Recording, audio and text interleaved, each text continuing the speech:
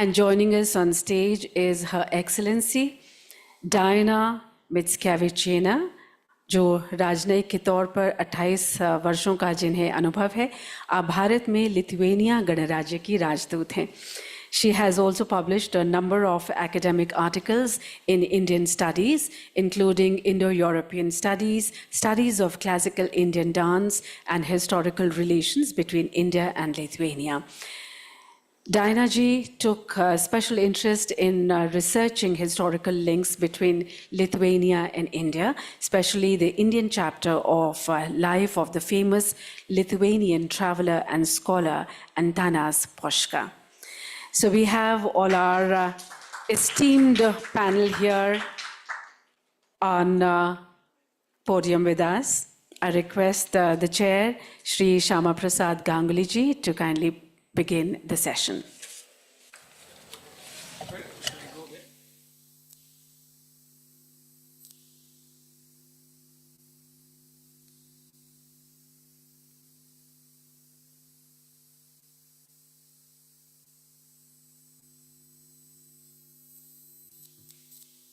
Okay, very, very good morning. All of us are really very grateful to the Sahitya Academy for our invitations, and not only that gives us some kind of a privilege to speak, but also we have a very alert audience. I've been watching it for the last 3 days, and today is my turn to be here to speak. Since Abhay ji has not yet arrived, I am a temporary, for the time being, the chairperson. As soon as he arrives, I will hand over the mic to him and the watch to him to maintain the time. Well, we have here a distinguished panel, and here, there, I see Abhay. Abhay. Please come, Abhay, you take hold of the chair, and I'm not supposed to. Well, Another Abhay is the chair. Abhay is the chair. Another Abhay. Yes. He's the Abhay, the speaker. Acha, you are not the chair. Oh, Abhay Maurya. Yes, Maurya. I'm so sorry. I'm so sorry. Well, until he arrives, let me manage and direct this session. We have distinguished speakers here. You already know their names. I will first, if you give me the list of names, or I can take it from my.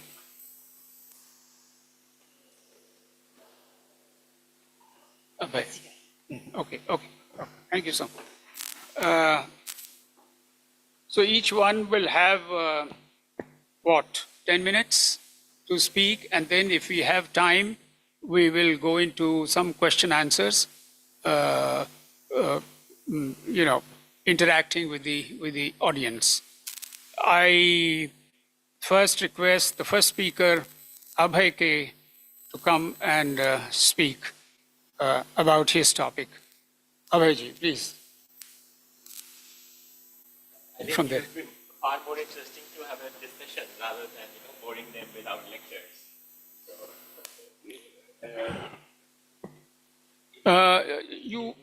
If you have some introductory remarks, you can make them. Like everyone would be speaking. That is how things are proceeding in this this gathering. And well, each one will have to tell the audience what theme has he specialized in or wants to speak about, and then we can have, if we have the time, then we can have a discussion or question answer, as you prefer. We can have a discussion, but please give us some idea about what is your subject of interest and what you have done, and how that is related to the topic that is today's theme, which is classics. It's written over there, Indian classics and world literature. Please, Abhayji. Thank you, Professor Ganguly, and all the distinguished members on the dais. And thank you all, Oscar and everyone here, for braving the morning traffic and being here. So, first of all, what is a classic, and what do we consider as Indian classic? I mean, are we talking about the classics from the ancient India, or we are talking about classics spread across 2 millennia, 3 millennia, I would say? And what is world literature? Who gets to define what is world literature? How do we come to a common definition of world literature? So, so as we started, the history of world literature is also very interesting. World literature consists of actually national literatures, but those literary works which have traveled beyond their places of origin, beyond their cultural niches, are considered to be world literature, and the word coined by an Englishman, as we would assume, but actually it's a German word, and none other than this person Goethe, who came up with this idea of world literature in 1827, which is almost 200 years old, not more than that. And in 1827, he coined a term in German, Weltliteratur, which roughly translates as world literature. And by doing so, what he wanted to do was to prevent the domination of a single cultural tradition of one country or one particular language. And so now, over centuries, past 2 centuries, the idea of world literature itself has evolved. And earlier, actually, we considered mostly, European classics. Everybody was supposed to read them, and they were the only pieces of literature which were truly considered as literature, as was with writings by men, actually. So Eurocentric view of world literature plus writings or literary works by men, mostly men, were considered as world literature. But over the past 200 years, the idea itself has gone through a sea change. And, there's a book now, and the book is called World Literature. And it's by David Damros. And he says that circulation of works into the wider world beyond their country of origin in the past, it primarily referred to the masterpieces of Western European literature, not even Eastern Europe, but the Western European literature. However, world literature today is increasingly seen as in international context. Now readers have access to a wide range of global works in various translations. And a work enters into world literature by a double process. First, by being read as literature, and second, by circulating out into a broader world beyond its linguistic and cultural point of origin. So now coming to the Indian classics, and many of you or most of you would have heard of Panchtantra. And Panchtantra actually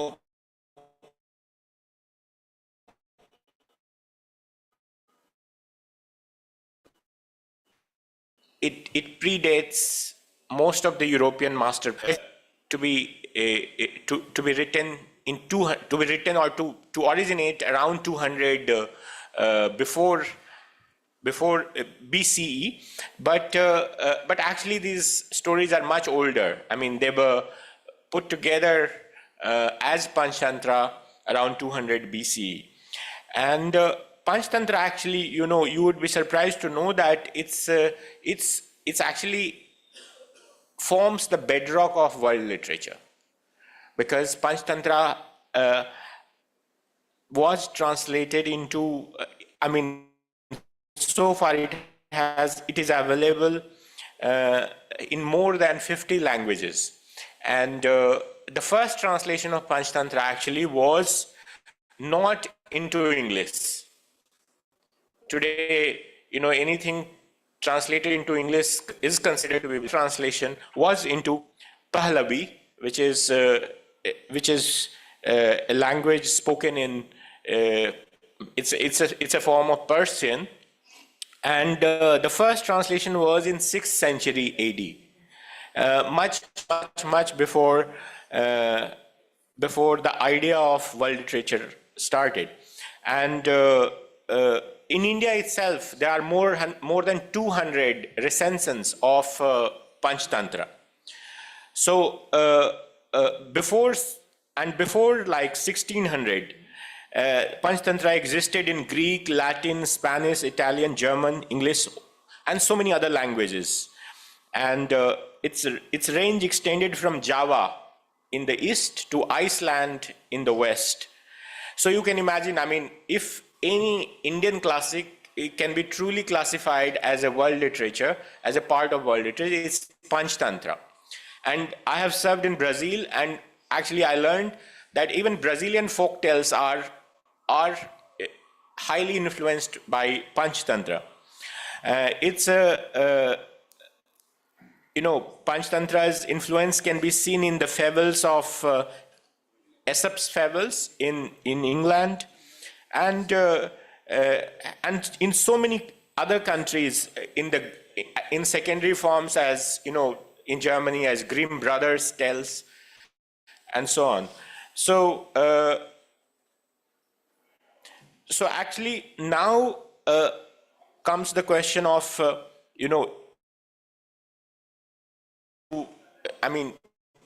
becoming more and more of world literature.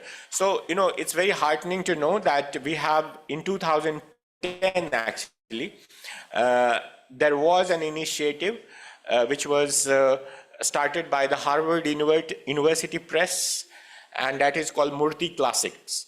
And Murti Classics aims to translate more than 500 works of Indian classics into English by renowned scholars by the end of this century.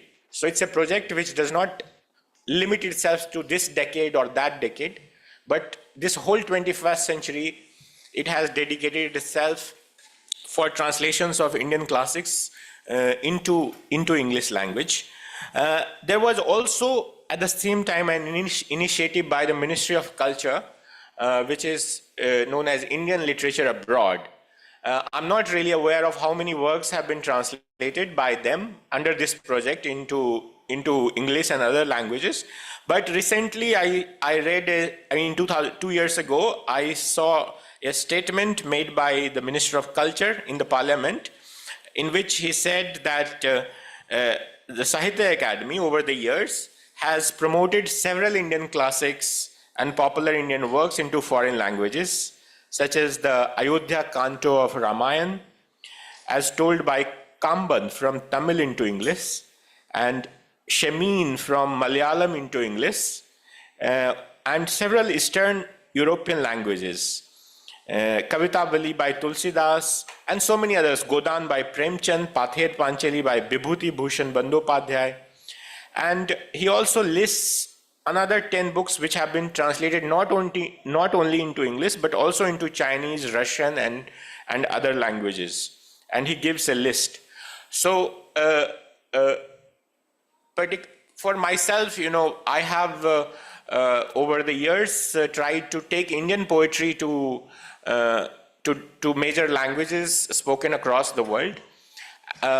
And in 2016, I edited an anthology called 100 Great Indian Poems, which has poems selected from 28 different languages spoken across the country. And these translations into English were originally published as 100 Great Indian Poems by Bloomsbury.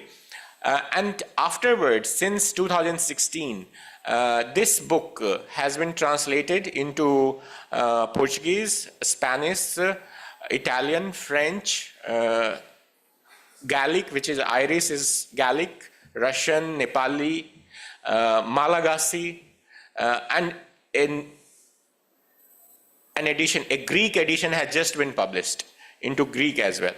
So this has been my personal attempt to take Indian poetry to the world, actually an area of literature which is mostly neglected. I mean, there are translations of tales and short stories and novels, but poetry gets left out. So this was my humble attempt to introduce Indian poetry in major languages of the world, and the process still continues with other languages being also Arabic. There's an Arabic edition which was published by Sharjah Institute of Heritage 2 years ago. So besides this, I have also done some work with the Bihari literature, actually one area which is also neglected, and Bihar has a number of languages. You would know, some of you may know, may not know. Magdi Prakrit actually is mother of 6 languages spoken today, and there's a very rich literature in Magdi Prakrit. So Magdi, now known as Maghi, Bhojpuri, Mathili, Angika, Bajika, these are some of the languages spoken there. People call them dialects, but actually that's not true. So in 2 years ago, in 2022, the Book of Bihari Literature, which carries translations from these 10 languages spoken in Bihar, was published by HarperCollins. And just the first Maghi novel, called Phul Bahadur, which was published 100 years ago, and it's the first novel written in Maghi, my translation had just been published as a modern classic by Penguin Random House. Thank you. Thank you, Abhayji. We are very grateful for all the information you have provided. Hello. We will now go on to the second speaker, and since our friend, Ambassador Diana, you still have time? Okay then. I thought she was in a hurry, she had an appointment, so she could come in the second place, but we will go according to the list. Our next speaker is Alvaro Enterria. He has been introduced already, and he is a publisher of many Indian classics. So therefore, he has we have very rightfully, the Academy has invited him to give us a glimpse of what he has done and what he feels about this topic of today. Alvaro. Namaste, everybody. I understand I am supposed to speak about what we do and why I am here. Well, the main reason I am here is because Ganguly-ji forced me to come here. Now, what I do is very intertwined with my personal life. I was born in Spain 70 years before, and came to India for the first time in 1981, where I was 28 years old. And somehow I was fascinated with the country, which was, by the way, a very different India than the present one. Then I came several times, and in 1989 I took leave from my job. I was a librarian in the University of Madrid, thinking I would stay 2 years to learn Hindi, and then I couldn't come back. Then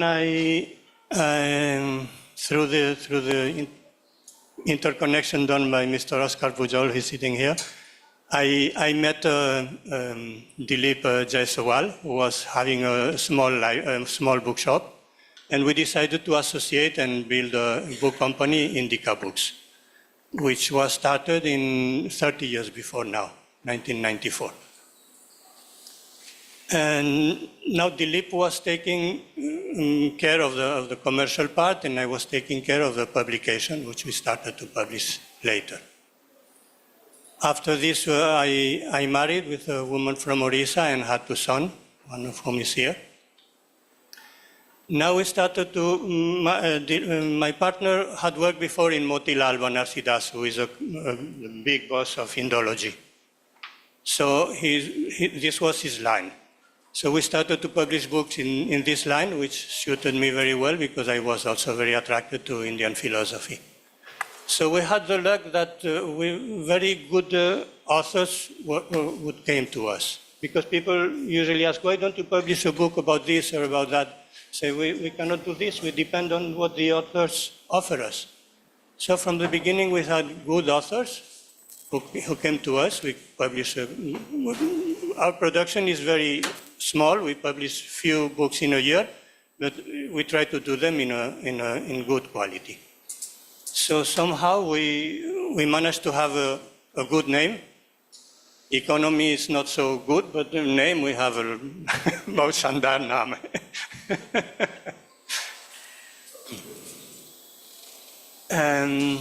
And then after this, we started to publish also some books about India in collaboration with a Spanish publisher, Olañeta.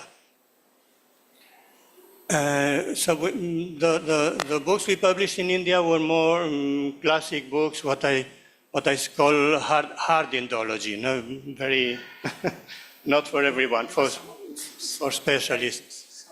We published Abhinava Gupta's commentary on the Bhagavad Gita, for example, which works well. Vigyan Bhairava. We are publishing now some books on Vedanta. We publish also some books on the city of Benares. We have a lot of books published on this. We publish Tarka Bhasha. Now we have published an Indian edition of the Tantra Sara. So somehow they are very specialized. The book you have written. Please talk about it. Yes, and I wrote in Spanish a book called India from Within, a cultural guide for the traveler, which is like a small encyclopedia of India. It deals about everything, history, religion, the customs, the family, caste, the arts, even cooking. So it happened to have a very good success. It's still, many editions have printed about it. And recently with my wife, we have published an autobiographical book telling about our life. It starts with my wife narrating her childhood in a very small Orissa village, no electricity, no water, everybody walking barefoot, but she was very happy. And then she ended being an international publisher. So in Spanish also we published several books, more general books, because in Spain specialized books are of course very more difficult to sell. The thing is, if in India, if in general books, usually we sell them less than, because everybody publishes general books. No, but if you publish a specialized book, then all the people in this field will come to you. So this is our specialization. Now, we had a bookshop in Godolia in the center of Benares, but then someone bought the house and he wanted to take us out. We were in the courts for several years. Then my partner was very depressed by this possibility. And then suddenly in 2018, he got a pancreas cancer and he passed away, just like this. And at that time I was already tired. I wanted to retire. And then my partner's wife and brother took hold of the company. They were ruling it. But they were quarreling. There was a lots of problems. So, and one day I saw in front of my eyes, I saw if Indica Books is going to die in front of my eyes. And it is my child. How can I leave my child to die in front of me? So somehow I was forced to intervene, and we took hold of the company. Me and my younger son is a junior partner. And we reached an agreement to leave the old premises, and we were very lucky to find a new place in a very good location near SABHAGAR. And the shop is going very well. And I again took on the publications, and again many good books, and more books are coming. Tell us about those books. For example, I have seen your Mahabharata. Yes, In yes. Spanish as well as in Sanskrit. Yes, this started as a Spanish enterprise, because the first time, you see what destiny is like. The first time I came to Benares in 1982, I found here a Spanish man who was a sailor at the time. He was in the commercial navy. And we made friends. And then he started to draw comics, make comics. He abandoned his profession, he went to the countryside, he started to draw comics. And he made a comic about Benares called A Pilgrimage to Kashi, which is doing well. And then we decided to publish a Mahabharata. And he wrote the whole Mahabharata. I was explaining to him this like this, I was correcting him, but the main work was done by him. Then we published this same book, we have recently published it in India, in English, in Hindi, and in Sanskrit. 3 different editions. You can show it to me? This would be too much publicity, no?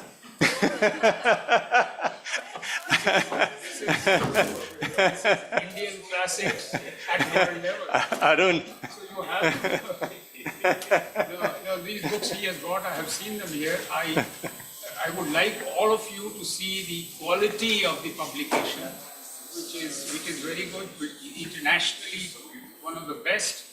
And let me Hold up. Now, yeah, you can. now the problem.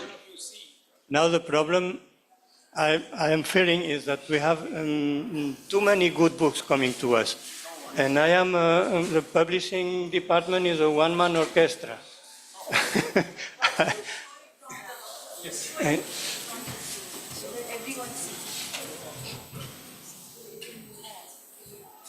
you can open it. This is the good It's, Mahabharata. there were, Comic form, but it is done in a very, very intelligent fashion.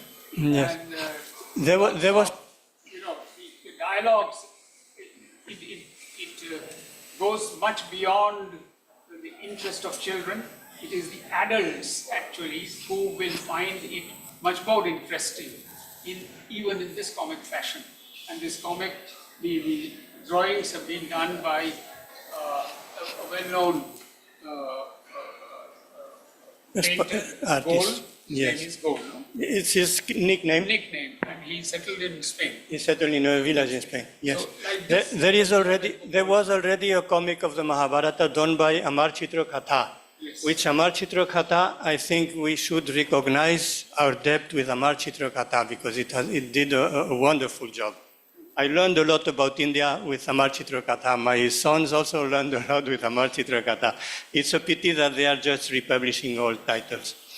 But it's a more complicated book than this one. So you now know that here is a publisher within India.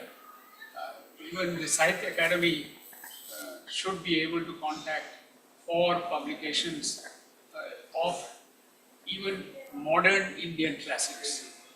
and It, use it would be a wonderful thing if this book would be translated into the languages of India.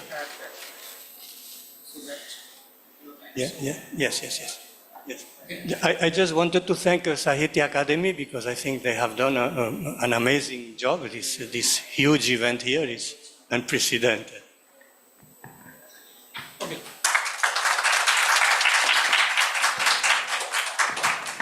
Now I invite Ambassador Diana Mikevich-Vichian. Is that how you call it? More or less. To deliver her.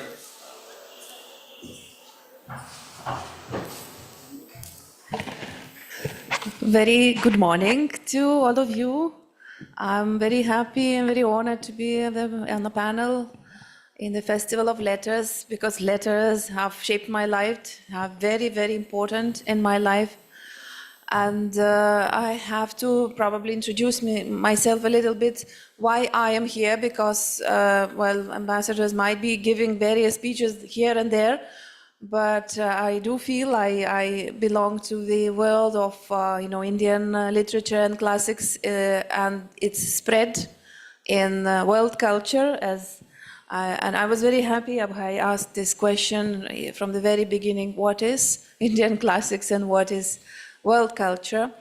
I come from a very small country, Lithuania. So as ambassador of Lithuania, I would definitely be focusing more on Lithuania as part of a world culture. We think we are all part of world culture, big and small, all languages, all letter work, hard work delivered by all of you, all of us is very much worth to be part of that. And unfortunately, that has not always been the case. So I have also very long connection to India. I'm not just, ambassadors on a posting. We do go on postings, sometimes randomly to countries we barely know, and that's part of our job. But it happens to me, it's a happy coincidence for me that I come to a country I love and I know. I came here for the first time in '94 as a very young foreign service officer, barely 6 months in foreign service on a scholarship by the government of India to study diplomacy. Then I came for a longer time, around a year, to study Indian history and art at the National Museum, again on a scholarship from the government of India. I was the first Lithuanian recipient on ICCR scholarship, and I guess ICCR had to create the country code for my country, processing my application. So, I belong to those, I represent those countries which have fought very hard to be back on the map. And my personal story, but also the story of my country and its interaction with Indian culture, classical literature, and more, Indian culture at large, represents a very different story of a European nation which has not had the right to exist for so long, and for whom this interaction with Indian culture was in fact a call for, a reach out to something big, something very valuable, something very substantial to help us dream about freedom. So, while of course I very much, I studied Indian history and I teach Indian history at Vilnius University, but I'm not posted abroad. So I very much know, the very painful colonial period of India and and again, from my own experience, I know what is it to be colonized, what is it to be told that you are of lesser value, that you have to speak another, language, you have to think in a different way.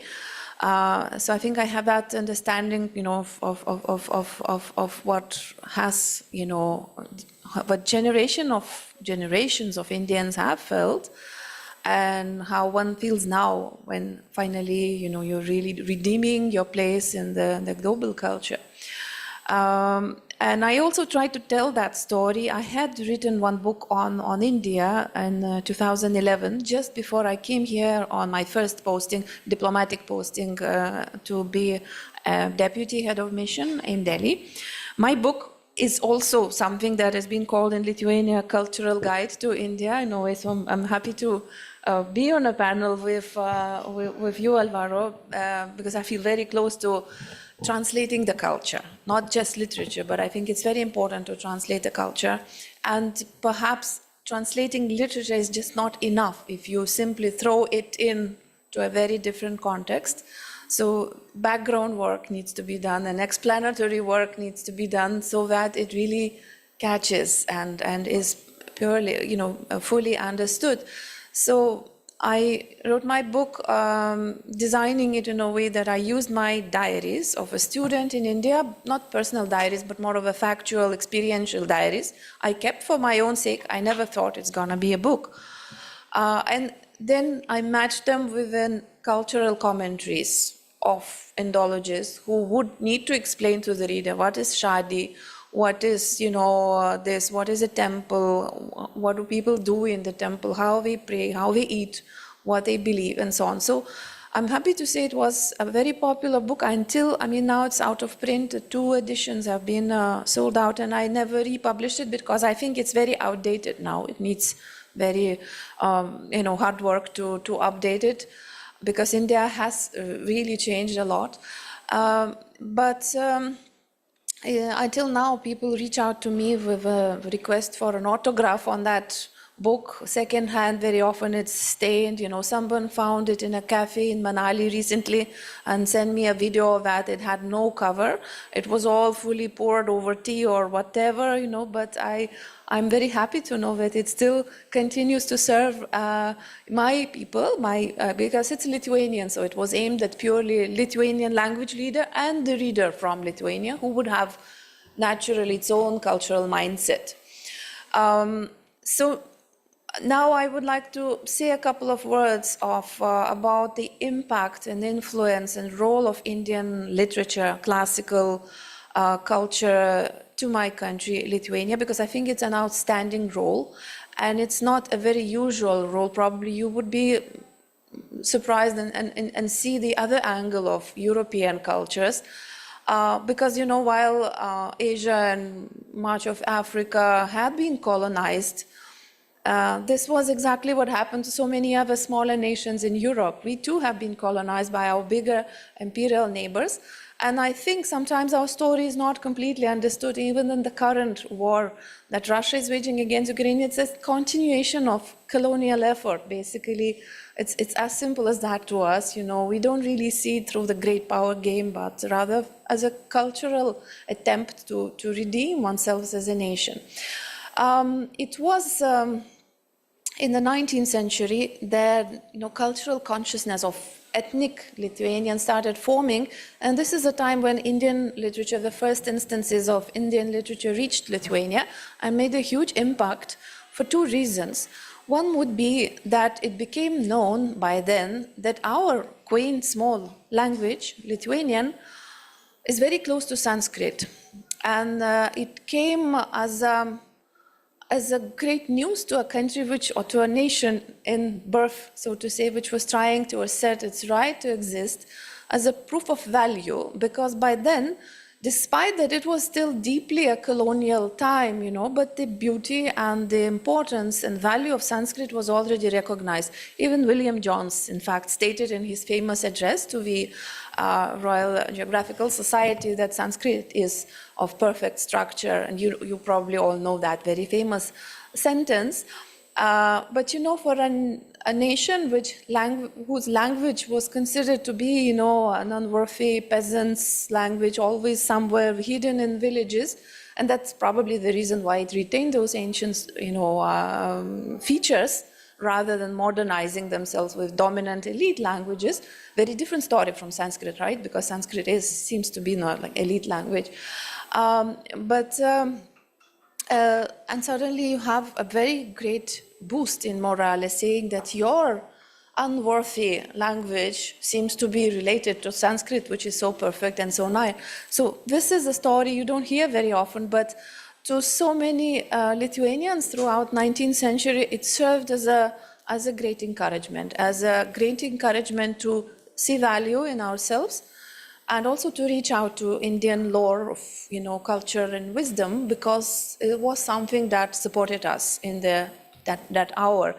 So it is, in fact, as early as beginning of 19th century that this news starts making rounds. And we have one, intellectual who is considered the establisher, the founder of the first museum in Lithuania, who founded a museum, you can't believe it, but in a tree trunk. We have these oak trees, huge, huge oak trees, which trunks are like a little cottage, So he emptied it out, and it was already dying. So he emptied it out and made this first museum there. He put up various old and ancient things, including some prehistoric findings he found in his village, and called it a museum. So Dionysius Poška was his name, and he wrote in a letter to a professor from Vilnius University that he discovered that connection, with Lithuanian and Sanskrit, and he says something that along the lines, I won't be quoting exactly, but Sanskrit seems to be the mother of all our languages. And from there, it's no stopping, this interest comes in. Unfortunately, in the 19th century for us, just like for you, is marked by not even one, but two big rebellions, where, Lithuanians and Poles rebel against Russian Tsarist rule, and they, of course, lose, just like the first war of independence in India. They lose, they really receive very harsh retributions, and one of the retributions, which is very long-term damaging, is closure of a university. Vilnius University is one of the oldest in Europe. It's from 1579. And that's where the interest in researching, translating, bringing the world literature and Indian literature was just picking up when the university was closed down. The second retribution was to ban Latin script and local languages and impose only Russian. So that's what really stopped the interest from people had to hide, basically, to be able to read a Latin published book or write it or teach it to their children. So from then we had this phenomenon of those clandestine schools in villages where mothers will be, clandestinely teaching their children Lithuanian, Polish, the local languages that were in a Latin script. But then finally, this interest and the wave in world beyond and India in particularly, because of that Sanskrit-Lithuanian connection, takes over. And from the early 20th century, we started having first translations. First, it's not from Sanskrit directly or Indian languages, but it's through some intermediary, which would be Russian, which would be German very often. But it comes in a big way, to the extent that we get our own, thinkers and philosophers who develop their whole comprehensive philosophical systems based on, for example, Vedanta. People who had never gone to India, but they were so influenced by the, philosophical concept of India, would develop a parallel concept. For example, Vidunas one was such, and even his own nickname, it's his pen name. Vidunas comes, in our own language, is someone who sees within or through, but it's a very Sanskritic, it's from Vidya, basically. That's where one of our identical or very similar words come in. So he tried to explain everything, the relationship between individual and society and the ultimate world. So, then they really saw that the parallels between the languages are not just words, because words can be borrowed, it can be traveling, exchange, but the concepts and the grammatical structures also. So, for example, the famous two philosophical questions of Indian philosophy, kas tvam asi, tat tvam asi, the answer sound almost identical in our languages. Kas tu esi, tai tu esi is the Lithuanian version. And when the first modern Lithuanian Republic was established, then the translations came in a big way, and not just very spiritual, but also very, classics like Kalidasa, like Bilhana. Bilhana, I was very surprised too, because I just came from Badami, where I was visiting the 3 days, walking around those beautiful temples, and I learned that Bilhana, who is from Kashmir, was in fact traveled down and stayed in Chalukya, late Chalukya Empire, and wrote his second part of his, poetry there. But his lyrics became incredibly popular in Lithuania throughout the whole 20th century. And the first who translated him, again from German, not from Sanskrit, was a priest. It's a very very romantic poetry. So I was very surprised at that. And then the very, very famous poet, who is no more, of the late 20th century, retranslated it again. It became part of every poetry recital. It's that much, So I won't be naming many more because translations came in. But the ability to relate and to understand, I think this is what made it special. So to conclude, for us, the Indian literature was not just reaching out to, something which is of great value and of interest, but as a source of great encouragement for our own national determination, great source of inspiration and support and solidarity. So that is something I'm very, very happy to say. And I really say thank you, India, for giving this encouragement to us at the right time in our history.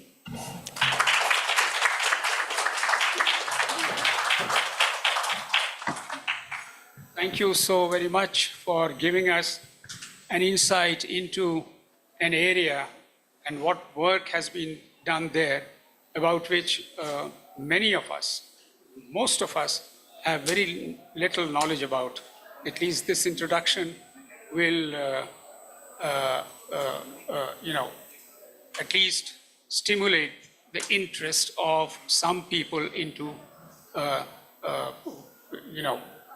looking at the presence of our classics in what form in a country like Lithuania. Thank you very much. Our next speaker was Namita Gokhale, but she has given something to be read. something.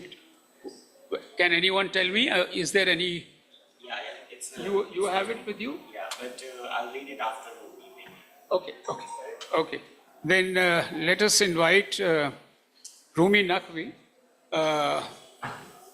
to address the gathering. Please. Am I audible? Sir, please stop me at 10 minutes sharp.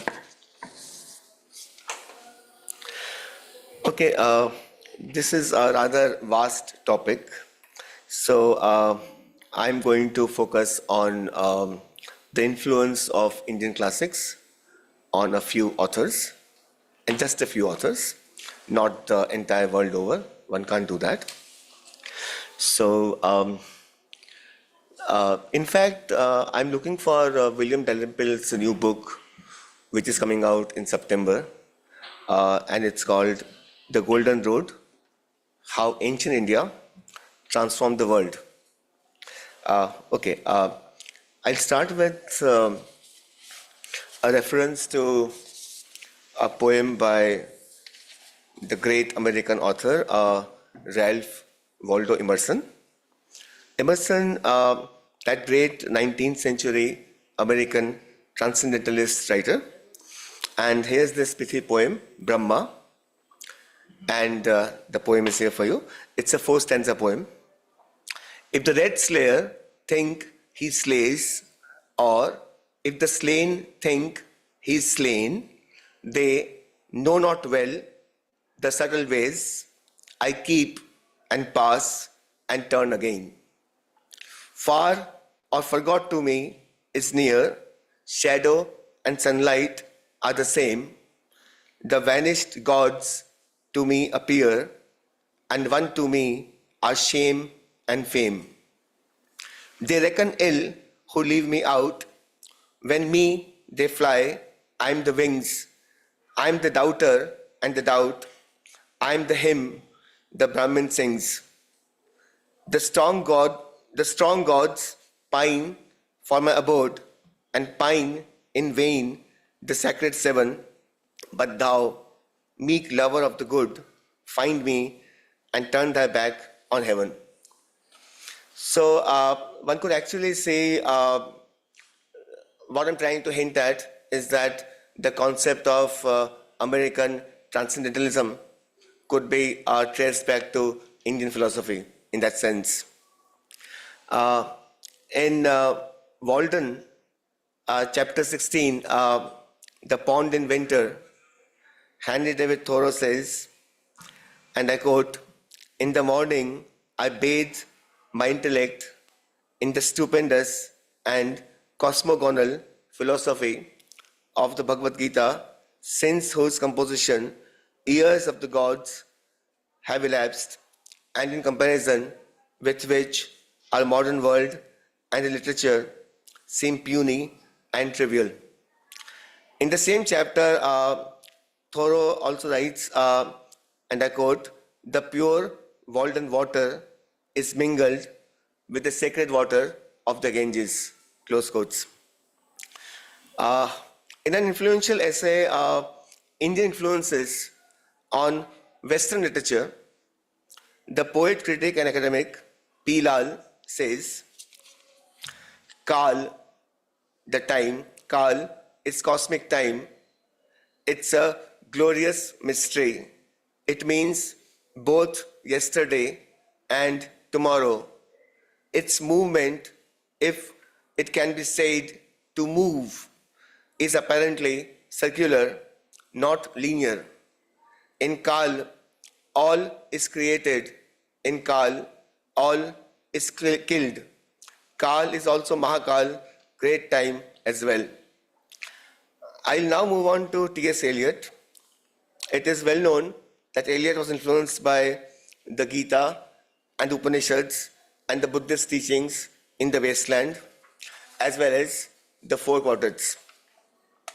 In Eliot, the triple benediction offered at the end of the wasteland, Shanti, Shanti, Shanti, and the Upanishadic advice of Datta, give, Dayadham, compassion, Damyata, self-control, that come just before the end of the wasteland to the dry salvages section of the four quadrants.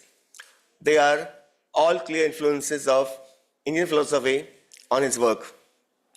In the dry salvages section, Eliot writes, and I quote, "There is no end but addition, the trailing consequence of further days and hours, while emotion takes to itself the emotionless years of living among the breakage of what was believed in as the most reliable and therefore the fittest for renunciation."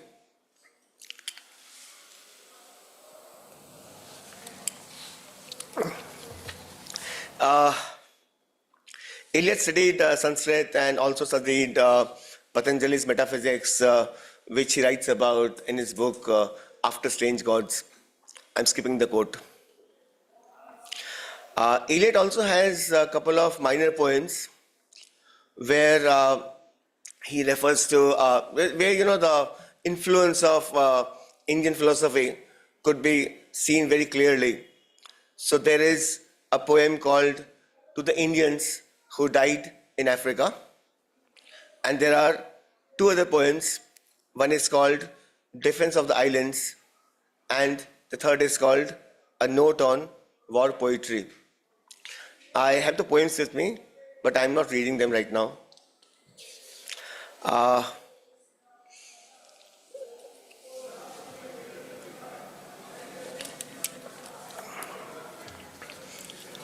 So you can see that there is Eliot here, there is Emerson and Thoreau there. There is also Tolstoy, who writes in a letter to a Hindu, and he actually says, "A commercial company enslaved a nation comprising 200 millions. Tell this to a man free from superstition, and he will fail to grasp what these words mean. What does it mean that 30,000 men, not athletes, but rather weak and ordinary people, have subdued 200 million vigorous, clever, capable, and freedom-loving people? Do not the figures make it clear that it is not the English who have enslaved the Indians, but the Indians who have enslaved themselves, close quotes. So this had a significant impact on Mahatma Gandhi. So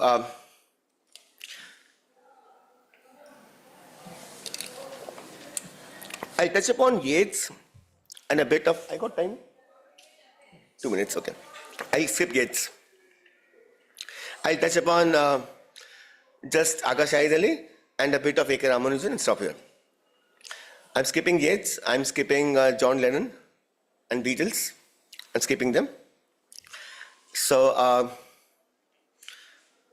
Aga Shahid Ali, he introduces the ghazal form to English, and it's generally accepted around the world that he did that. And the ghazal is the Urdu ghazal. It's not the Persian or the Arabic ghazal that Shahid introduces to the world. And Shahid's Urdu, well, I guess, was probably like mine, 0. So he, of course, is interested a lot in Begum Akhtar and in Faiz, and that's where his contributions come in. And of course, now you have the American ghazal because of Aga Shahid Ali's contributions. And as translations make their way more into the world, I expect A.K. Ramanujan's translations of ancient Tamil poetry, and I'm specifically referring to a book called Poems of Love and War, 1967, to influence writers across the world too. His delineations of the classical Tamil poetic genres of Aham and Puram are brilliant, where Aham is poetry where no names of people, things, and places are mentioned, and the speaker is usually a female speaker, where Puram is poetry where names of people, things, and places are mentioned, and the speaker is usually a male poet. And so I expect those influences too later on. I'll stop here. Thank you. Thank you very much, Rumiji. I now, well, I'm told that Namita Gokhale has sent her speech, and that can be read out. If that is possible, hello, from Sahitya Academy, I just wanted to know, Madam, please reading out the speech of an absent speaker if possible. Yeah, that has been allowed. That has been allowed. So I have absolutely no problem. In fact, I was delighted. Very quickly, the main points. It is Namita Gokhale's address on this topic. The theme we are addressing has to do with Indian classics and world literature. The history of literature is full of lost and forgotten stories and of rediscoveries and re-evaluations. Our oral heritage was doubtless full of intense and vivid masterpieces. It is no surprise to learn that the Katha Sarit Sagar was in turn a major source and inspiration for the Alf Laila wa Laila, also known as 1001 Arabian Nights, which was compiled and presented in Arabic, dating to what was perhaps the early medieval age. She also mentions the largely unattested Paishachi language of the middle kingdoms of India is mentioned in both Prakrit and Sanskrit texts, also known as Bhut Bhasa or language of demons.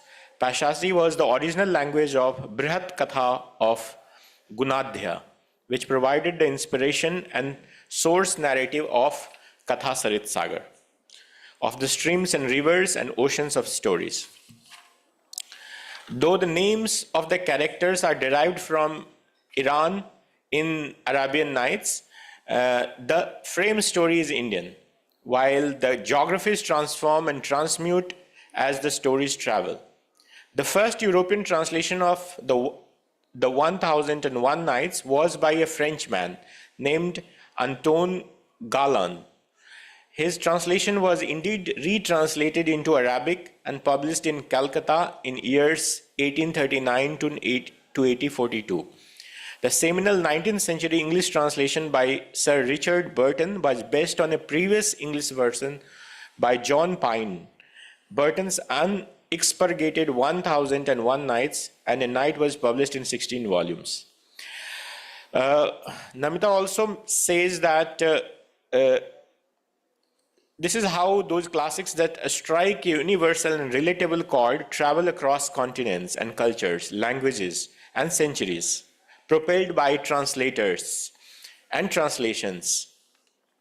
For example, the first complete version of the Epic of Gilgamesh from about the 18th century BCE follows the hero king's quest for immortality in search of his friend. And it has a universal theme with the historic prominence and were preserved on baked tablets.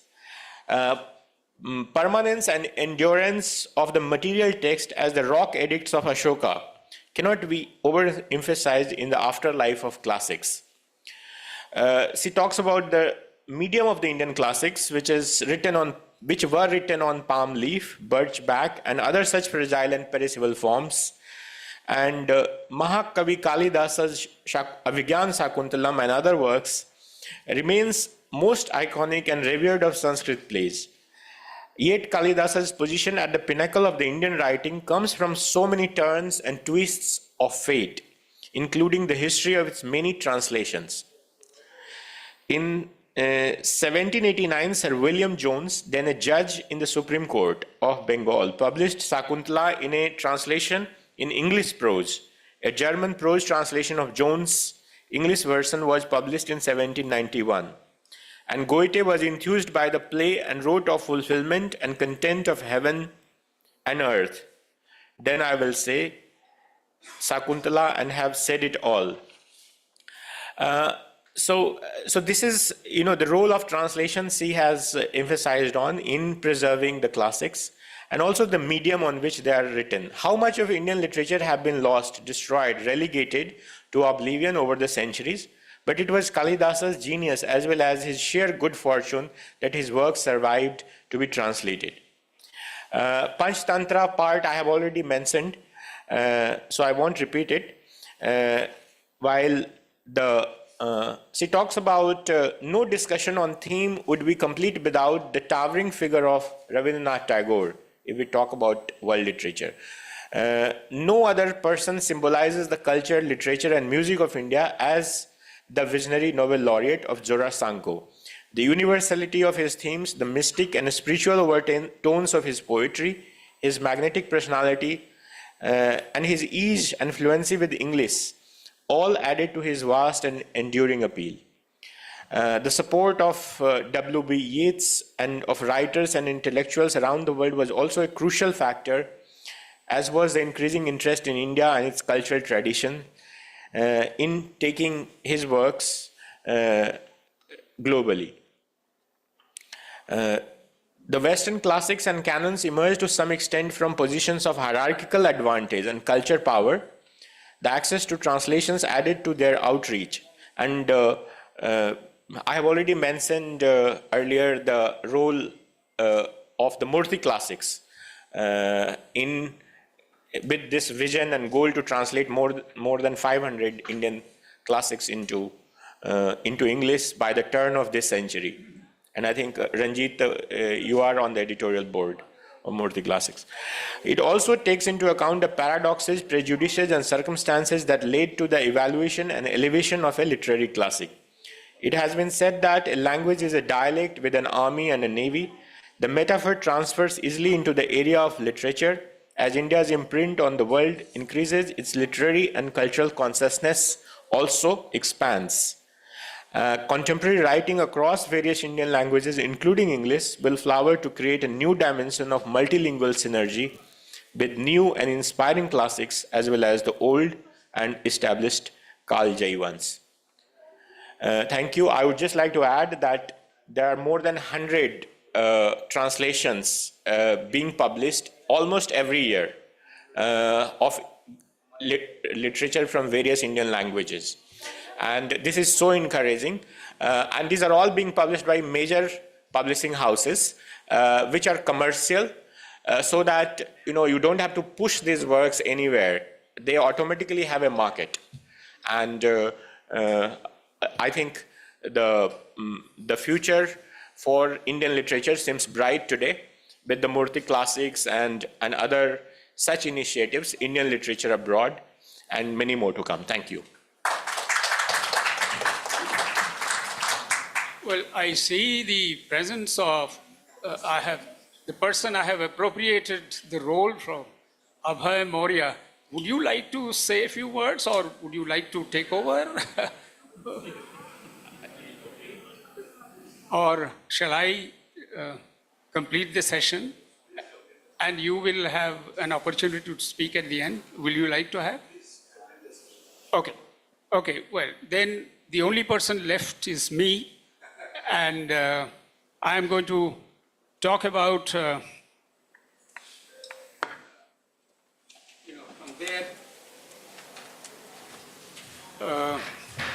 there is so much to talk about on this whole question of the reception of Indian classics in world literature. My own area has been, the Hispanic world, this Spain and Latin America, and I have worked in some details on the reception of Tagore in this Hispanic world, Spain and Latin America. But before that, let me please just mention that many of the classics, from our old days, particularly in Sanskrit, the Vedas have been translated again and again, and there is, and this is a very important phenomenon that I notice as an intellectual from outside, from another area. I notice that there is a revival of interest in for example, the Gita, written in Sanskrit, and other versions are coming out. Our friend Oscar Pujol is here, and he, along with, other, I won't say Indologists, but people who have really interest in our Sanskrit literature, they have again gone into the various areas of the Gita, for example, the Bhagavad Gita, and provided other translations. So renewed translations with additional information, with the notes, footnotes, and relation with other texts. So they have provided this. So I can see this, and Oscar Pujol is present here, but there are others who have, in Spain, they have given us, for example, I know of a person called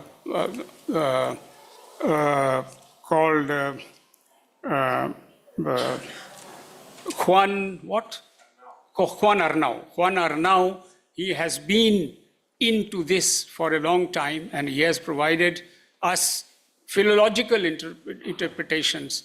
And along with that, you're leaving, okay. All the best. So there is this renewed effort to bring in our old Sanskrit literature, particularly the Gita, the Bhagavad Gita, and their new interpretations with new additional information of different types that would be interesting to the modern reader, not the old reader, the modern reader. So the other thing is, of course, this whole question of world literature, from the old definition that Abhay provided of world literature by Goethe and others, has transcended into many other fields like comparative literature, which is an area in which I am interested in. And I have done some work on, some detailed work for many years on the reception of Tagore in the Hispanic world. You know, Namita's paper mentions Tagore's great writings and his English own translations.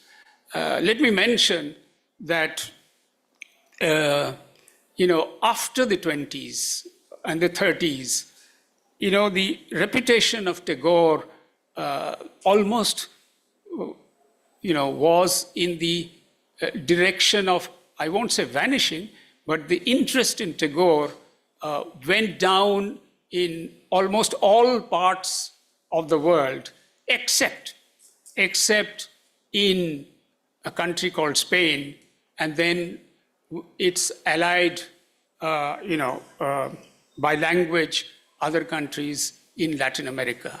So the Tagore reception, if it has lived anywhere in the world, and that is where I disagree with Namita Gokhale, if it is, he has lived anywhere in the world for years together till today, it is the Hispanic world, the Spanish world in Spain and Latin America. So these are the two spaces where Tagore has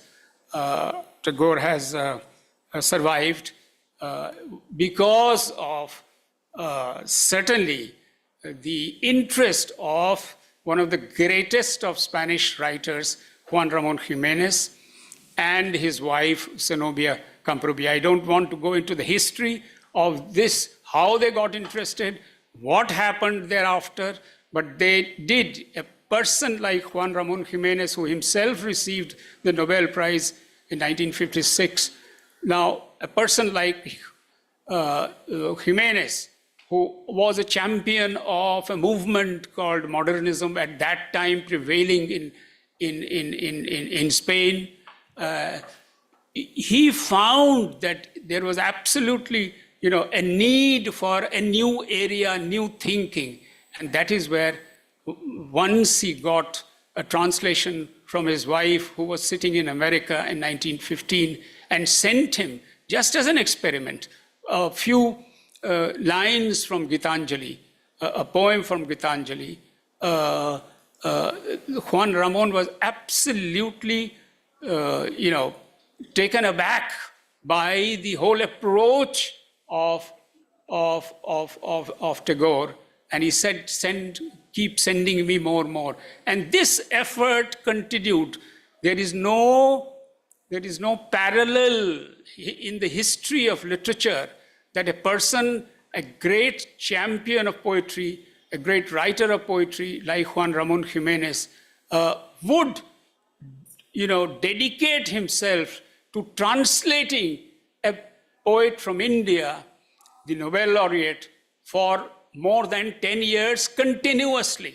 So he produced more than 20 books of translation that really, you know, were the basis for Tagore's survival in, I would say, the only part of the world which is the Hispanic world.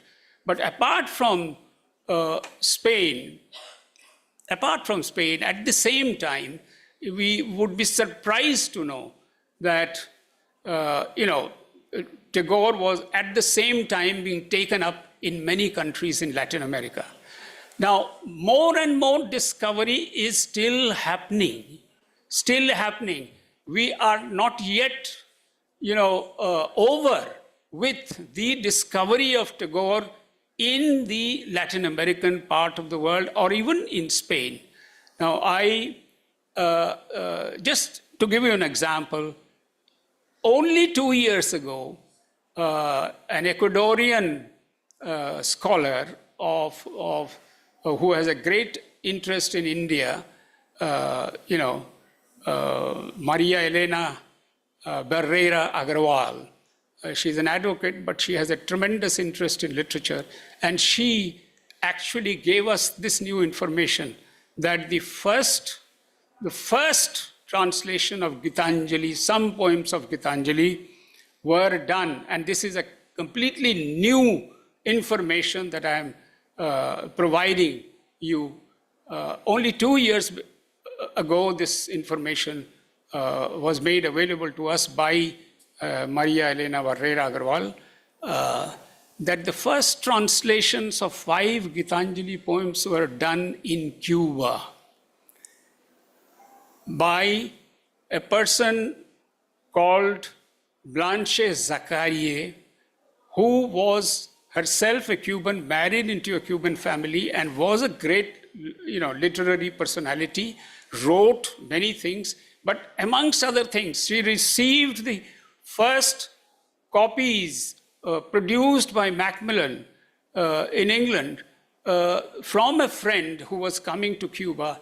And when she was provided with this, she was absolutely delighted with the Gitanjali poems and was the first to translate. So this is a new information which is that. So we are expecting that there are so many scholars still working in this area that there will be more discovery of Tagore. But what did Tagore do? What did Tagore do actually? Tagore, this was the time, beginning of the 20th century, which was dominated for centuries, 3-4 centuries, by a concept of modernity, which meant material profit, which meant colonization. So the first modernization that we have always known as readers, as students, as teachers, was done by this colonization process, which was started, in Europe and then the United States. So this, working for profit, working for material benefit, and working to own up other countries geographically. This was the definition of modernity provided to us. But here is, in the 20th century beginning, here is a person who provides us another definition of modernity, which is, let us say, a spiritual modernity. There were already people working in Latin America, for example. Time is over? Okay. There were already people working on this concept of moving away aesthetically from materialism from the United States. And this was done by a person called Jose Enrique Rodó of Uruguay, who wrote a fantastic work called Ariel, in which he defended this modernity, defense of the aesthetic quality of human beings and not material quality or materialism. Now, this was further supported. This was immediately accepted, immediately, very tempting to everyone in Latin America. So in Mexico, the first, the person who was involved in the Mexican Revolution, Jose Vasconcelos, he started this experiment, and he wrote, he was involved in the Mexican Revolution, but the Mexican Revolution itself was, militarily led by a person called Francisco Madero, and it has come to light now that Madero was inspired by the Gita, by the advice Arjuna, Krishna gives to Arjuna, that for duty's sake, you have to fight people. And he was into spiritualism.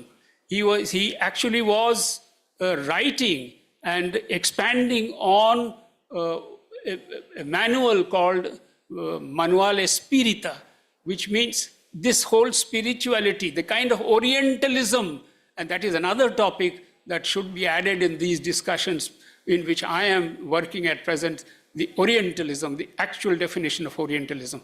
Now, Francisco Madero, the leader of the Mexican Revolution, he was inspired by Arjuna's duty towards, to maintaining of the actual rights of the true people in the Indian context. And he was inspired and he fought, he died, but he had other cultural companions like Vasconcelos, who from the United States wrote Estudios Hindostanicos, Hindustanic studies, in which he included 4 important works of Tagore, and when he came back after the Mexican Revolution, he was the secretary of the of culture, and he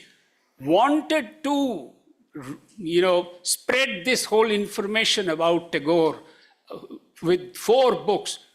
More than 22,000 copies were sold to create, consciousness amongst most of the people in Mexico about the other kind of reality that should define them into another kind of race, which he called the cosmic race. So these efforts went on in other parts of Latin America. 100 poems of Kabir was translated by a Chilean poet, and Joaquin Gonzalez, and he did this translation in order to introduce in that hate-ridden atmosphere of Argentina, the message of Kabir, and that really had a tremendous effect. Now, like this, there are, the Gitanjali were first translated in the Spanish world in 1917 in a place called Bolivia.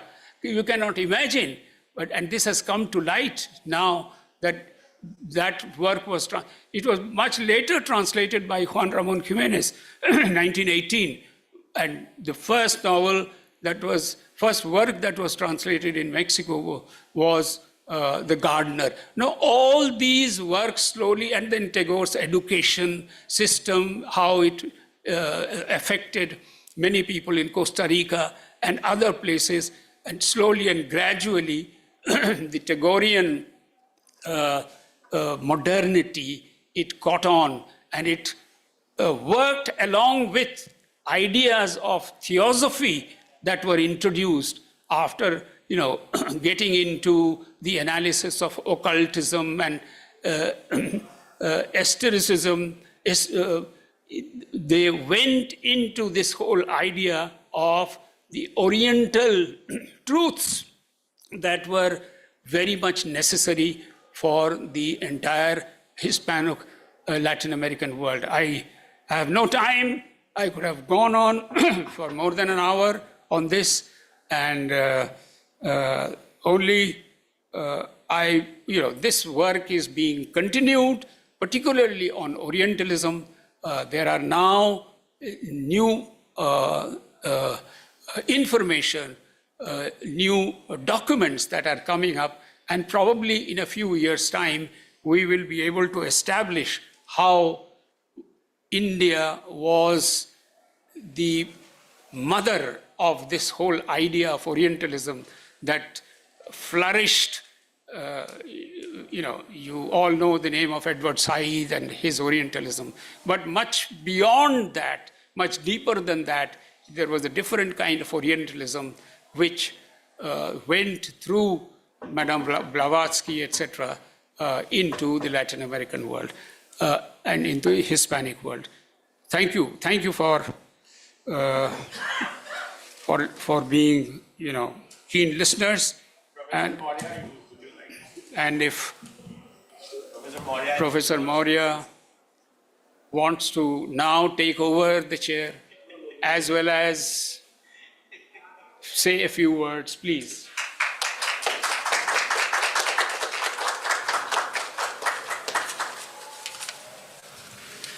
Chairman and friends, first of all, I apologize that I did not come at 10 o'clock.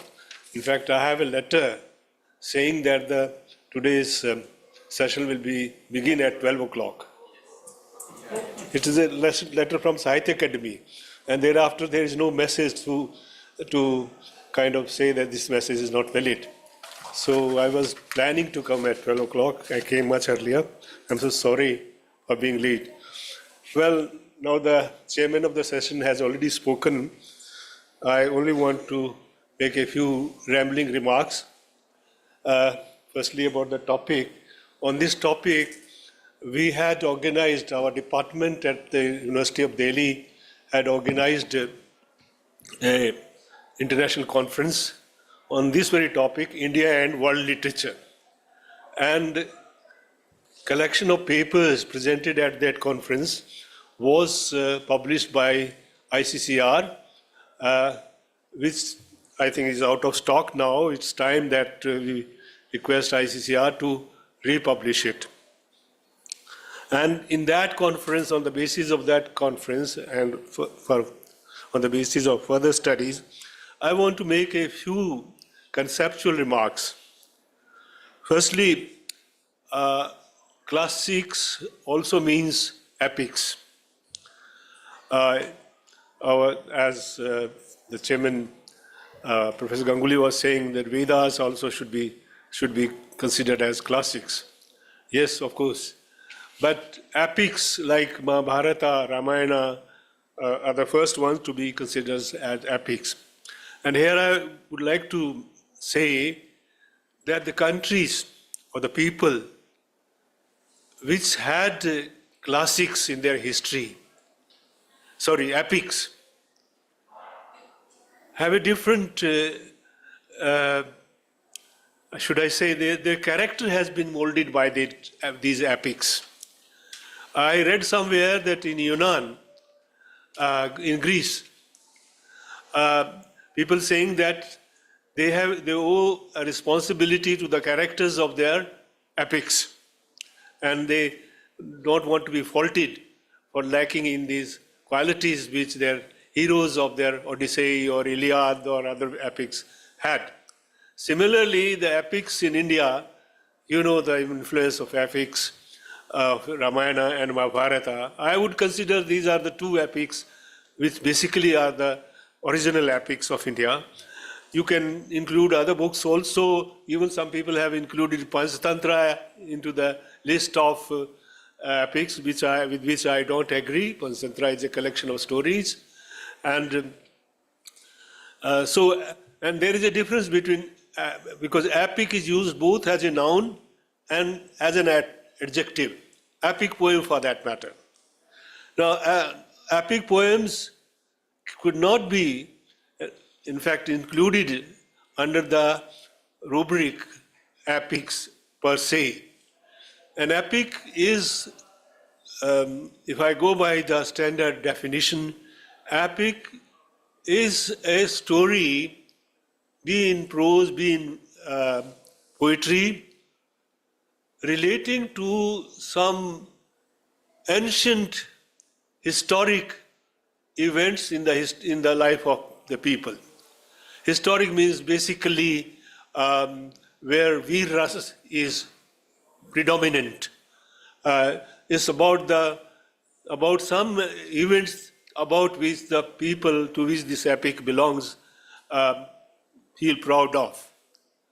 And so based on that, we have the entire Indian people are under the influence of our epics. Same is true of the Greece. There are other people who, in order to be counted, to stand up and be counted, have tried to create epics by jumbling up stories into one volume. I could cite the example of Kalevala. created by Finnish people, Finland. It is, of course, consisting of stories about the heroic deeds of the people, but it's not a single, based on single event like ours is based on, be that Ramayana is based on life of Rama. That is not based on the life of one character or one hero.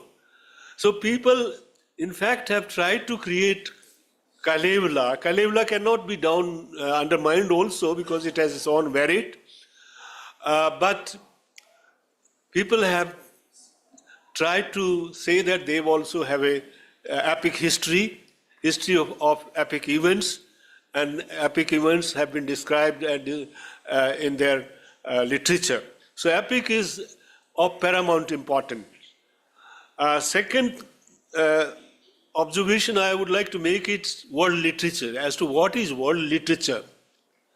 Is it a jumble of all the books published in the world in a literature? Is it a collection of selected works, prominent works, collected together in one volume or several volumes? Both of these premises are not correct, in my opinion.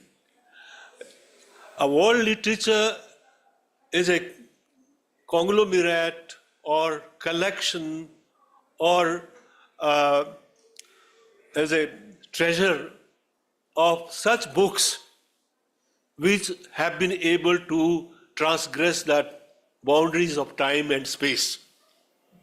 This is important.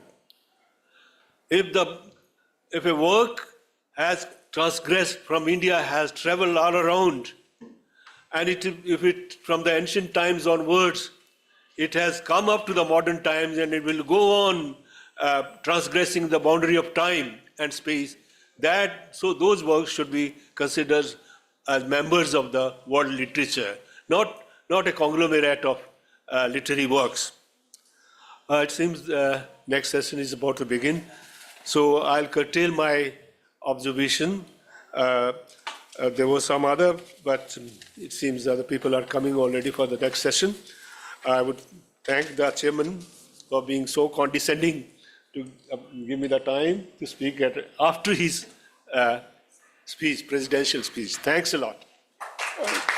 Well, thank you. Thank you so much. And I'm happy that you could finally come and say a few words here. I would like to end this session only with one reflection, and that is, the Sahitya Academy has made an attempt to translate into Spanish 10 very important modern classics. Modern classics, they are from, different languages, Tamil, Telugu, Bengali, Oriya, and all contemporary writers. So these 10, I have a list of those 10 writers because it is a project which I coordinated by involving international Spaniards, who could translate, and the Sahitya Academy is in the process of contacting through our embassies various publishers outside India, and I was also suggesting that we could consider some Indian publisher also to publish these modern classics. Now that includes really very important authors, modern authors. I am not going to name them because of lack of time, but I hope that these modern classics also come to the fore very soon with the effort of the Academy and with the effort of our embassies abroad, who are supposed to give the names of publishers who could be interested. Publishers sitting right next to Which I have suggested, of course. Thank you all. Thank you for your attention. I'm grateful. भारतीय चिंतन को विश्व साहित्य की धारा को समृद्ध करते हैं हमारे अमूल्य गौरव ग्रंथ। ये कालजयी हैं, इनकी छाप अमिट है। We thank all our erudite panel for their observations. Our next session is about to begin in another 10 minutes.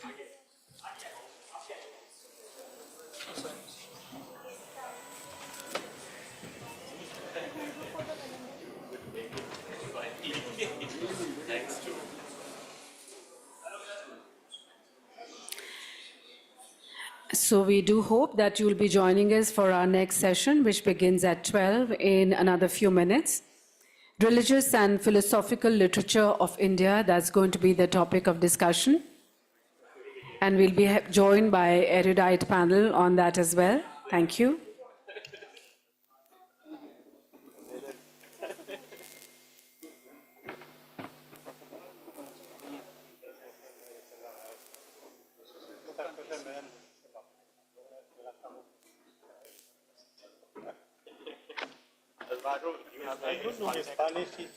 Excellent. I know.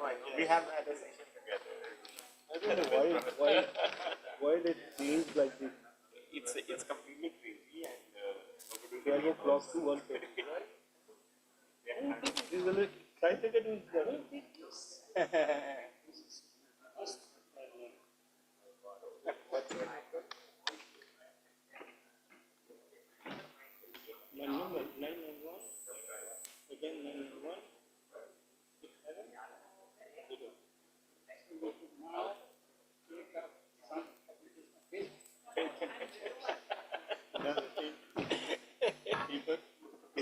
Es que me tengo que ir un segundo. A seco, ¿no? We have to say something to his, nos quedamos mañana, ¿vale?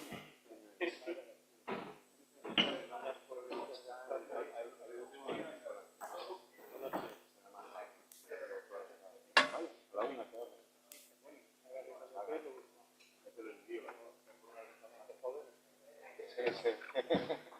Muy bien, todo. No tantos ángulos. Thank you for coming. Bueno, nos vemos mañana a la una. Merci, bien.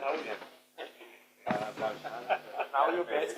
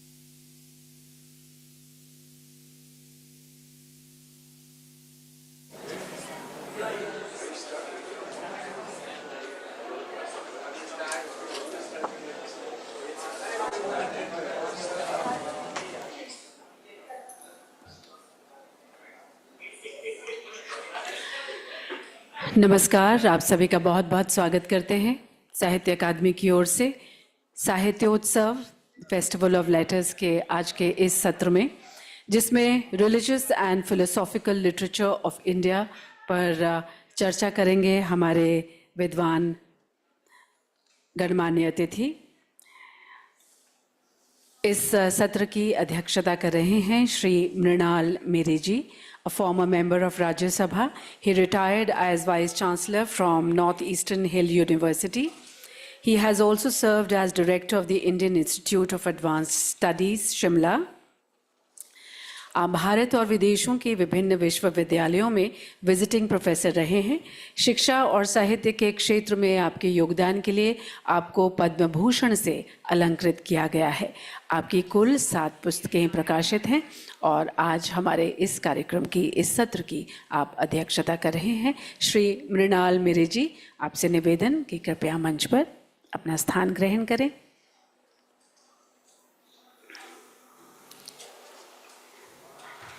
Joining us on the panel is Shri A. Raghurama Raju ji, teacher of philosophy at Indian Institute of Technology. He has several books on Indian as well as Western philosophy to his credit. He is editor of Puruga Nunchi Telugu Loki, Charcha Kosam and Vimarsha Kosam series, in which 100 books from other languages into Telugu have been translated. We will also be joined by Shri Noni Gopal Mahanta ji. He is a professor and head of the Department of Political Science and director of the Center for Southeast Asian Studies, Guwahati University, Assam. He is also the education advisor to the government of Assam. Shri Mahanta was a Rotary World Peace Fellow in the University of California, Berkeley from 2002 to 2004. Has also been a visiting fellow to the International Peace Research Institute, Norway, Oslo and Delhi University, New Delhi. संपादित कृतियों सहित कई पुस्तकें आपकी प्रकाशित हैं और आपको ERDF उत्कृष्टता पुरस्कार के साथ अन्य कई पुरस्कारों से भी सम्मानित किया गया है। श्री नौनी गोपाल महंता जी। We will also be joined by Srimati Kanchana Mahadevan, professor in the Department of Philosophy at University of Mumbai. Her areas of teaching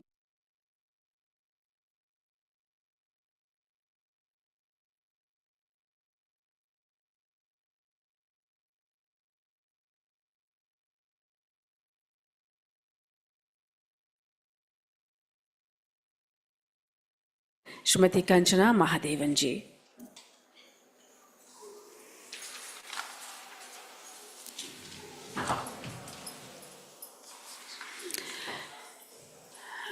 हमारे बीच हमारे अन्य पैनलिस्ट भी अभी हम आशा करते हैं उपस्थित होंगे। अजय कुमार वर्मा जी, he is here.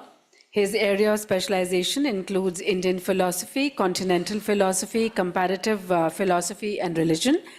वर्तमान में आप जवाहरलाल नेहरू विश्वविद्यालय के दर्शन शास्त्र केंद्र में अध्यापन कर रहे हैं। आपके कई विद्वतापूर्ण लेख पत्रिकाओं में प्रकाशित हुए हैं। आपने दर्शन के विभिन्न पहलुओं पर कई पुस्तकें लिखी हैं। He is a recipient of Indian Philosophy, Congress Medal, N.V. Thadani Memorial Prize and many, many more. Shri Ajay Kumar Verma ji.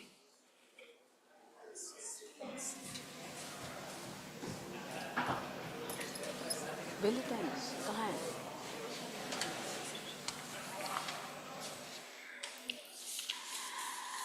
Shri P Ramachandran Shekhar हमारे पैनल पर आएंगे कुछ ही देर में। प्रणव खुल्लर जी भी।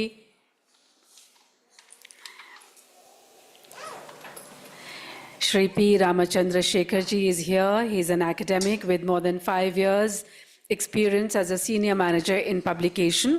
आप भारतीय कला, इतिहास और संस्कृति को बढ़ावा देने वाली कंपनी भारत के वाव के सह संस्थापक हैं।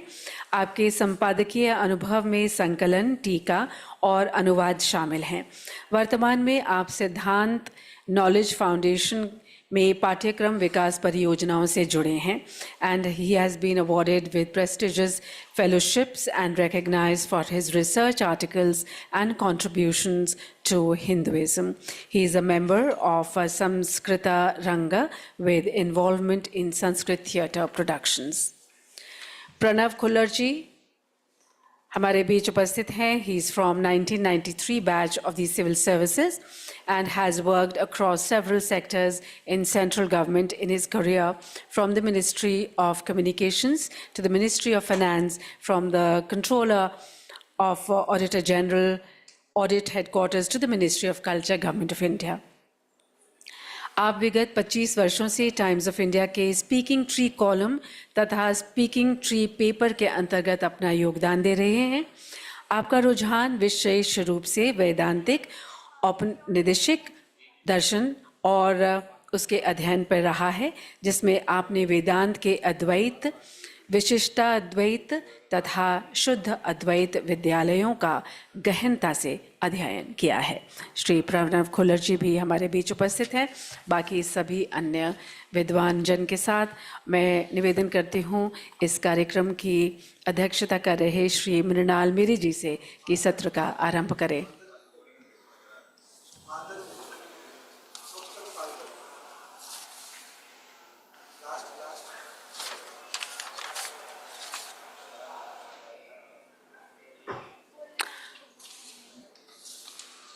जी. Venerable Thupsan Paldan ji भी हमारे बीच इस पैनल पर हैं. He is one of the eminent scholars of Leh Ladakh. He has studied Mahayana Buddhism and Theravada Buddhism. He has been a member of committees of Ladakhi Bhoti textbooks. आपकी लद्दाखी इतिहास, संस्कृति, मठ, महल, त्योहार, वन्य जीवन और बौद्ध अध्ययन पर 40 पुस्तकें प्रकाशित हैं. भूटी भाषा और साहित्य में उत्कृष्ट योगदान के लिए आपने प्रथम लद्दाख साहित्य पुरस्कार, साहित्य अकादमी भाषा सम्मान पुरस्कार और जम्मू कश्मीर राज्य पुरस्कार से आपको सम्मानित किया जा चुका है. तो हमारे बीच हमारे सभी पैनलिस्ट उपस्थित हैं. मैं निवेदन करूंगी श्री मृणाल मेरी जी से, कार्यक्रम की अध्यक्षता कर रहे हैं, कि वे सत्र का आरंभ करें. धन्यवाद.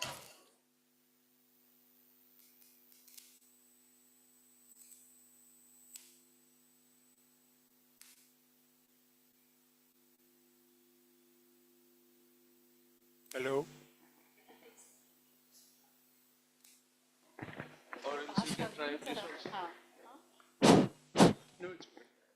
Hello.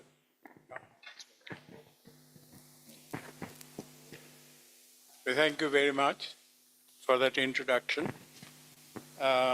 We begin the session. The session is supposed to be from 12 noon to 1:30. It is about 12:15 now to 1:30. So we have an hour and 15 minutes of presentation by the various panelists and discussion, if there is time left for it. Can you hear me? Okay. Now, we have Professor Raghuram Rajan to my right. Then we have Kanchana Mahadevan, again to my right. And we have Venerable Thupsan Palden from Ladakh. And to my left is Ramachandra Shekhar. Yes, Professor Dr. Ramachandra Shekhar, then Pranav Khullar, and Ajay Verma, and Professor Nani Gopal Mahanta. So we have a very distinguished panel, and I don't know how much time each of us will have. 1, 2, 3, 4, 5, 6, 7, 8. 10 minutes will be too much. 180 minutes. We have less than 10 minutes, maybe 6 minutes each. And we'll see how we get along. But before that, or should I make my chairman's remarks at the end of it? I can make it now. So let me say just a few words. And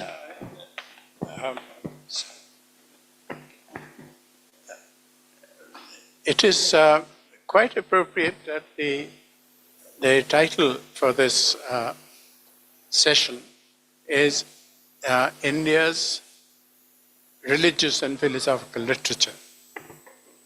It is a very, very vast kind of area. Sorry? Okay. It's a vast area, and but the important thing is that it is well nigh impossible to distinguish the religious from the philosophical in the Indian philosophical religious literature. This is true of almost all kind of traditional Indian thought, except perhaps if we'd like to exclude the logic-centered school of thought called Nyaya and Nyaya Vaisheshika and Nabya Nyaya, and perhaps also the self-confessedly atheistic system called the Charvaka system. But that's kind of a very small section, a small part of the total area of Indian philosophical and religious literature. But I would just like to make one point about the relationship between religion and philosophy. And I take the example of the Gita. Gita is the supreme example of the religious and the philosophical, how they merge in the Gita together. Why is it religious? I think primarily it is religious because it distinguishes between the everyday temporal, spatio-temporal, changeable world where we live, and another mystical, transcendental world where it is possible for us to, it won't be the right word, pass into that transcendental, mystical world. Because that is something, as the Gita says, it is abhyakta and achinta. Abhyakta is unmanifest. We cannot talk about it. And it is achinta. It cannot be conceptualized. If it cannot be conceptualized, it cannot be talked about. Because concepts are the means whereby we talk about, we will language. So that is why it is religious. It talks of the supreme reality. I mean, this is also real. Our everyday life is also real, but there is the supreme reality which cannot be, which we can experience, but we cannot talk about it. It is unmanifest and unconceptualizable. It cannot be talked about. So this is the religious reality, as it were. And why is it also philosophical? It is philosophical because of this tremendous, very profound moral idea that it propounds. And the moral idea is the idea of, we use it in all kinds of situations, in all kinds of contexts and all kinds of conversations. But we should be careful in using this phrase, niskama karma. Niskama karma is, that is the hallmark of a moral stance. That is, that you act morally only in so far as you have acted without any consideration, without any effective consideration of the benefits that this action is going to bring you. Why do I call it profound? It is profound firstly because it is something. Oh, yeah.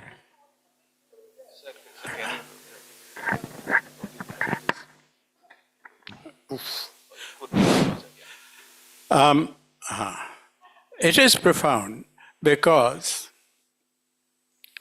first of all, it is there in our ordinary moral consciousness. It is there in our ordinary moral consciousness. I'll tell you why. Because in our ordinary moral consciousness, we have the idea of virtues, for instance, the virtue of honesty, the virtue of kindness, the virtue of generosity. Now, take the virtue of honesty. The virtue of honesty, we all know what honesty is, but it is part of the concept of honesty that honesty cannot be if you are acting in accordance with the virtue of honesty, if you are acting in accordance with honesty, then it is not possible for you to allow honesty to be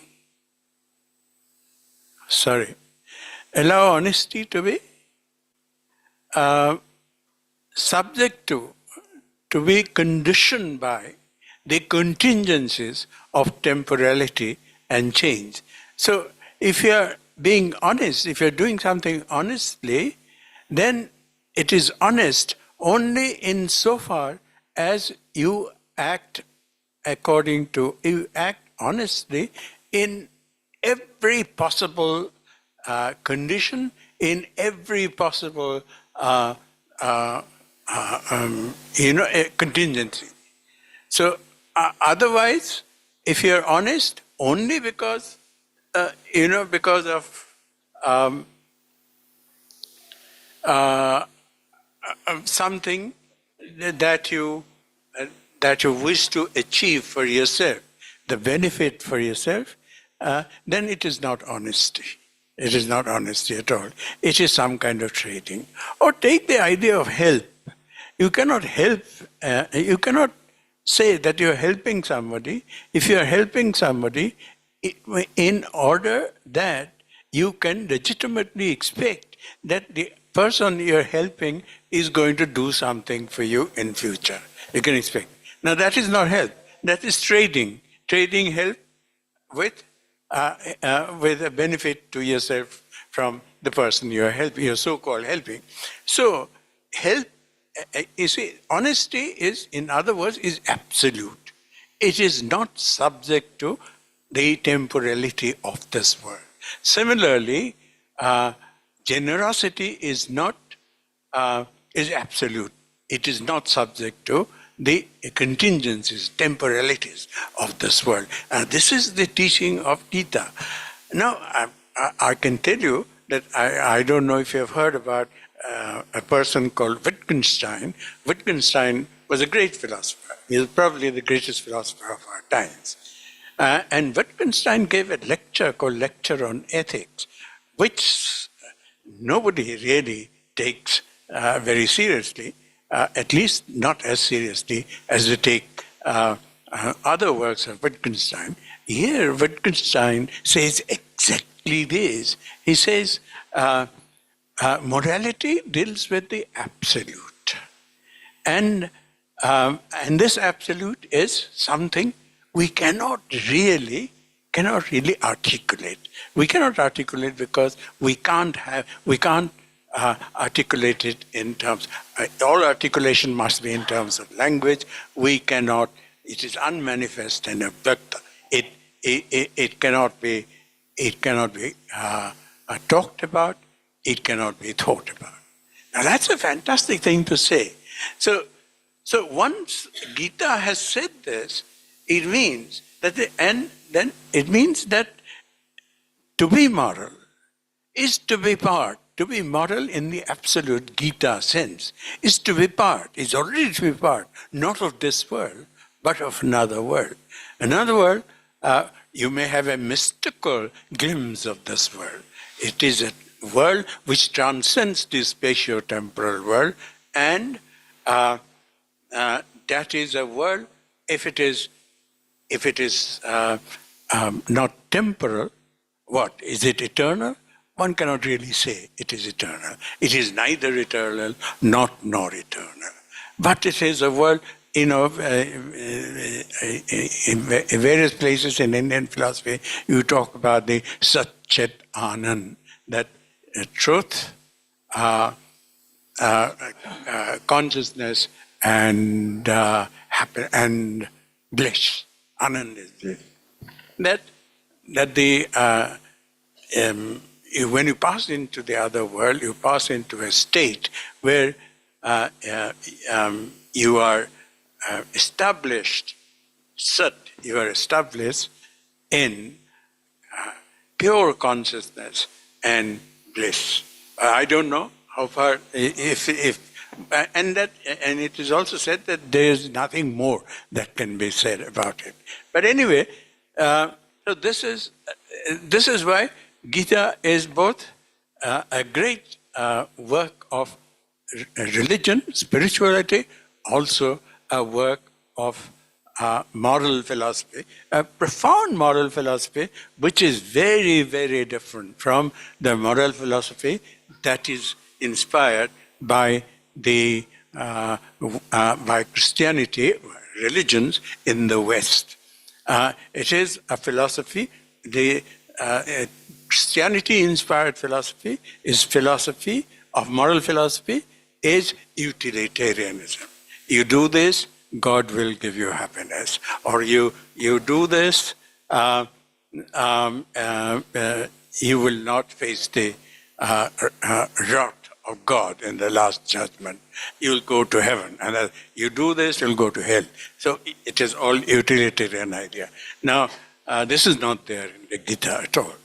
And this moral philosophy is something which is not at all explored in the vast modern Western, field of ethical, moral philosophy. So that's all that I want to say. I want to say something about the coming together of religion and ethics, and this coming together is best exemplified in the Gita and in various other areas of literature, philosophical and religious literature. But Gita is the supreme example of the coming together of religion and philosophy. Now I conclude there. So I would like first of all to ask Professor Raghuram Rajan to make his. Sorry, I have exceeded my time. No. But you should take as expense. Yeah.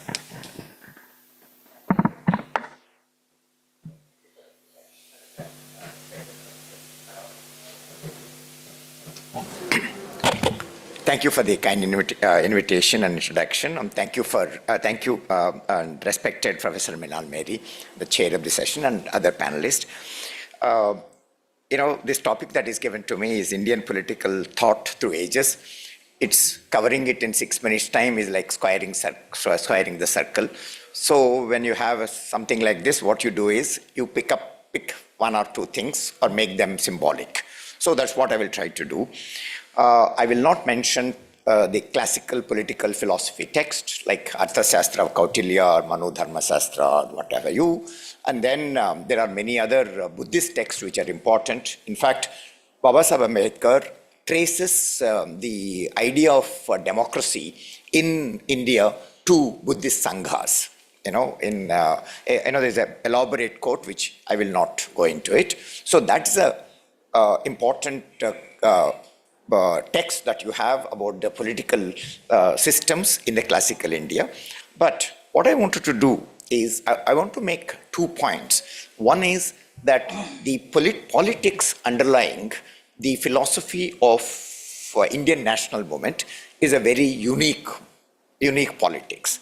And in one of the major features of this uniqueness is that most of the early Indian national leaders turned towards the past for making a case for Indian national movement. So turning to the past is in contrast to in the case of the West, where in the West, nations are made by dismantling the past.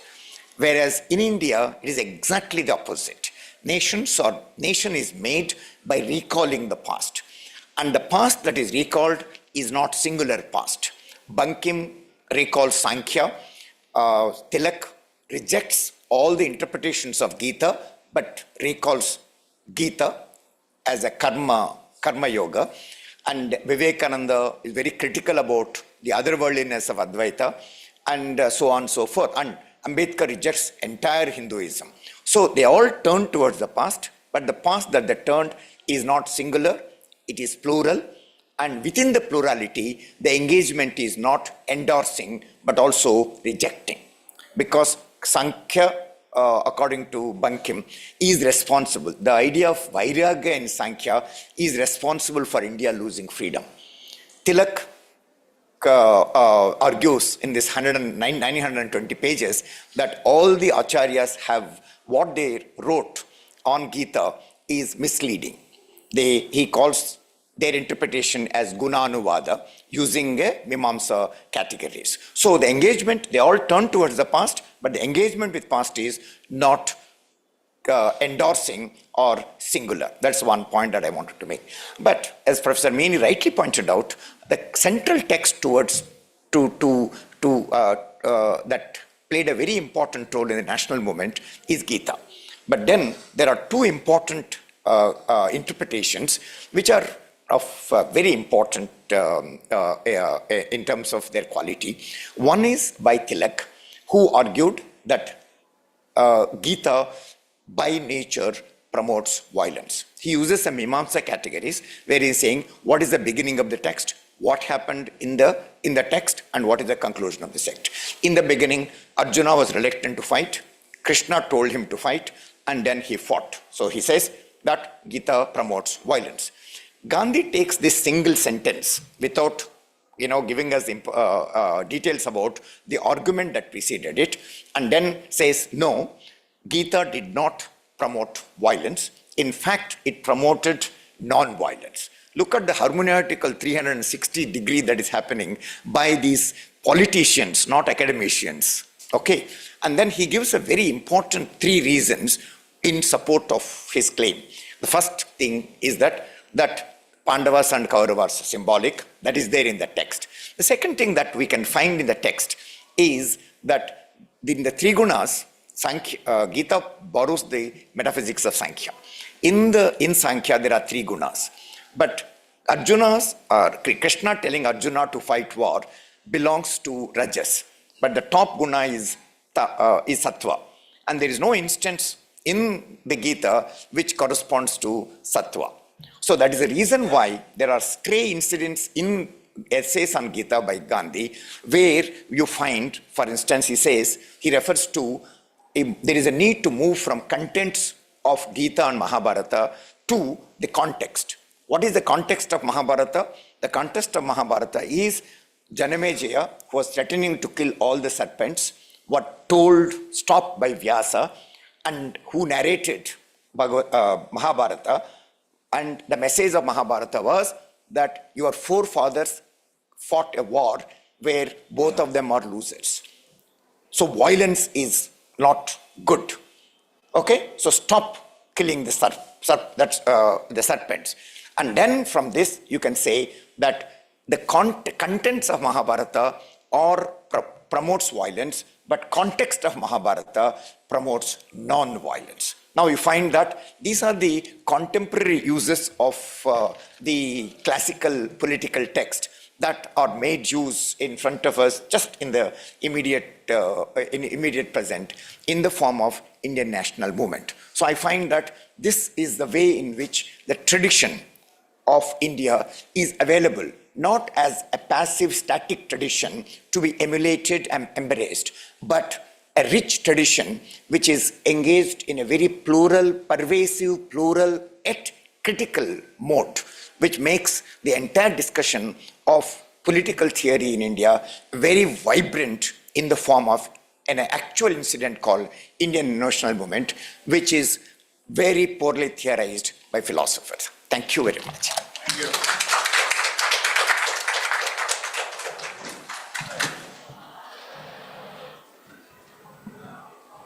Thank you, Raghuram.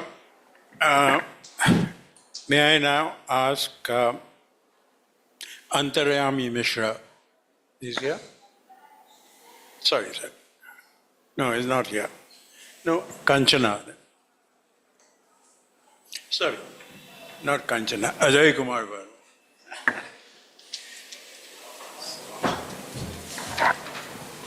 So, first of all, let me begin by thanking Sahitya Academy for inviting me here.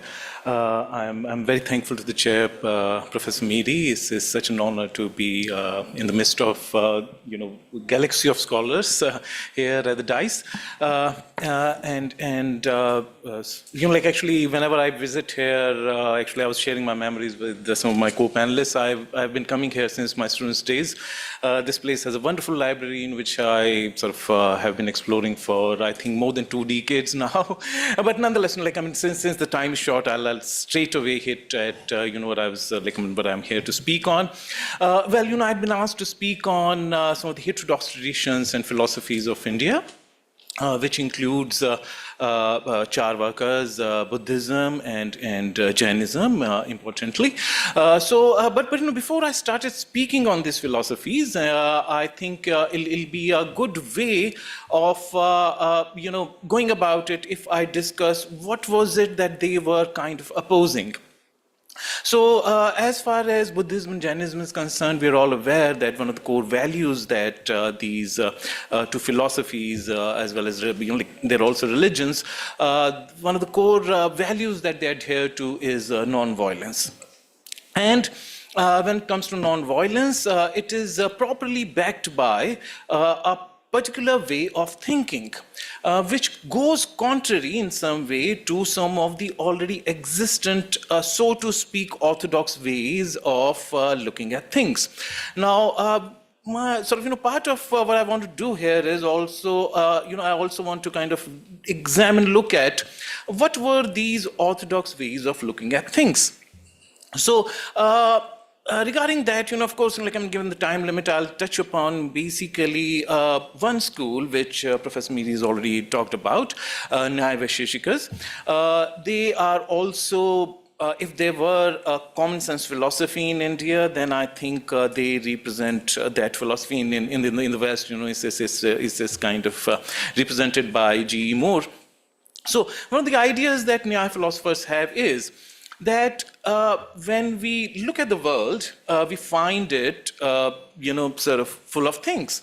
And these things have, so to speak, a nature of their own. So each thing that we come across has a kind of essence that Buddhists term as swabhava, and Nayayikas themselves term as samanya or jati. So, say for example, why do we think of this object as a chair? So Nayayikas would say, well, that is because this object comes along with an essence which inheres in it, which they would want to call chairness.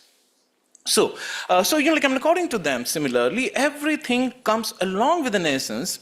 So the essence of a thing is a part of its presentation to us. That's one. Second thing that they point out, which is very commonsensical again, is that there is this one-to-one correspondence between the objects in the world and the words. So, word and the world, they have, so to speak, a direct correspondence with each other. So if there's a thing in the world, say for example, this chair, there is a word to point that out. Right? So there is this direct relationship between the two. Third very important thing that they point out is that there is this epistemic angle to this dichotomy as well. What do we mean by that? What is meant by that is that this also is reflected in the way we know things. So there is this knowledge aspect to it as well. So there is this abhideyatva, nameability of objects, which directly corresponds to the gayatva, knowability, and the words, the shabd aspect, the language aspect of it. So they think of this triad where you have one-to-one correspondence. So if there's a word, there's an object. Then if there is a word, then it's only through those words that we form judgments about things. So according to them, this is how we make sense of this world. Right? So we form judgments which represent, our knowledge of things, and that happens because language provides us all the cues regarding making judgments. So, and another thing, very importantly, is that they don't believe in any kind of mysticism. So whatever is knowable. There's nothing which surpasses, so to speak, the reach of language. So this is how generally they look at them. So like for them, mountains are mountains, rivers are rivers, and so on and so forth. Now, according to both Buddhist and Jaina tradition, this becomes, this is one of the ways of looking at things which might result in conflicts, first at epistemic level, and these conflicts at epistemic level might result in conflicts at physical level. So, the point that Jainas and Buddhists make is that we'll have to get our epistemology in place in case we want to, so to speak, avoid violence. How do they go about this? In Buddhism, one of the ways of going about it is first to question, first to tackle the question of language.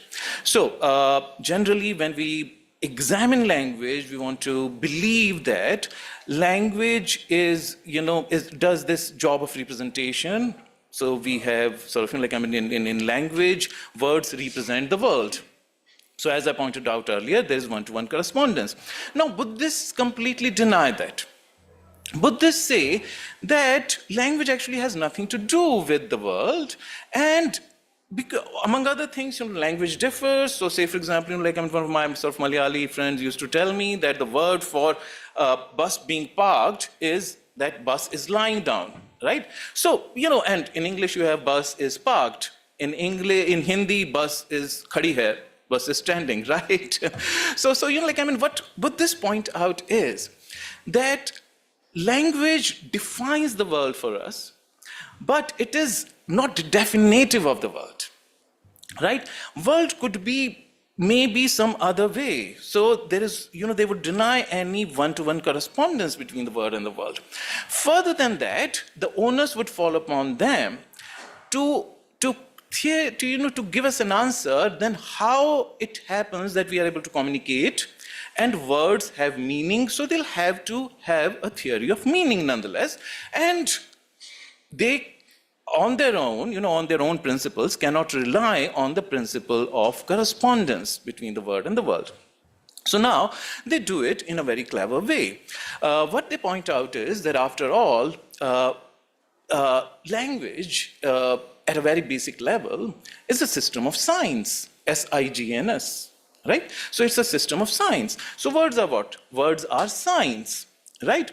And they further than that say that for a system of language to exist, we don't need to go outside of language in order to have a theory of meaning.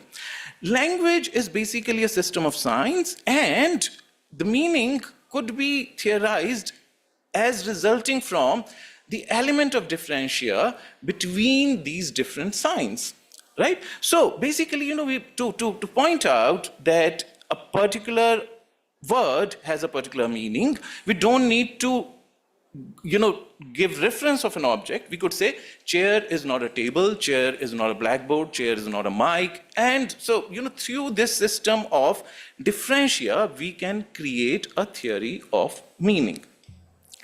So according to them, language, it works only at, so to speak, pragmatic level.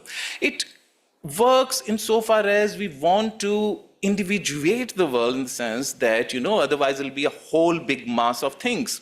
So we want to know things in a particular, in their particularity as well. But this particularity, according to them, has nothing sacrosanct about itself. That's one. Second, do I have 2-3 minutes? No, you have just 1 minute. Okay, fine, all right.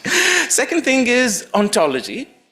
So, one could say, well, chairs also have some kind of an ontology about themselves. This is, something beautifully undone by Nagarjuna in one of his texts. It's called Mool Madhyamika Karika. We have Reverend here, I think, who would be more better authority than me to speak on that text. But to give you a glimpse into the the way things are argued in that text, Buddha very famously, as documented in Milind Panha, he points out that, say, for example, if you take, if you consider a chariot, all right, we want to believe, well, it's so clearly a chariot, all right, but what did Buddha do? Buddha said, well, if I take one wheel out of it, would it still be a chariot? We'll be inclined to say, well, it'll be a chariot minus one wheel. Then what about if I take another wheel out? Then probably it'll be chariot minus wheels, right? But what if I take the horse also? It'll be chariot minus horse. But then there'll come a point when you'll say, well, yeah, after this, it's not chariot anymore. So Buddha then would say, okay, if that would mean this last part that I took out constituted the chariotness of this chariot. 20 right? seconds. Sorry? 20 seconds. Okay, fine. So the point here is that there is nothing, ontologically also in the name of essences or swabhava of things. It is only at pragmatic level that we work with words and our conceptions of them. So, and sort of that gives birth to multiplicity of viewpoint, where multiplicity of viewpoints become valid, and that would result in non-violence. So I'm so sorry if I exceeded the time limit. Thank you so much for listening to Stay Patient. Thank you. Continue.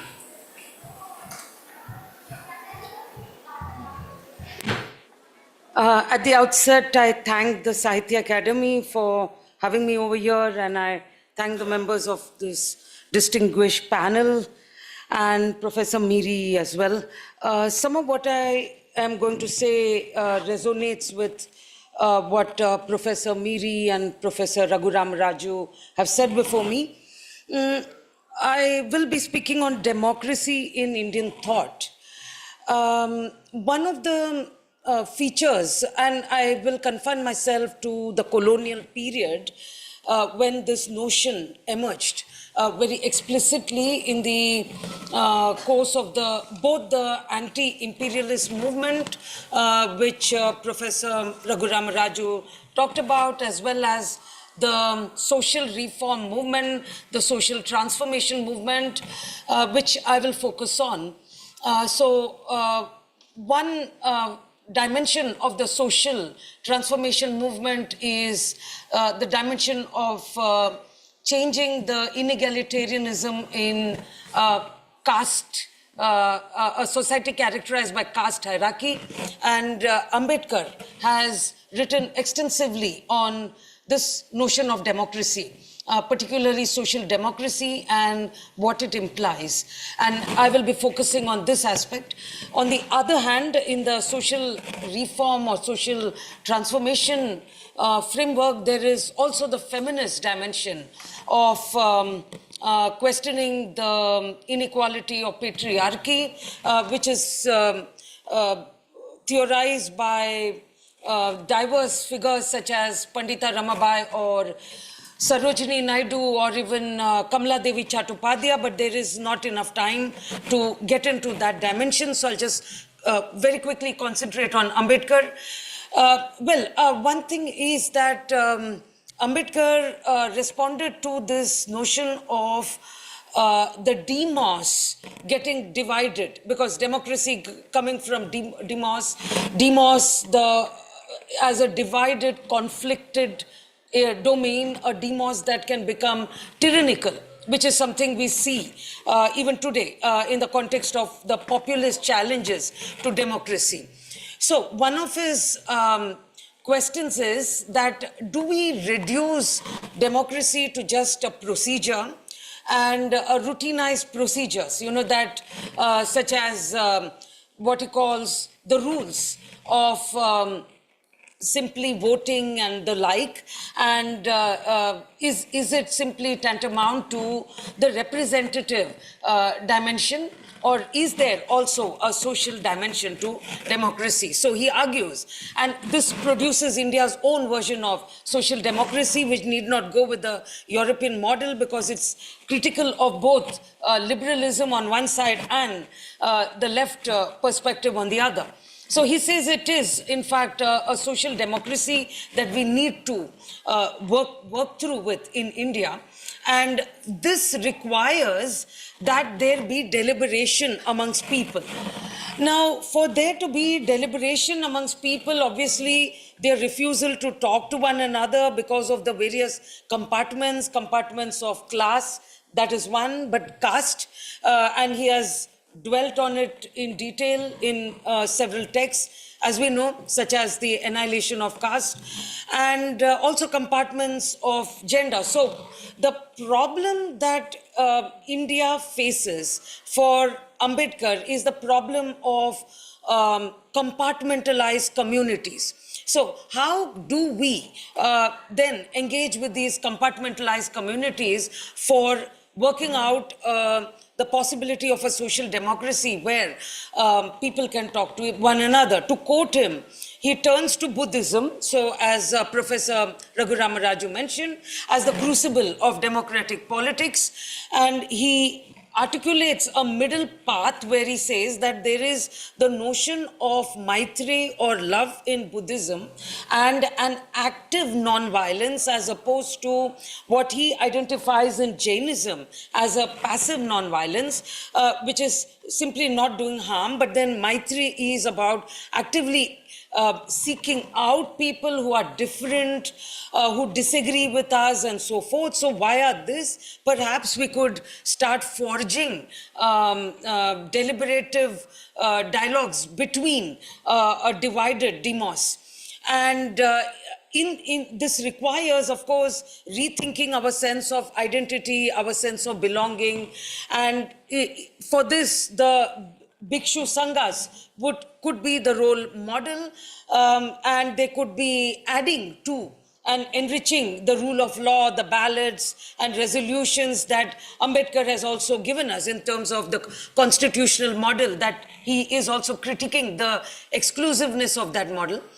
Now, in this notion of Maitri and fellow feeling, I wish to bring one dimension out. And this is Ambedkar's reading of the Gita, as well as his critique of Tilak. So do we read Gita simply as a text where Arjuna is asked to go to war? Or is there a sense of Maitri in Gita also? So Ambedkar's reading of the Gita is that the Buddhist ideal of Maitri is very much embodied in the Gita, and he develops this also from the point of view of critiquing Hinduism for its casteism, but at the same time, this is a lesser known dimension that he also points out that, like Maitri, the Brahman is a cosmic principle of oneness with which people identify. So we rid Hinduism of the casteist dimension. We could perhaps emphasize the oneness principle or the sense of belonging. And through this Maitri and through Brahman, we could reinvent a social democracy whereby people who are very different from one another would be ready to talk to one another. And he, therefore, brings in the ideal of persuasive love as central to the notion of democracy. In fact, very famously says, you cannot, I quote Ambedkar, you cannot win over a majority in the House by giving a black eye to your opponent, nor can you engage with your opponent in a dialogue that is free of emotion. So our dialogues with one another are very much charged with rhetoric, with emotion, with feeling, with a great sense of commitment. So it is this persuasive discussion that is should be built in a civil way, whereby we recognize one another, even though we are different from one another, as we build an egalitarian society. So the idea of democracy, as David Collier and Stephen Levitsky say is an essentially contested idea. It is an essentially contested idea where there are so many meanings to it: deliberative democracy, liberal democracy, radical democracy, and so forth. So Ambedkar has added to this contestation by bringing out the distinction between government by discussion, parliamentary democracy, government based on deliberation, moreover, a social democracy based on Maitri, based on a sense of belonging, being together, working together. And in this sense, for Ambedkar, there is the notion of politics itself is something that would have to be contextualized and reinvented constantly in the light of the past. And here, there is a great deal that resonates with John Dewey too. Thank you so much.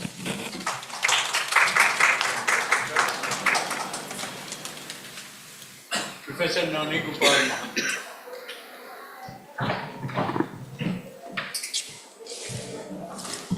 Thank you, sir. Honorable Chair, esteemed colleague panelists, and ladies and gentlemen. Well, contrary to the presentation given by my fellow panelists, I would like to rather talk about one region, Northeast India in general and Assam in particular. Two important Bhakti scholars, Mahapurush Shankardev from 1449 to 1568 and Mahapurush venerated as Mahapurush Madhavdev, almost in the same period. Well, Shankardev and Madhavdev belong to the eastern part of India, particularly what is today known as Northeast India. And Shankardev belonged to a composite Vedantic school, which can hardly be brought under the single rubric of Advaita, Dvaita, Visistadvaita, or any other forms of Vedantic school. Upanishad, Gita, Brahma Sutra, Brahma Purana, Padma Purana, Skanda Purana, and others were the cardinal sources of their analysis. However, the single most treatise that he gave utmost importance was Bhagavad Purana and Gita. Particularly, Shankardev took Bhagavad Purana as the epitomization of Veda's essential teachings. In Dahan Skanda, where he translated that Bhagavad into Assamese, and he says, Huni uka harbajana Krishna ta arpita mana I Mahabhagavata katha har ihe puranara hujya bhakotira prakahaka hamasta vedoru haruddhar. In fact, he's trying to epitomize Bhagavad Puran as the essential manifestation of Vedas, which he derived from Bhagavad Puran. Shankardev and Madhavdev utilized Vaishnavism as a means to bring reforms to the society in order to popularize Ek Haran Bhagavati Nam Dharma, that is monotheism with supreme devotion to Vishnu or Krishna. He democratized and simplified religious practices which hitherto was inaccessible to common masses. Shankardev established a new Vaishnavite institution, which is even very vibrant today in Assam, which are having more than 780s, known as Hotra, through which he popularized his teachings among the people through the medium of wide corpus of literary creations like drama, known as Ankya Bhavna, songs, known as Borgit, and dance, which is known as Hotriya dance. In the process, Shonkardev ushered a new life, a new corpus of literature, a new cultural state, the resonance of which still remain vibrant in all aspects of Assamese society. Well, I do not want to go into the details of his literary contribution, but my main focus was essentially 4 or 5 points, but due to paucity of time, I'll essentially focus on one. The first is concept of Brahma. The second is concept of material energy, Maya. Third, how Jiva can overcome these bondages of Maya and attain Brahman or Bhagavan. The next point is role of bhakti for attainment of mukti. And last but not the least, Shonkardev popularized few important idioms to popularize the bhakti. One is called Ankya Bhavana, that is the drama, and other is Borgit, noble songs, poetic songs to popularize bhakti tenets among the common people. Well, Shonkardev essentially popularized 5 or 6 philosophical foundations of Brahman as enshrined in our Vedantic school. The first is philosophical concept of Brahman is borrowed from Taittiriya Upanishad and Brahma Sutra.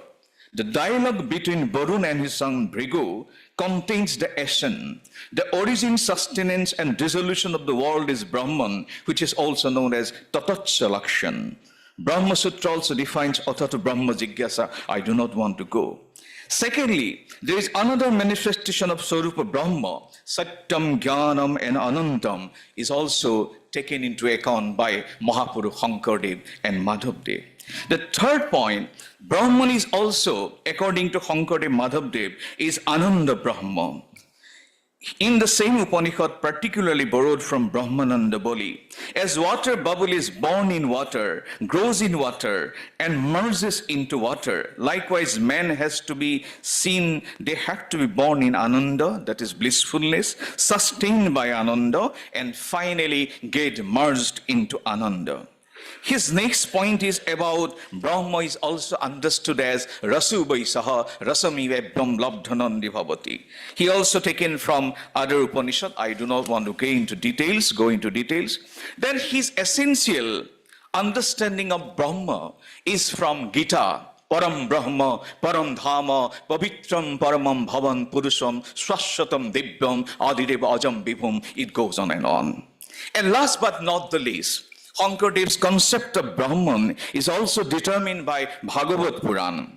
In Nivinabhidya Sangbad, what he has written, he said, Brahma Paramatma Bhagavan Ekehi Tattva, Eke Rakhe Tini Nam Lakkhana Bhedata. It suggests that Hari, Narayan, Madhav is described as Brahma, Paramatma and Bhagavan. Then he goes on to describe how Krishna is called as Brahma and he is the manifestation of Paramatma and Bhagavan.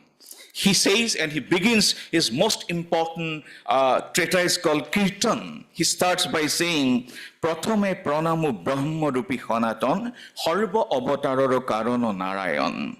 Shonkardev makes it always published with copious illustrations. Later, the trend continued with Satyajit Ray and his aunt Leela Majumdar. In fact, one cannot imagine these famous stories of Professor Shonku and others without the accompanying illustrations that go with them. In fact, to remember the stories along with the images. This in turn can be traced back to bringing together of the textual and the visual from late 19th century onwards, and at least in the field of SF can be traced back in Bangla to Trailokanath Mukhopadhyay's Kankavati, which I have mentioned earlier, but I leave it at that. The third example is the publication of magazines, Audrich Bardhan's magazines like Ashorjo and Fantastic, again in the 60s and the 70s, both entirely devoted to SF. I'll just take 2 minutes. Yeah, okay. Both entirely devoted to SF, though in an extended sense, since the magazine contained horror, adventure, other genres as well. So these 2 magazines that were published. The visual design of these magazines often drew heavily from the pulp and the popular that were prevalent as shown by scholars in Hindi and Urdu popular fiction of the time. So there was a huge amount of these illustrations from popular and pulp magazines. Media thus itself needs to be explored in their formalisms, perhaps. So this is one area that I think still needs to be looked into in Bangla science fiction. Finally, and this is the conclusion, There seems to be a continuous tradition of writings in Bangla that we might call, we know not what, but definitely one which plays on the idea of the SF. In recent times, Ronen Ghosh, Enakshi Chattopadhyay, Bani Bosu, Nabanita Dev Sen, Ankita, Deep Ghosh, etc., have expanded this horizon. With publication houses like Kalpavishyo entirely devoted to SF, the genre definitely has a ready audience still. In fact, an interesting development in recent times is meta texts, and I'll not spend too much time on this, just 1 minute, on the characters created by earlier stories. So you have these new kinds of writings which actually take these earlier characters like Ghanada and others and then make stories out of them. For example, now we have text delineating the actual time frames of Ghanada or possible endings to incomplete Professor Shanku's stories of Ray. So Ray left quite a lot of incomplete Professor Shanku stories, and these are now completed. The questions that I would like to end with, therefore, are how do we theorize this within a possible South Asian imaginary? That's what Tarun tried to do in the 2 volumes of science fiction. But then what about the numerous adaptations, translations, borrowings from Russian, European, and Anglophone literature of the West that interlay these Bangla texts? And not many people actually talk about the influence of Russian fiction on Bengali science fiction.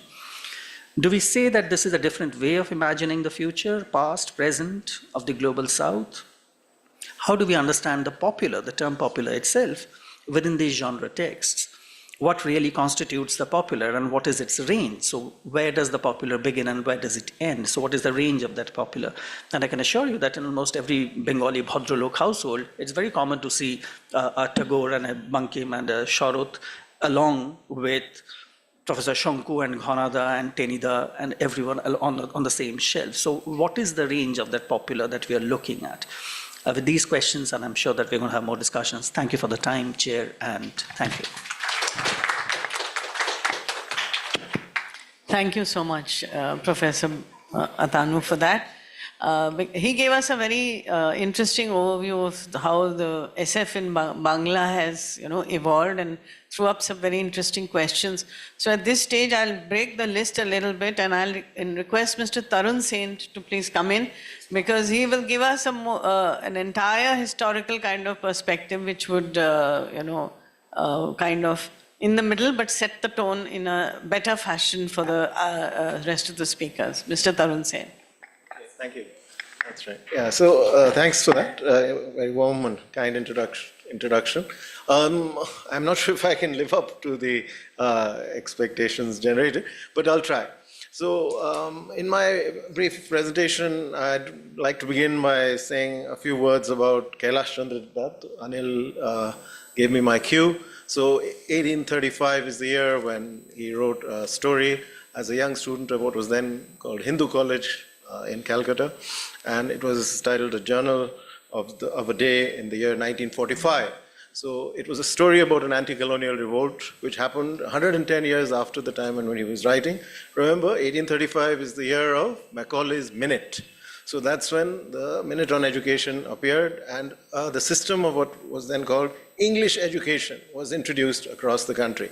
So as a contributory factor, I think the introduction of English education, we can never deny its importance, as that was the vehicle for the introduction of Enlightenment ideas of modernity across the board in spaces, especially spaces where this system was introduced, to create essentially a class of middlemen, as Suparna Banerjee has argued in his important study on this subject, Indian science fiction. But then the middlemen learned how to speak the language of the colonizer, and eventually they spoke back. They returned the gaze, as it were. And this is one key instance of that happening at such an early phase, along with, of course, another short story written by his cousin, Shashi Chandra Dutt, in English. Both these stories were written in English and published in college gazettes. And this appeared in 1845, and it was titled The Republic of Orissa. And perhaps this was even more radical. In the first instance, Kailash's story was about a failed anti-colonial revolt which happened in 1945.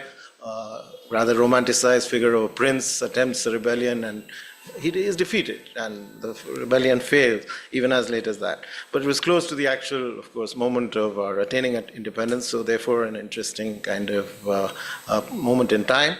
And Shashi Chandra Dutt perhaps takes us even further by showing us a successful rebellion, which leads to further issues arising subsequently, when we find that the new elites who've taken over tend not to live up to the expectations of the rebels, and as a result there are then further questions raised, further insurrections which take place, in the case of the story in question, led by tribal leaders. So the subaltern perspective again comes to the fore. So these are remarkable stories, futuristic narratives, perhaps not science fiction, but what we could describe as proto-SF, as these appear long before the term science fiction was coined. We have already had a chance to sort of hear about the definition of the term, so I won't go into the many-fold debates and arguments as regards what really constitutes science fiction, except insofar as to say that such stories about the future, in this case projections into a future to come, did not actually become a very strong tradition, although we have some, yes, utopian narratives which appear subsequently, like Begum Rokeya Sakhawat Hussein's Sultana's Dream, a remarkable feminist utopia which appears in 1905, and in which really the patriarchal order is upended, and we find here a society entirely ruled by women. They have completely changed the system of governance. So it's not just that they are taking revenge on the former oppressors, but they have actually changed the game, the terms, the rules of the game, as it were. So there is a sort of incisive questioning of the logic behind war. Yes, women perhaps use technology, but in a different way. So there's a different sensitivity with respect to the whole question of the use of technology. And then we have, of course, in Hindi, Rahul Sankrityayan's 22वीं Sadi, another important utopian text which, influenced by the success of the Bolshevik Revolution of 1917, envisages a kind of communist utopia. A man wakes up in the 22nd century and discovers that all the world issues, including the problem of colonialism, have been solved. And there's a new kind of society which has been ushered in, egalitarian, and in which, yes, all kinds of changes have been ushered in. We don't have time to go into details here, but Maya Joshi has translated some passages brilliantly for the first Golang's volume, which I had to edit. But again, I must note that, and this is my note of disappointment as well, these utopian narratives didn't turn out to become forerunners of a full-blown tradition of futuristic and utopian narration. There were a few examples subsequently to be found, but on the whole, and here perhaps I'm generalizing a bit, but speaking mainly also of Indian writing in English, which is the field I know best, the scene turns in a different direction, especially after the advent of the new wave of writing, of which we have one of the exemplars present, Anil Menon, from 1995, which is when the Calcutta Chromosome by Amitav Ghosh was published. You have a wave of new writing, experimental writing, writing which has a distinctively Indian idiom appearing on the scene.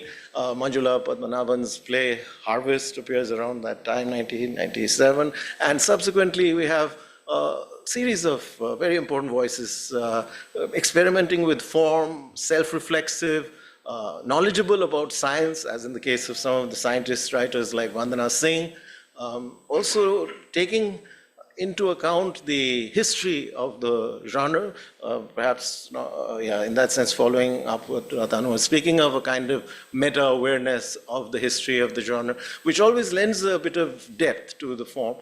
They bring in elements of intertextuality and that meta-fictional, even playfulness. So the introduction of that kind of self-reflexivity gives a certain kind of tenor to this new set of writings, which I think was not seen earlier.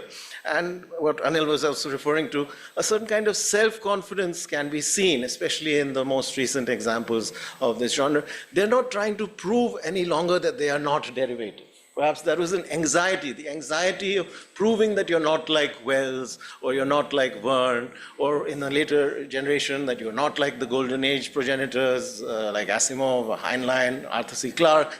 Instead, I think they're quite comfortable with declaring themselves to be inhabitants of a space which is quite, in some ways, transnational. I'm reminded again of Jagdish Chandra Bose's universalism. You know, as a scientist, he was also a proponent of a kind of radical universalism based on an idea of spiritualism, which for him was not entirely to be distanced from science. So he was redefining the very basis for the roots for scientific knowledge. And perhaps that was one of the best aspects of that moment in the trajectory of genre, though he only contributed one story. But he's left behind a lineage, and I think the inheritors, like especially in the contemporary moment, figures like Vandana Singh and some of the younger writers whom Anil just mentioned. We won't go into a long listing of names, it would take too much time because there's so many of them. But many of them are addressed with this, there's a sense of urgency with respect to the moment they're living in. They're addressing key questions like presence, omnipresence of surveillance in our time, the crisis of climate change. I'll end with just a reference to some of the important trends which I would like to identify and which I see as important, significant in this very year or in the last few years. So I'd like to say that, first of all, climate fiction, I think, has come of age finally. We have a lot of very interesting writing happening. Amongst the writers of climate fiction, we can include someone like Rajat Chaudhary, who has already read his work in this festival. Vandana Singh, we're missing her, but her work is perhaps the most interesting because she has been, as a climate fellow at Arizona University, doing a lot of fascinating research into the reasons for this accelerated climate crisis we are all facing, the possibility of biosphere collapse. And in her work, we get a kind of attention paid to narrative technique and characterization, which I think a lot of the rest of science fiction being written sometimes fails at. So we really need more attention paid to sort of structures, the way in which fiction is put together, the technical aspects. So I just wish a culture develops in which the writers are able to share some of these skills. I think it is beginning to evolve as more conversations take place across the generations. And people like Anil and all this, so generous with their time. He has conducted workshops at places like IIT, where he has sought to groom the next generation of writers. We need much more of that, more attention paid to the kind of convergence between good storytelling and an understanding of science and technology, and of course also a skepticism with respect to science and technology. So climate fiction would be one very important genre I'd like to underline the importance of. And the second I'd like to draw your attention to is the advent of a very important set of graphic novelists. So Abu Pen is probably the most interesting of this new set of writers who are using science fiction, but they're writing in this graphic form. And his new work, Dream Machine, which has just appeared this year, is a reflection on the advent of AI. It's written in collaboration with Laurent Daudet, a French professor who and someone who's actually running a company which has to do with our AI matters. And it's very much a didactic text at some level. It's a sort of story about the perils we face. But it's written with so much of passion and urgency. And he's trying to communicate to us that it's now or never. If we don't reflect on these issues, we are doomed. That AI will really pose a sort of existential threat to all of humanity. And he's someone of an activist bent. And I think in this text in particular, we get a sense of that synthesizing of the skillfulness which he has brought to bear in his Hala Hala series earlier, in terms of storytelling in graphic form, and the kind of collaborative dimension which is brought in with the help of this person whom he co-wrote the story with, Laurent Daudet, in France, who has helped him understand the nitty-gritty, the nuances, as it were, of artificial intelligence in its most cutting-edge avatar. So I think I'll stop there because otherwise I won't take I would take too much time and encroach on this sort of time of the rest. Thank you so much.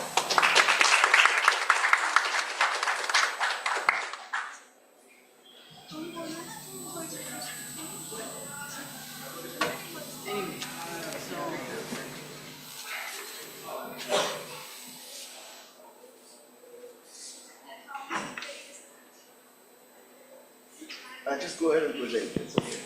Yeah. Yeah, thank you so much, Tarun. You did live up to what I said, And thanks to, tracing the history in a very fine manner and bringing us to the kind of questions and issues that are being tackled in the current writing today.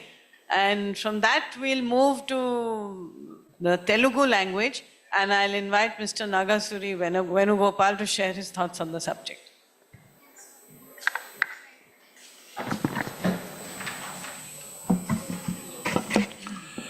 Namaste to my co-panelists from Malayalam and Gujarat, Madhya Pradesh, sir? Delhi. And another friend from Bengal, and our learned audience, including Sahitya Academy Secretary Srinivas Rao and our Telugu Advisory Board member Kishore, and Narendra was here. He contributed short story for this volume of Sahitya Academy. అందరికీ నమస్కారం. మా తెలుగు ఎంత తీయగా ఉంటుందని చెప్పడానికి 2 వాక్యాలు మాత్రం తెలుగులో మాట్లాడుతున్నాను. I will be talking about only Telugu science fiction, and I will not be talking at length because 10 to 12 minutes is given time period. So I will be talking about only important or some sticks of light in the history or growth of Telugu journalism. While introducing me, Sahitya Academy, actually I want to mention 2 things here. In 2017, Sahitya Academy brought out this anthology comprising 27 short stories pertaining to science fiction in Telugu, starting from 1927 to 2009. So I am one of the editors. This work was given to me in 2010, completed in 12, and this came out in 2017. So I am not going to talk at length, but this work made me to think further, and I brought out another anthology in Telugu. These are the short stories in Telugu written in the 2 decades of 1991 to 2010. That is, we consider liberalization and globalization led to destruction of environment and all that. These are an anthology of 16 short stories with environmental theme, and I did it after this book, but some publisher published it very next year. So this came in 13, this came in 18. And another thing is why I am not talking about at length, because Indian literature, recent one, that is January-February issue is devoted to Indian science fiction. Morning, Sukrita Paul, madam requested me to mention about this so that people can go to the Sahitya Academy counter there and they can purchase this. It's a bulky bumper issue and good number of short stories that is pertaining to science fiction in different Indian languages, and some articles about science fiction, and some interviews and extracts and book reviews also. This is a good volume and one can purchase. She requested me, so I mentioned about these 2. My friend, talking about Jagdish Chandra Bose, we consider Jagdish Chandra Bose is the father of science fiction in India, 1898. Am I correct, sir? 96. Okay. I read recently somewhere in a website 98, January 2nd, something like that. So there in Bengali, a great scientist contributed first science fiction short story. In Telugu, it's a little different. Actually, we can say it is a East Coast property, because a 22-year-old young boy of Vijayanagaram area, that is present Andhra Pradesh, he, while working with a scientist from Tamil Nadu, C.V. Raman, at Calcutta. So he wrote a short story in 1927. That is Paramanuvulo Mejuvani. That is celestial dance inside the atom. So he was a postgraduate research student with C.V. Raman. The next year, C.V. Raman he could get breakthrough, that is Raman effect. After 2 years, he got Nobel Prize. But in 1928, our Jairao, that is student of C.V. Raman, who wrote first short story in Telugu, who completed exam at Delhi, ICS, and he became ICS officer. And he went to UK for 2 years training and came back, joined as Central Province as ICS officer. He rose to Deputy Commissioner. And in 1938, he and another ICS officer both were thought of joining in freedom struggle after resigning. But in the middle, so his friend ICS officer asked the driver to come out and he started driving. So while driving, something happened. He met horrible accident. At the spot, that another gentleman, ICS officer, died. And this young man, that is about 38 minus 5 means 34 years old. So after 15 days, he went to coma and died. So that is a pathetic story. He wrote at the age of 22 and he died at the age of 34. And student of C.V. Raman. So Bengali language got great scientist as first science fiction writer, whereas Telugu got a excellent student of great scientist, C.V. Raman student, who contributed first Telugu short story Paramanuvulo Mejuvani. He got a good scholarship in Telugu, Kannada, English, and he got very good knowledge about traditional knowledge. That's why he could think of, movement of subatomic particles. He compared with celestial dance and jumping, that is between orbitals. He thought of damsel dancing and all that. So that is a short story. The second one we can see in the next year, that is 2 years after that science fiction definition came into existence. Actually, it was defined in 1926. So our second short story came in 1928 by Oddirazu Sita Ramchandra Rao. Actually, these two brothers, that is Sita Ramchandra Rao and Raghav Rao, great intellectuals. They introduced science and technology like torch, carbon paper, or water pump, or printing machine, all that to Telangana area. So he contributed second start story or third, that is 1928 October. In between, there is one more short story. I didn't take in this volume because it looks like more essay. So I didn't take one which is written by Shankar Narayana, 1928 March. So all these three short stories were published in a same magazine. That is Sujata, started in 27 and lived only 3 years of glorious service. Then we will see big gap or vacuum till 1945.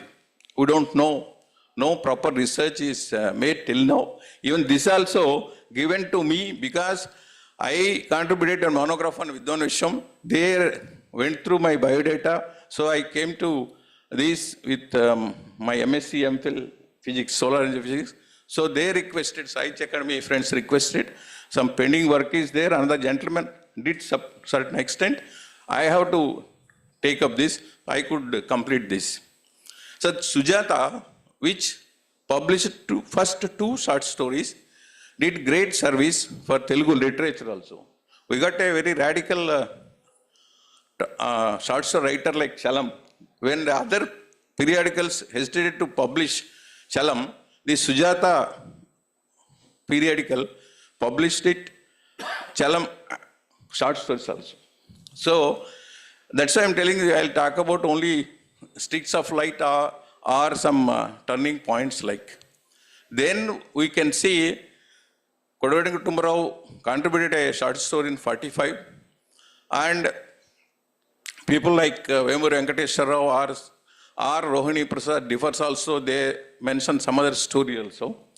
But again, there is one more point, 1953.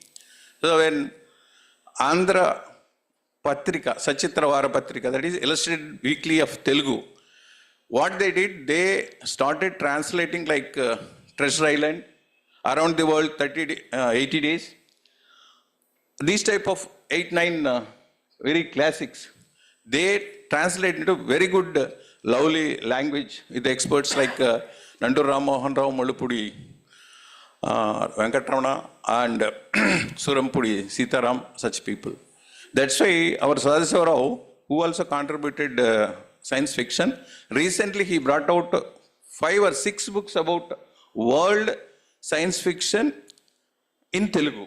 He wrote about trends, about the great contributors of world science fiction literature. He did excellent service, sir, and he brought out 5 volumes. He is a IPS officer. Recently, he died.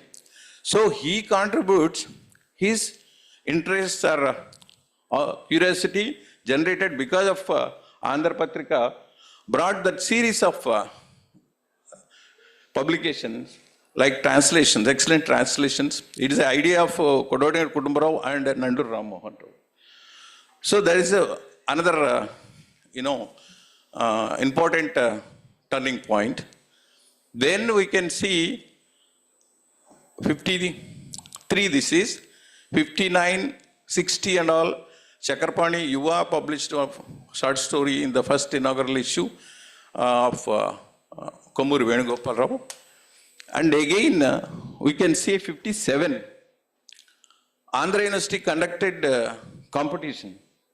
Actually, it was the idea of Sarvepalli Radhakrishna, because only few visionaries and some institutions did excellent science. That's why here demand and supply principle not work in science fiction in Telugu. I'll tell you how. Andhra University conducted competition. They gave Kodavati Narasimham novel, Ekkad Nunchi Ekkadaku, Where to Where. For that novel, they gave prize. We can consider that is a very good science fiction novel. Prior to that, if you talk about science fiction novels, first novel came 1934, whereas short story came in 1927. And another point we can say,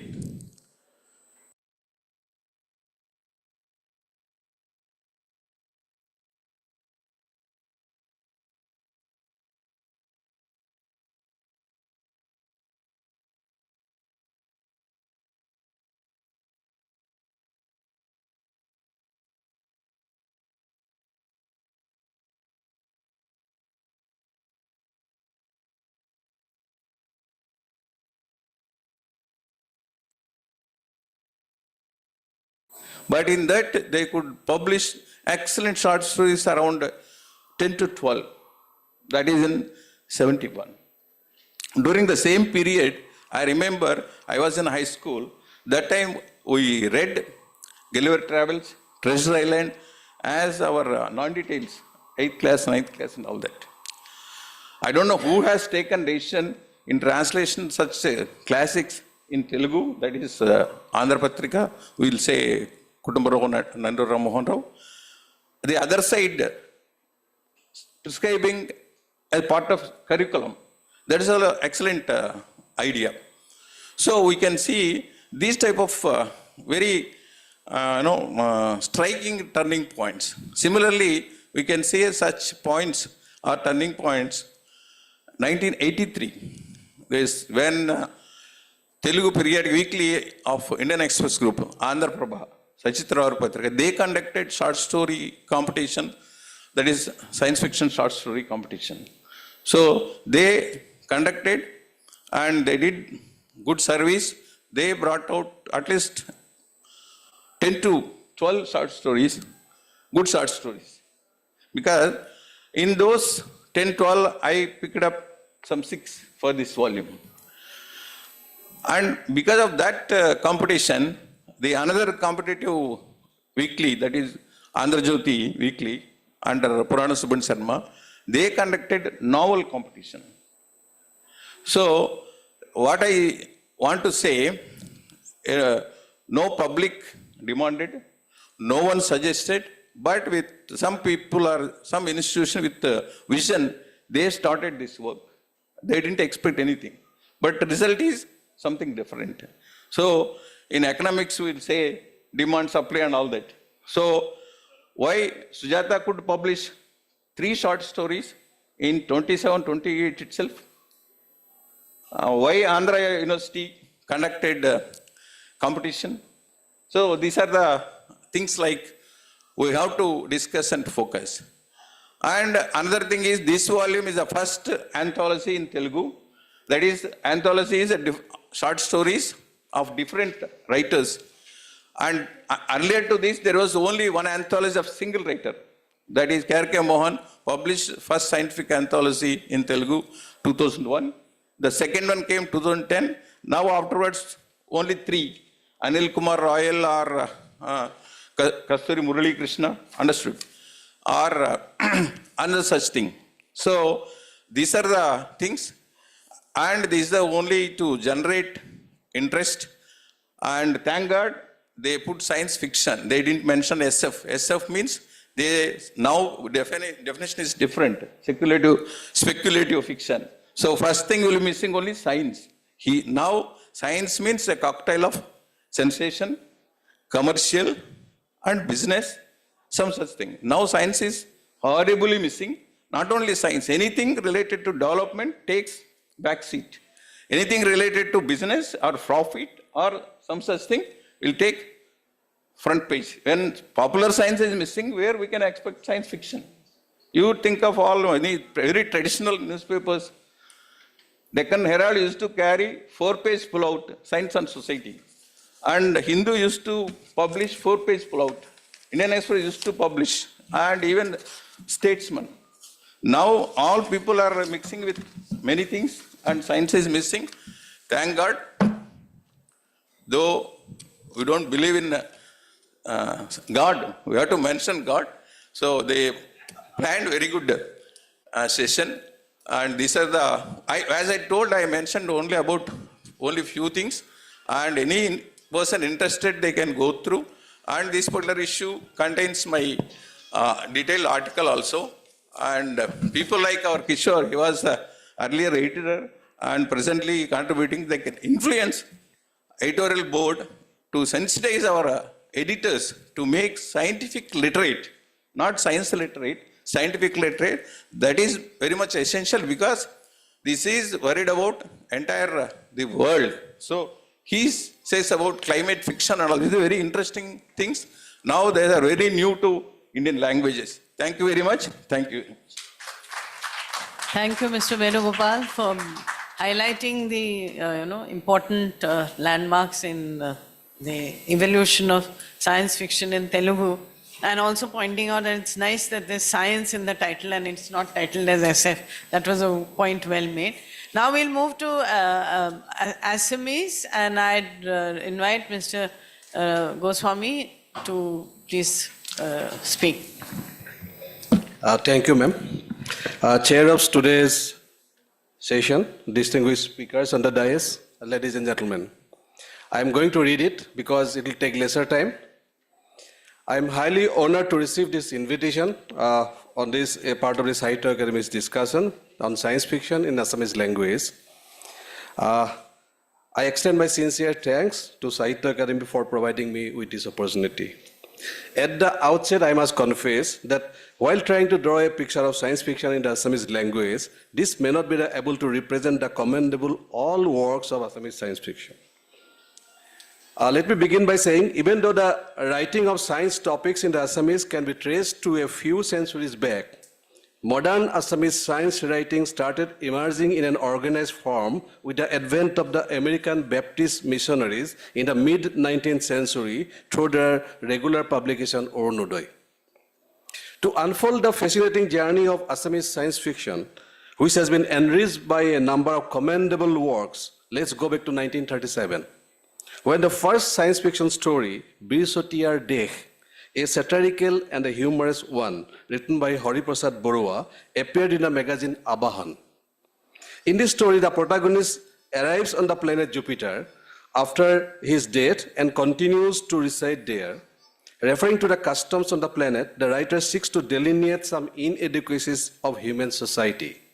However, it was all the dream caused by the bits of hemp. Before this work, the work with science fiction qualities was published in Assamese in 1914. It is by Ambikagiri Rai Chaudhary, who painted a futuristic scenario in his article, The Ultimate Ideal of Mankind and the Path to the World Peace. He discussed the possibilities of space travel and organ transplant in this article. It must be mentioned that during this time, the science education in Assam was hardly more than elementary, and yet we find work of extraordinary merit concerning the time. We better stop the treatment. We want to bring the youth back. Why should he be assailed again? The monk had a great look at the old man and said, in a way, it is not bad if one restarts from his boyhood. People do think of childhood in times, but everyone wants youth only. Even the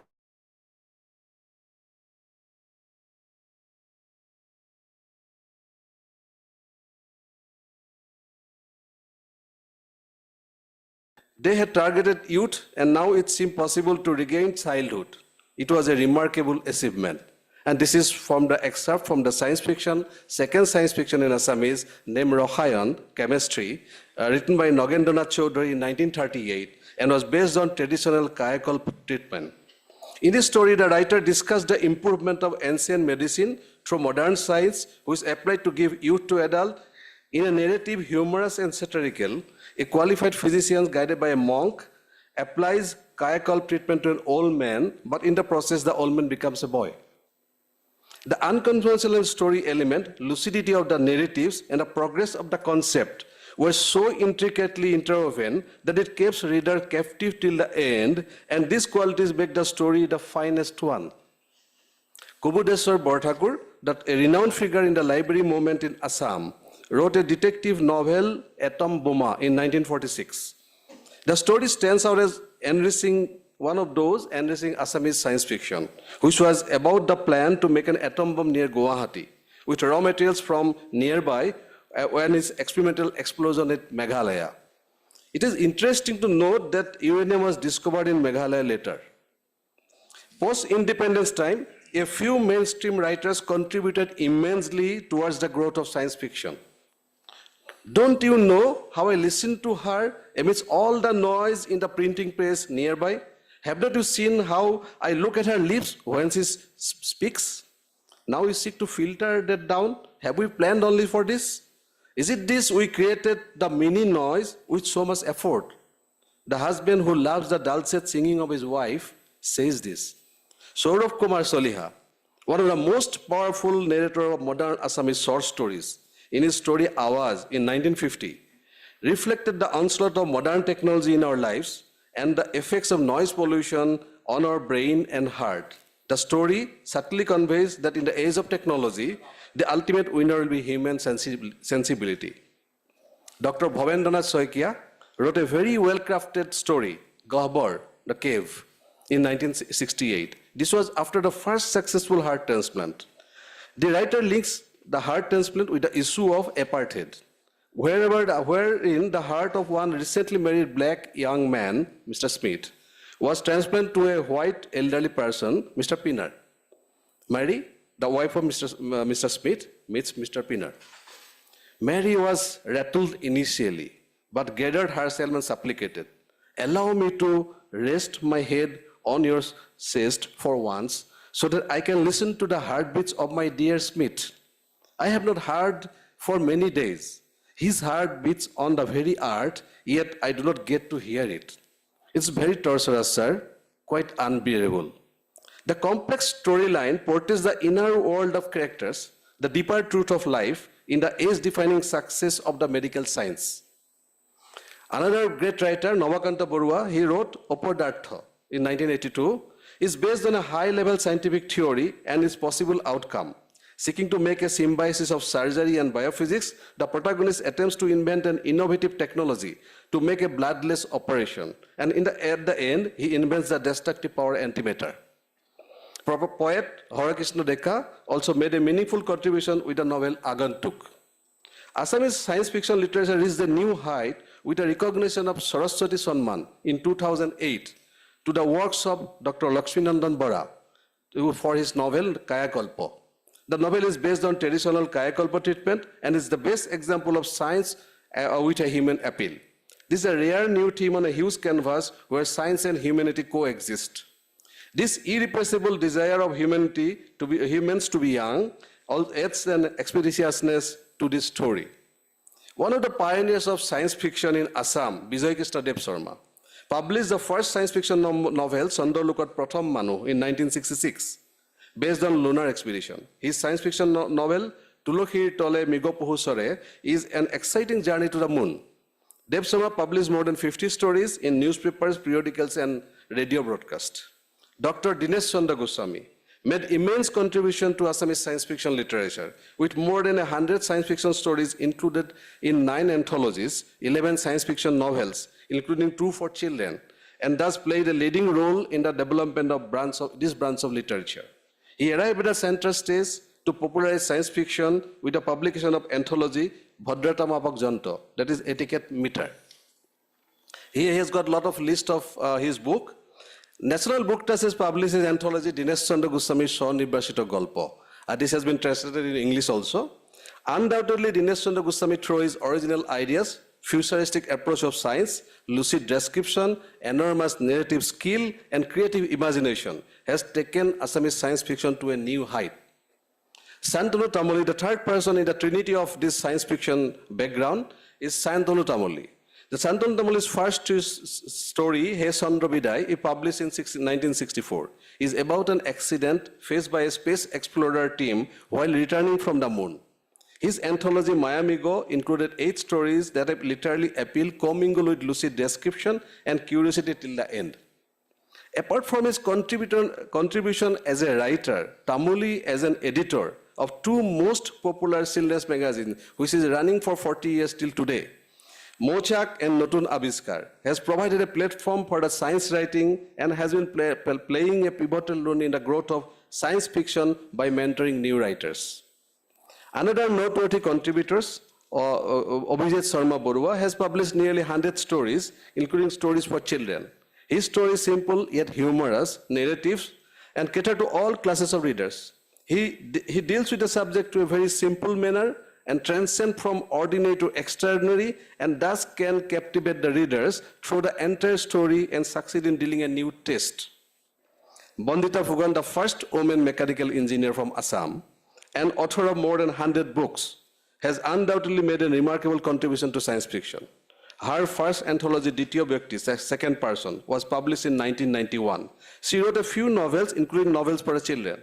Phukan's varied topics include the present and the future, the earth and the cosmos, other planets and stars, the extraterrestrial, robots, clone creators, etc. Her stories have been translated into other Indian languages. Another woman writer who contributed to science fiction is Ajanta Das. Ranju Hazarika, the doyen of detective thriller. Yes, ma'am, 3 minutes. The detective thriller with more than 700 books to his credit. He contributed immensely to the genre. He has created a record with nearly 70 science fiction books, including 40 for children. He takes the readers to a completely different world through his beautiful narration and lucid description.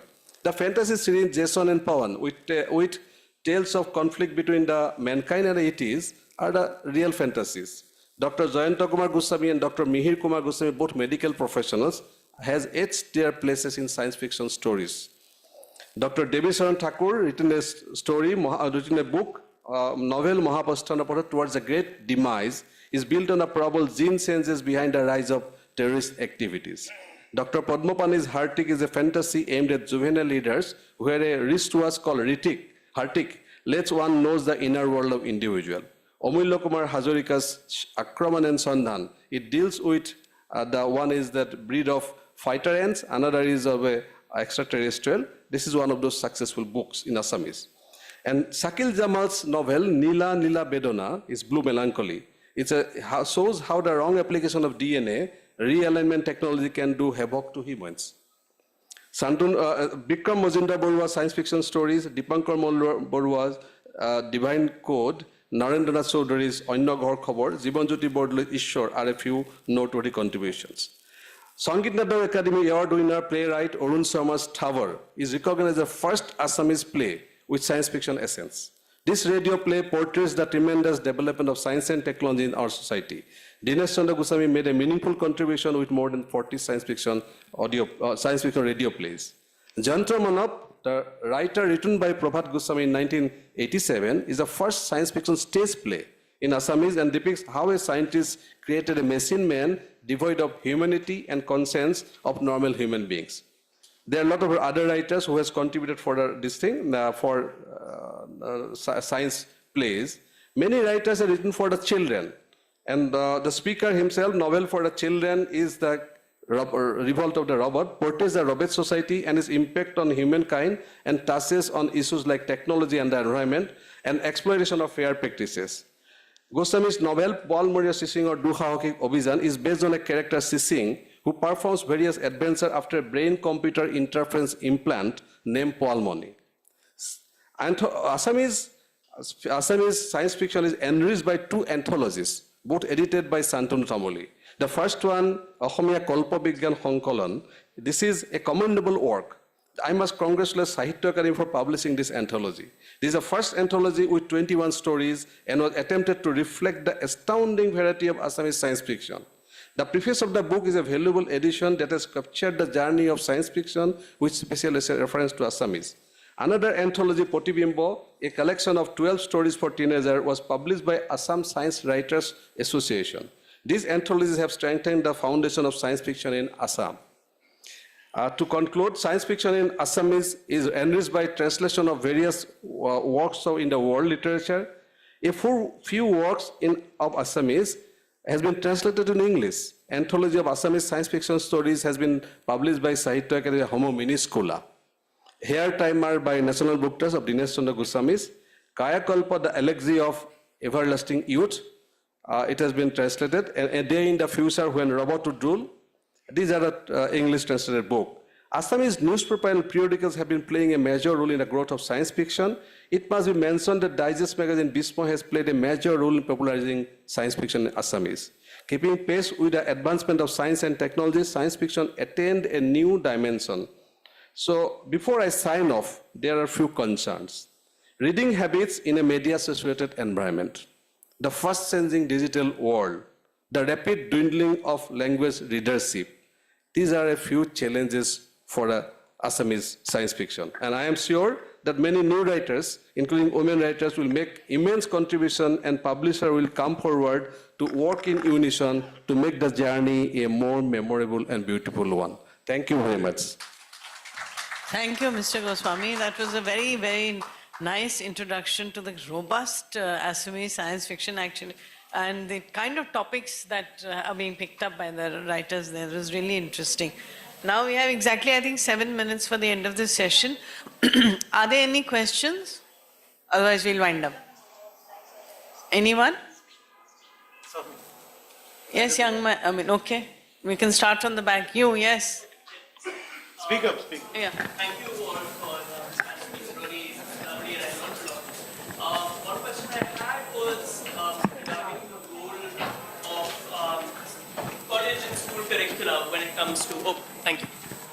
Yes, I was wondering about the role of college and school curricula when it comes to the spread of sci-fi. So as was mentioned just now, the problem of dwindling readership is a very real one, and perhaps there are ways around that. But one place in which I know students in both school and college sort of are forced to encounter literature of some kind is as part of their studies. So I want to know that if, say, we were considering a BA in English literature or even at the school level, are there certain works of Indian science fiction that you think are sort of must-reads that would be excellent for introducing people to the genre, but also hooking them in that sense? And also, given that a lot of Indian science fiction has this very political and historical awareness and bent, what do you think would be especially important for that person, for getting young people more interested and more critical when it comes to the world around them? Thank you very much.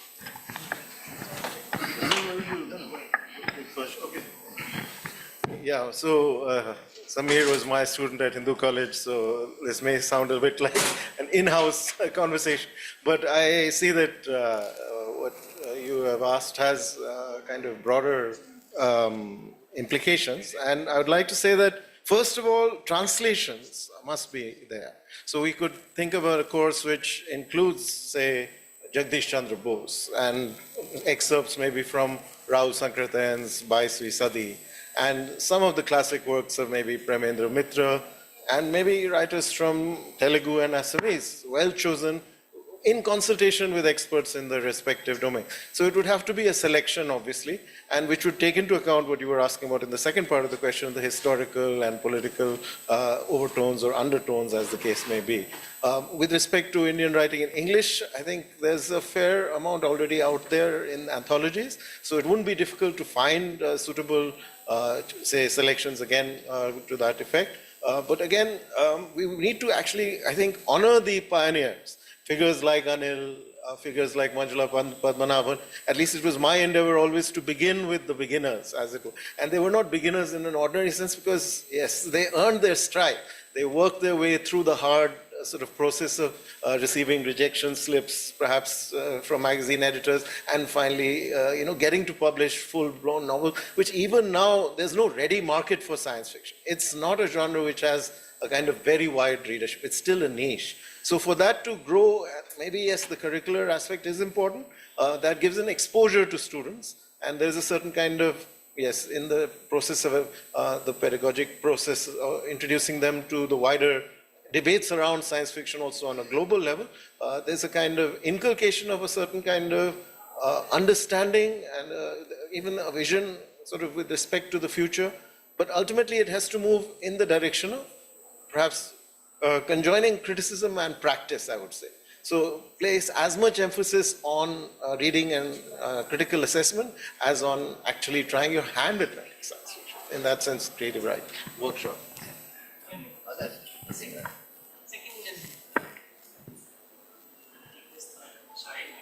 Tarun, you spoke about writers needing to have technical skills. So I wanted to understand what are the other parameters for writing a good sci-fi novel, not just a short story, but a novel. Okay, I would have something to say, but let's take it first from the horse's mouth, from Anil, who's a practitioner. I think the key aspect that science fiction and speculative fiction in general adds is world building.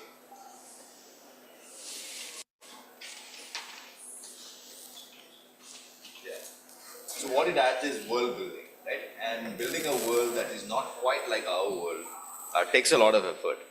So it's hard to reimagine a world from scratch. So you don't do that, but you take the world that you have and you base off it, right? So that requires a specific set of skills. Sense that what do you notice and what do you not, what do you know in building a world. So there are over the last maybe 4 or 5 decades, that people have kind of evolved techniques for dealing with how do you inform the readers of how this world works. So that's useful to know. Another thing is most of the classical techniques of writing, right? They remain the same. Characterization remains important, right? But the ideas are often much more important in science fiction than they are in something like mainstream fiction or literary fiction. So you find that making the decision as to how intensive you want to be in terms of is it an idea novel as opposed to is it a kind of a psychological study, right? That decision has to be made early. That will shape your readers. That will shape the market that you will be facing, the publishers and so on. So essentially, there is a group of things that are useful to know when you write a science fiction novel. But there are things that are not necessarily to be born with. You can actually learn. I'd like to add something to that. That you have to have a very robust advanced imagination for this world building or whatever. You have to really let your imagination fly. And the advantage of writing science fiction is that it's a canvas out there which you can build in any way you want to make whatever your story that you're writing. So I think it's an opportunity or it's a canvas which a contemporary story writer doesn't have. So that also can be used to advantage. Ma'am, I would like to ask the panel, what about science fiction as an instrument of promoting soft power? You see the Americans, you see the Europeans. What they have done is that they have used science fiction. You've seen Star Trek in the early 50s. We all remember Star Trek. Now you see the Matrix. This is all basically science fiction. And how they influence it, influence the minds worldwide and create soft power. To promote that point, that America is so far ahead in science. It's so far ahead in science. What seems to you in fiction is going to be a reality in 10 decade, 2 decade, whatever. What I'm trying to say is, isn't failure, permissiveness towards failure, a prerequisite for science fiction to flourish? Is it permissiveness towards failure? I think, thank you for the question. I mean, it is. And is India, has we reached the stage where failure is accepted, where failure is acceptable from a family to a community, to a society, to a national level? Do we have that permissiveness for failure? Okay, I think it's a complex question. We can carry on the discussion after we are done with the session, but very quickly to respond to that is that the examples that you gave has a very strong visual component to it. So for example, Star Trek or Star Wars and the entire generation of the Star Trekkers or the Star Wars followers, there's a huge visual element to that, and that kind of carried forward within the industry. It traveled through television, through media, etc., and had a major impact on other countries as well. Whether it works as soft power, yes, I don't know whether it's soft power, it's pretty hot power actually, because science fiction was pretty, I think it's audible, so it's, so it's pretty, it traveled wide very quickly. So even in the 19th century, when science fiction becomes an important aspect of, for example, European travels and European literature in general, it traveled pretty quickly. So within a publication of a Verne novel, for example, in Bengali it would be translated within 5-6 years, as soon as Verne got published. And one of the things that of course it created was this, the political nature of power, the political nature of Europe as a superior civilization or America as a superior civilization. So it's interesting the forms it plays with. For example, Indian science fiction, early Indian science fiction is mostly utopian, while early European science fiction is mostly dystopian. So it will be interesting to look at those differences in forms to understand how it operates. Last thing, this panel on science fiction has only me as a woman, so now I do want one of the ladies to ask a question if needed.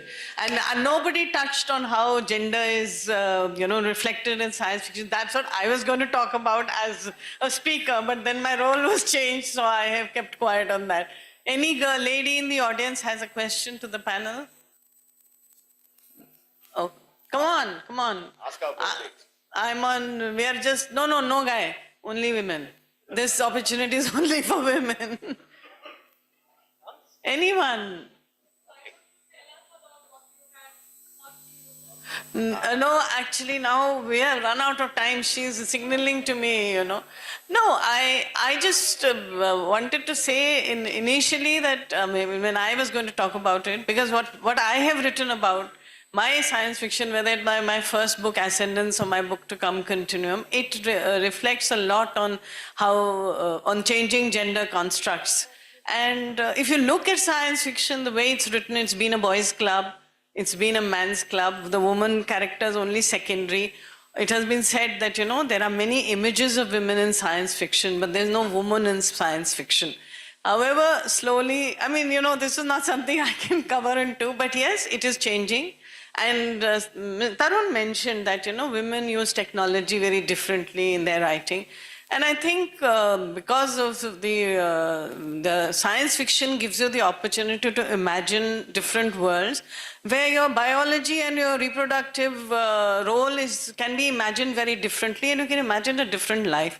So if you read science fiction that is written by women, whether dystopian, utopian or what, there is this whole resonance around the reproductive, the baggage, as I call it. So that's also a very interesting aspect of the whole genre of science fiction and how it's been written, especially by women. So in a nutshell, I'll only say that. And I think we'll now wind up because we are lacking time. She's seen.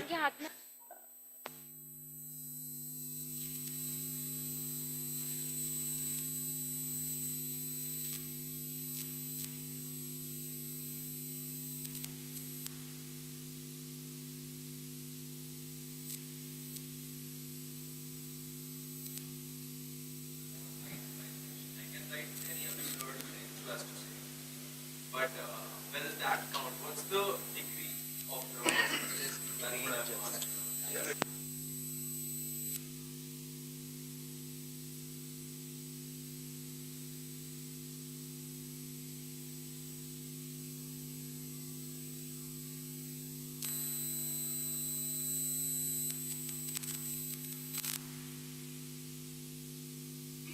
Imagining a future which is thousands of years in the future, it has to be linked to some element of science as we know it and how you think it would evolve.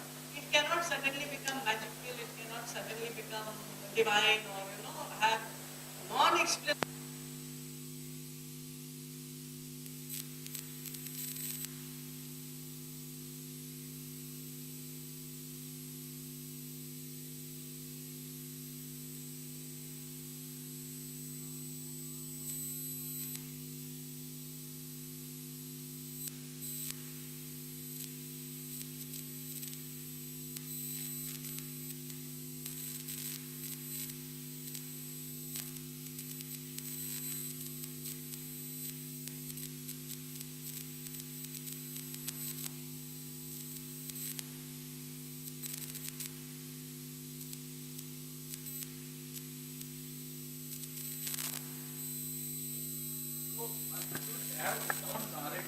About the basic principles of science. Whatever extent it should be based on, not macaws. That's why Madam suggested in the beginning itself, not fantasy. But pathetic thing is, many people think fantasy is science fiction. Yes. And not only in many languages, in Telugu, science fiction now they call it fantasy. Fantasy is something else.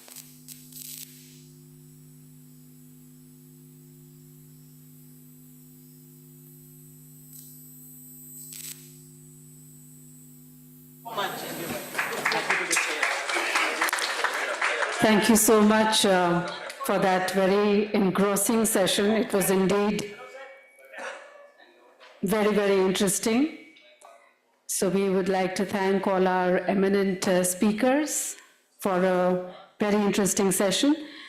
And for the participants in the audience, I'd like to tell you that the latest edition of Journal of Sahitya Academy was based on science fiction in India, and it's available in our counter. You can purchase that.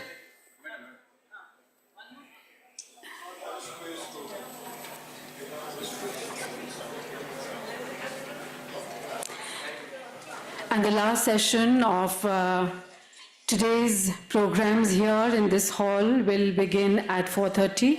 It's again going to be a very interesting session on flash fiction in Indian languages this time. So please do join us for that. Thank you.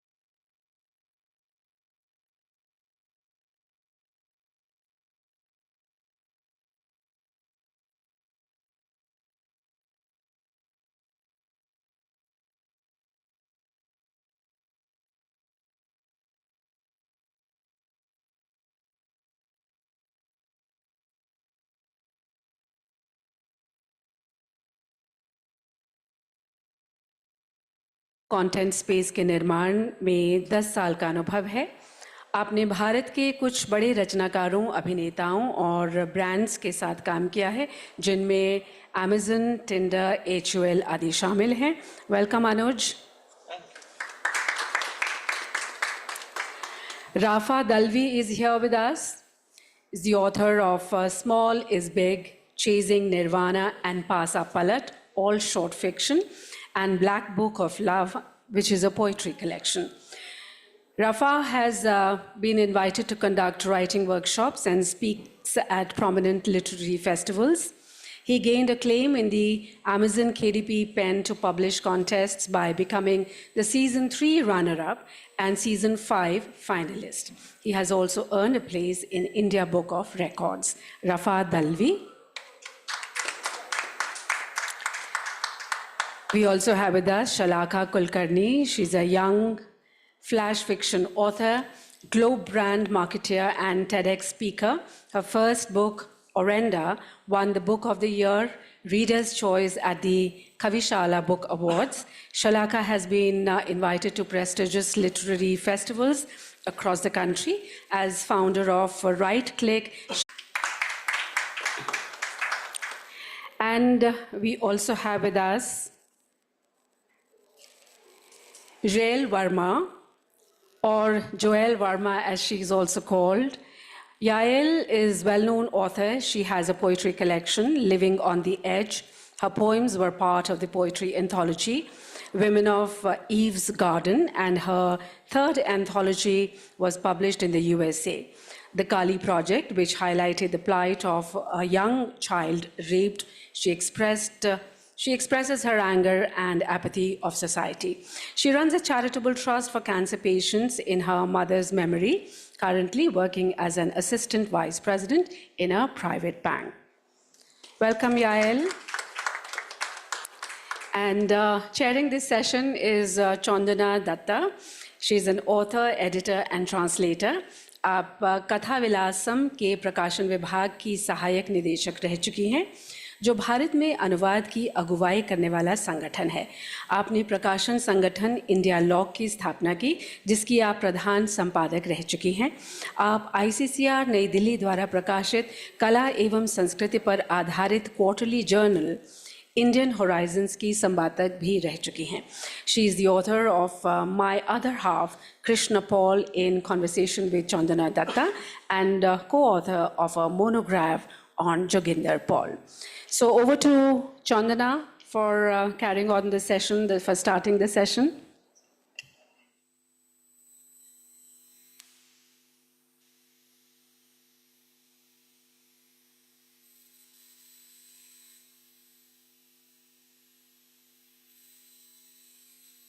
So, am I audible? Audible. Thank you so much to Sahitya Academy for having us here and to have a session on flash fiction. And I do think it's a very important intervention to be talking about this form, which I now think is a genre, and we should not think of it as a sub-genre, because I'm reading a lot of stuff and a lot of people are talking about it as a sub-genre. But I do think it has traversed, from the times that we've started looking at this. Flash fiction as the term, it is somewhat an import.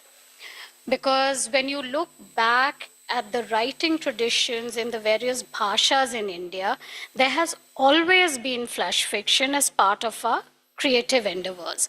Except perhaps that, when you say you're creating short stories or you're writing novels or novellas, there's a kind of categorization that makes it easier for us to understand that, okay, this person is writing a novel or a novella. In fact, I remember working almost 25 years back when I was working with Katha. It's always a difficulty for people in publishing to try and figure out, what is this that I'm working with? Is it a novella or is it a novel? Because it's, almost difficult to categorize in terms of number of words, number of pages. Where does this fit in?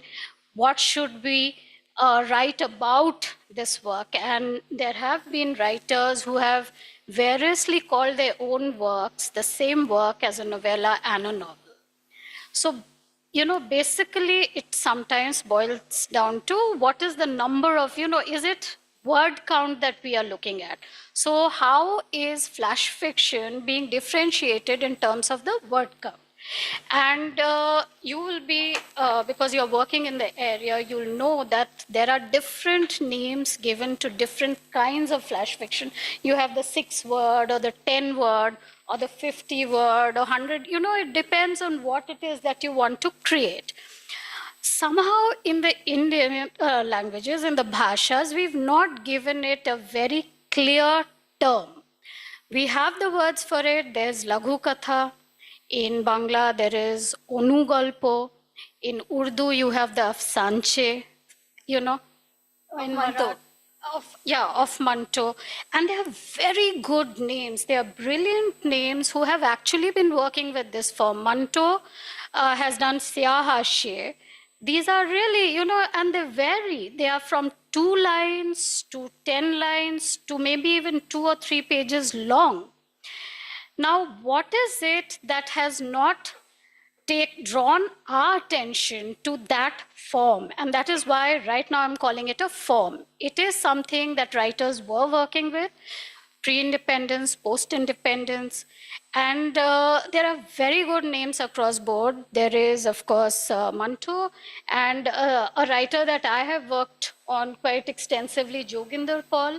He has 4 collections of flash fiction, of Sanche. Then in Hindi, one of the names that comes immediately to you is Uday Prakash. The Bangla writer who has won the Sahitya Award and has just gone back to, he has this collection, and this is only one of the collections of flash fiction. He has several others. But perhaps we haven't thought of it as a genre that people have to really pay attention to and dig it out. And that kind of adequate attention and research has perhaps not happened yet, or at least I haven't seen that, I haven't come across that.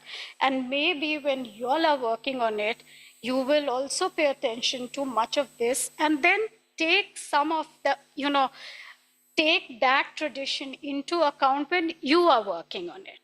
Now, apart from, the length, which is really, I think, the basic category of where a flash fiction goes, there's also this whole concept of brevity, and brevity actually makes it as difficult and as important for this to be a form.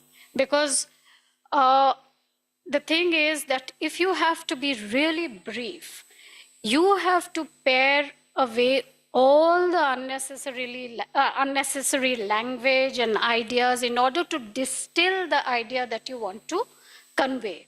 And in that distillation, you have to remember perhaps that this has to be complete and yet offer a world of possibilities. Because it's not as if flash fiction, you read those 2, 3, 4 lines, and that is it. It is actually, I think, to me particularly, it opens up a whole world of ideas.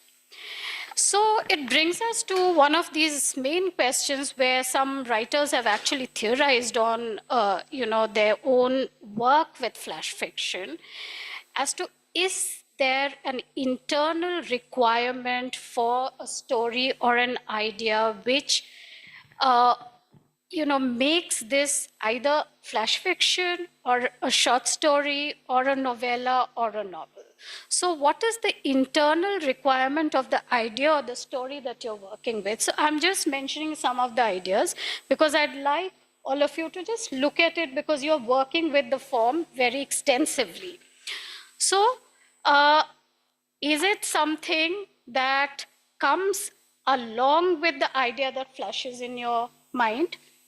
Or today, given how we live in a society which is completely taken over by social media platforms and the internet, which I think has actually is perhaps the basis of why there is so much of talk about flash fiction because people are able to use prompts. So you give out prompts and you ask people to submit maybe within 24 hours or within a week.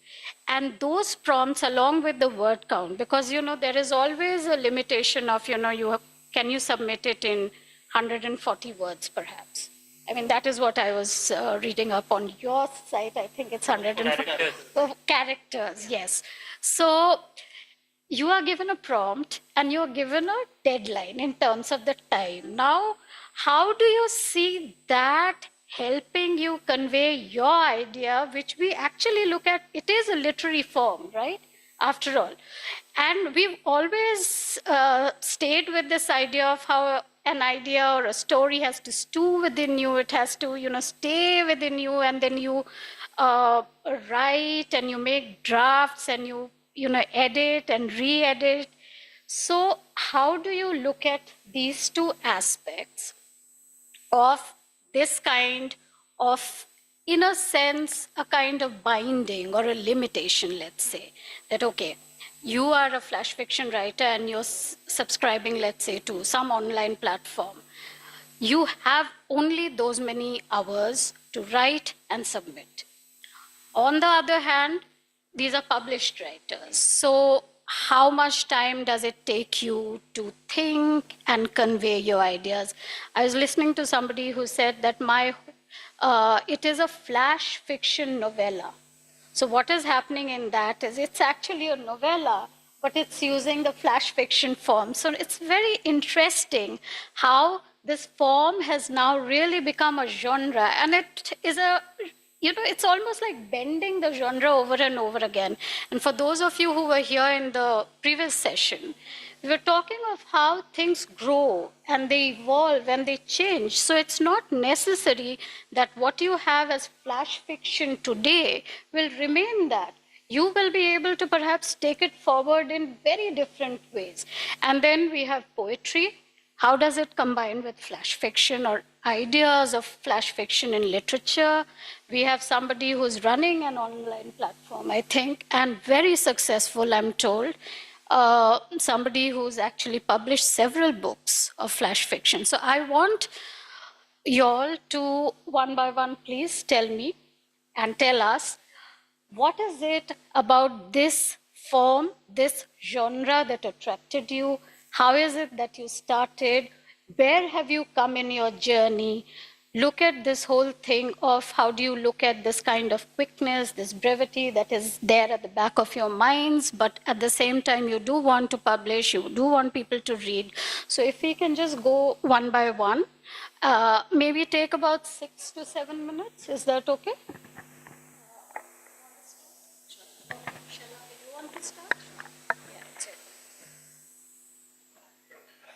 So I will start with the restriction part that you said, that गजल भी हम लिखते थे या गजल भी पुराने ज़माने में लिखी जाती थी, तो गजल में बहुत restrictions हैं. We don't talk, I mean, in poetry also there are restrictions, and sometimes restrictions bring the best out in people without them actually acknowledging it or knowing it. So I am giving the ghazal example because a lot of people will be familiar with it, right? So I will talk about my journey, that how I got into flash fiction. So I started writing at the age of 8 in Marathi, that's my mother tongue. And I come from a lineage of authors, my grandfather, my mother, and my nanny as well. So I started writing for newspapers, and that's how, short essays. I remember what was the first thing that I wrote. It was about summer vacations, and it was a very short piece in Marathi. And that over a period of time, I moved to English, and I experimented with a lot of formats. I worked with newspapers, I worked for magazines, and I have written everything from a 2-liner to, a 4,000 word article and much more.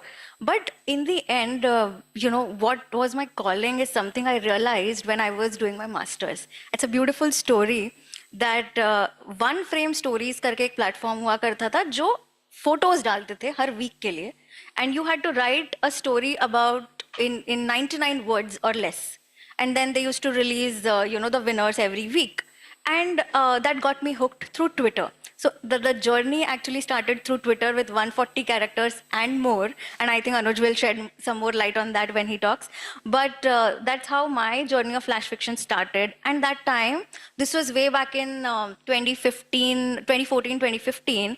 And that's also when Terribly Tiny Tales, the organization Anuj represents, started. And they created a revolution in India over a period of time. They started small, but now you know the scale of where a TTT is.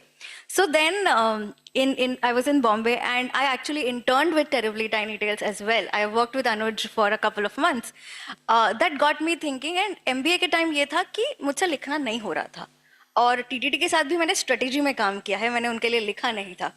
तो बात ऐसी है कि मुझे लिखना था और मैं अपने दोस्तों को कहती थी कि मुझे 5 रैंडम वर्ड्स दीजिए और वो मेरे प्रॉम्प्ट्स हुआ करते थे और उसमें I created a lot of stories because I wanted to continue writing irrespective of my academia because we used to hardly sleep for 4 hours. And being said that, I kept on writing because I did not want to let go of that. I went on to Bangalore. I started my career in branding and storytelling, business storytelling.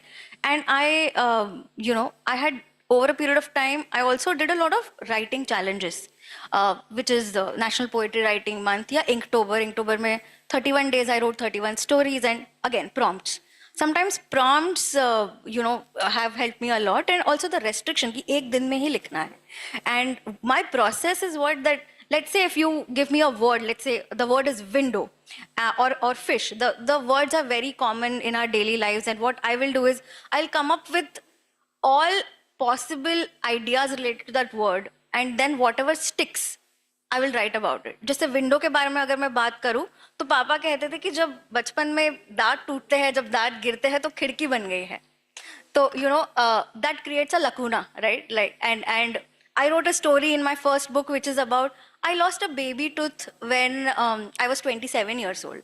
The last baby tooth was and then I wrote a story about it because that stayed with me. So similarly, in terms of prompts and restrictions, that's how my journey has been. And over a period of time, I also realized that it is my calling. It is something that I explored. And, मुझे संक्षिप्त में चीज़ें बात करना या लिखना अच्छा लगता है. And one very interesting thing that happened when I released my first book was a friend of mine who is also a historical fiction author, Shreyas Bhave, he said, ki, Shalaka, don't you think Orenda is the name of my book, is Orenda like a TikTok for readers? And you know what? I took offense. मैंने कहा आप TikTok तो नहीं बोल सकते क्योंकि मुझे थोड़ा derogatory लगा. मतलब in the first instant when he said it, मुझे थोड़ा derogatory लगा, but कहीं ना कहीं उसमें सच था. There was a lot of truth to what he said, that it is easily consumable and it stays with you.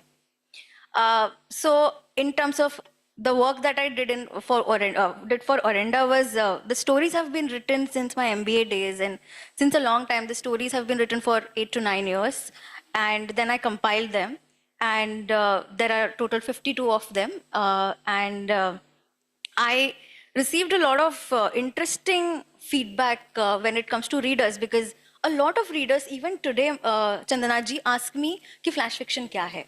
While everyone is familiar with the concept of short stories, yes. So flash fiction is something that is around between 100 to 1,500,000 words is the technical definition that I have learned from Wikipedia. And anything below 100 is microfiction, and anything above 1,500 to 2,000, 3,000 is a short story, and over 3,000 is a novella, and so on and so forth. But I think Sudha Murthy ji या Ruskin Bond जी ये सब भी short stories of flash fiction ही लिखे हुए हैं. और आपने जैसे मंतों की बात करी, तो that's why I thought that I should just also mention these people, because even Anita Desai and a couple of others have been writing flash fiction, but probably they did not know about it. Yeah. I may just, come in here.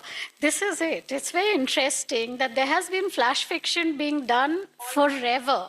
And, if you just look back many years back, I mean, the whole thing of Panchatantra and Jataka tales, if you were to look at it is really flash fiction. It comes with a teaching at the end, and now we are looking for twists.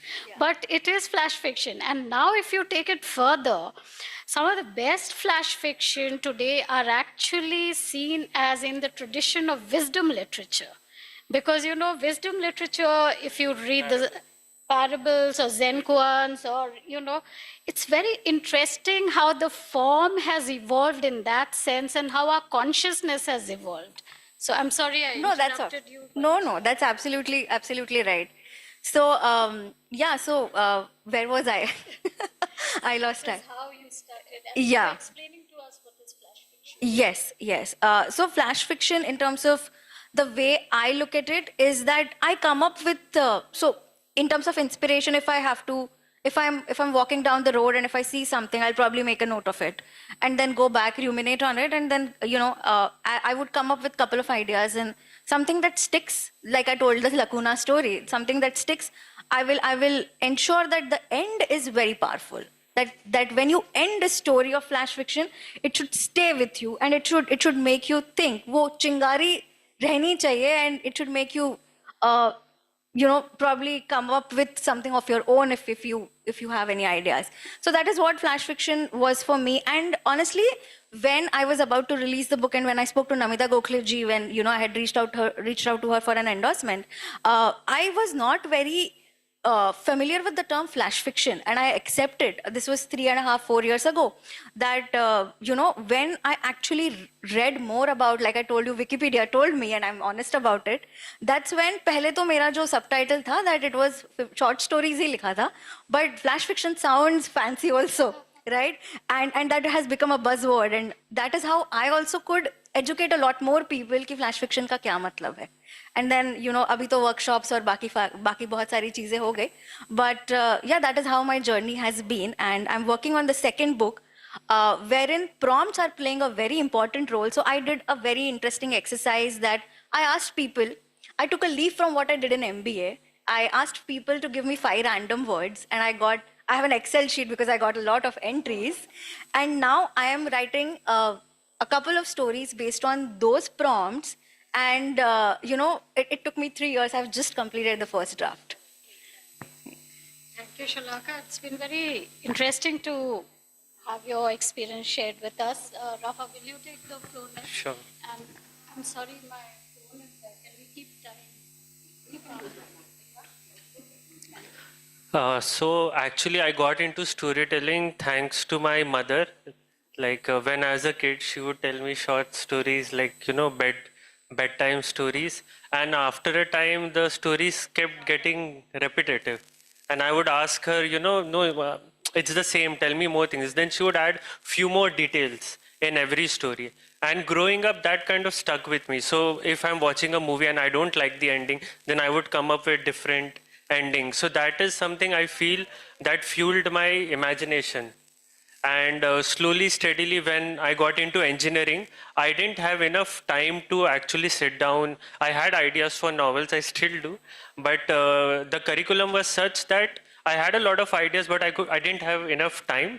So I would come up with stories which would have twists. So for me, twists was very important. Like I'd read Saki, O. Henry, Roald Dahl. Most of their stories had a twist in the tale. So that is something that fascinated me. And I kept working on that itself. And in 2011 is when I was the cultural secretary of my college, and we wanted to do something related to literature. And on Twitter, I saw there was this new trend of Twitter fiction, 140 character stories. So that got me hooked. And I started almost daily, I would write 1 or 2 stories. And ultimately, those stories only I ended up sending to Terribly Tiny Tales. When they got, yes, when Terribly Tiny Tales was launched, I think in 2013, I think Anuj will say more about that. But I was fascinated. Okay, finally someone in India is also doing this. So before the pandemic, what happened was I had a collection of almost 300 micro tales that I'd written for various platforms, and I was looking for publishers. And I am sure someone here will talk about it, how difficult flash fiction published in India is, because especially if it's a singular writer, like a single writer having his own book, so that is difficult. But yeah, so I had to self-publish 3 microfiction collections, and then there's Chasing Nirvana, proper flash fiction. And again, flash fiction, like Shalaka mentioned, anything below 1500 words, that comes under flash fiction. We have 6-word stories, we have 140 character micro tales, we have dribble, which is 50-word stories, we have drabble, which is 100-word stories. And in America, they had something called as sudden fiction, and that was 1500 words. So now all of this comes under flash fiction, under the gamut of flash fiction. But yeah, so that's something technical because you had mentioned it. So after Chasing Nirvana, I also wanted to experiment some more. And one of the feedbacks that I got from the readers of Chasing Nirvana was that here I try to write in all kinds of genres, be it romance, adventure, horror. But what the readers really liked was mystery, thriller and mystery. So next year, I had a Hindi, like after 2 years, I had a Hindi collection called Pasa Palat, which has only thriller stories. And that I've been told is doing well because Hindi readers, they like mystery a lot. So yeah, that's about it. Very interesting. And I think there are 2 points I'd like to make here. One is that it's, maybe paucity of time, like they're all studying, but they are continuing to write. And people who are doing flash fiction, I think flash fiction perhaps therefore offers that kind of a possibility that if you are not able to sit and write a longer piece, at least you're writing flash fiction. And I think that's a very positive takeaway. Just one question for you, Rafa. You've already done 3 self-published books, 5 now, and in English and in Hindi, right? So do you feel now that the publishers are asking you to publish with them? Has it been positive, that outcome? Because I'm interested in the world of books. So not in print, but from a digital, I've been, like a lot of magazines have reached out that they wanted me to contribute, but I was working on my novel, so I didn't want to contribute at that point of time. But yeah, in print, I still feel Indian publishing, they need to do a bit of work. But again, I feel that, every genre, they have their own time. Like maybe when Amish came out, mythology picked up, and then horror. So I think slowly, steadily, maybe flash fiction will also pick up. That's what I feel and hope. Very encouraging. Joel, will you now take? Yeah. So, hello, lovely people. My journey has been completely different. My journey has been more of an inward journey. Okay, so most of the time I nurtured myself. My mother was a very busy woman, working outside. She used to go in the morning and come out. And we used to read a lot. Okay, the initially who interested me was Maxim Gorky. When I read his mother, I remember this sentence which says, I still remember, not even an ocean of blood can drown the truth. Okay, and that impacted me so much. So I started writing down whatever the sentence were there, and I started writing. And I'm a person who would not seek validation. So I did not show it to anybody. I would write only for myself. So there are times when my friends came up and said, can you write for us? And I told them not to mention my name. Okay, I think the art should speak for itself, and I'm not a person who would want, it shouldn't be Joel's flash fiction or poetry. The poem has to speak for itself. Okay, that's my school of thought. So that's when it circulated among my friends that, there's somebody who writes, and they got to know, and I started writing poetry also, and also fiction. And right now, when I was listening, there's always a parallel. I was talking to Rafa. There is something always running in our minds. I'm sure all of us do. There's something coming up. Like, I just realized that only when you burn in love, you can write like fire. So I listen to you, and somewhere it also goes on. So, I started writing for myself. It started like that. And I was telling her I've written in napkins and at the back of the book. And people came and told they want to publish. I'm like, no. I didn't want it to. So I wrote for myself, and the beauty of words, the spaces between words, I was relishing it for myself. It was me and what I wrote for myself. And that's the beauty of it. Every letter, every word. I didn't even know this concept then when I was writing, as after the Twitter came, of course, because also the attention span is reducing. An author would not have an attention. For example, when we read Kanuru Hegarti in Kannada, it's a huge, huge novel. I don't think people right now would have so much of attention span. Or even if you have to read Crime and Punishment, or even Jane Austen's, we all grew up reading that. So, the attention span is decreasing. But why did I write? I'm a person who would not sit idle, sit for longer in one place. I get very jittery. So I used to finish it off and rush to the next. It's like that. It's been always a personal thing. And but what I wrote for Kali Project and Anthology, it was published there. It was about Asifa Banu, the child who was raped in Kashmir, and who was hidden in a temple of goddess. Okay, and constantly, meetings, I'm writing, jolting down, meetings. So it always gives you an option to write down, because as you said, you're working and doing so much and still you can note down. Okay, and I was not even know that I was doing this. It was very organic. It was a very rhythmic process. So when I wrote that, it was chosen by Kali Project. There were 8 women writers across India, and I was one of them. I'm humbled to say that. So a child who was raped in the temple of goddess, and none of them searched for the child there. She was there disappeared for 4 days. It's been very personal for me. Whatever I read is extremely personal. That's why probably I'm very possessive also about my writing, because I didn't want to show it to the world. I really don't seek validation outside. So, but things have fallen into place, 3 anthology across and 1 in here. And I've been wanting to do it. I don't know if I will publish again. Artists being eccentric always. So, and it's the beauty of words, as we said. It's everything about the books, the words, the things coming out, and what Wuthering Heights said, or Charlotte Bronte, you were talking. Men are the grown-up babies. See, I remember whatever I read. There are certain things I always remember. D.H. Lawrence, Lady Chatterley's, she says, men are grown-up babies. So I read it 20 years ago, and I still remember. That's the beauty of flash fiction, because you remember. If you ask me to recite Chaucer's poetry, I wouldn't be able to do that. But whereas certain words of Gorky or something, so even in Kannada, like Kuvempu or Tejasvi, though they write so much, but there are few words you pick up and you remember that. That's the beauty of flash fiction or poetry, yeah. Yes. It's been for me, it's been a healing process also. Because when you write, it heals you. You just don't, I'm sure you don't write it for others. You write to evolve. You write to heal yourself. So when you look back in retrospect, what you were when you started writing, what you are today, is so different.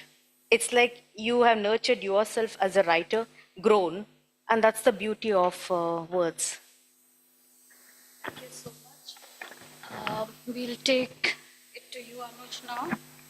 Thank you so much. I feel like a bit of an imposter here because I've been a founder for so long that I've forgotten that I started out writing.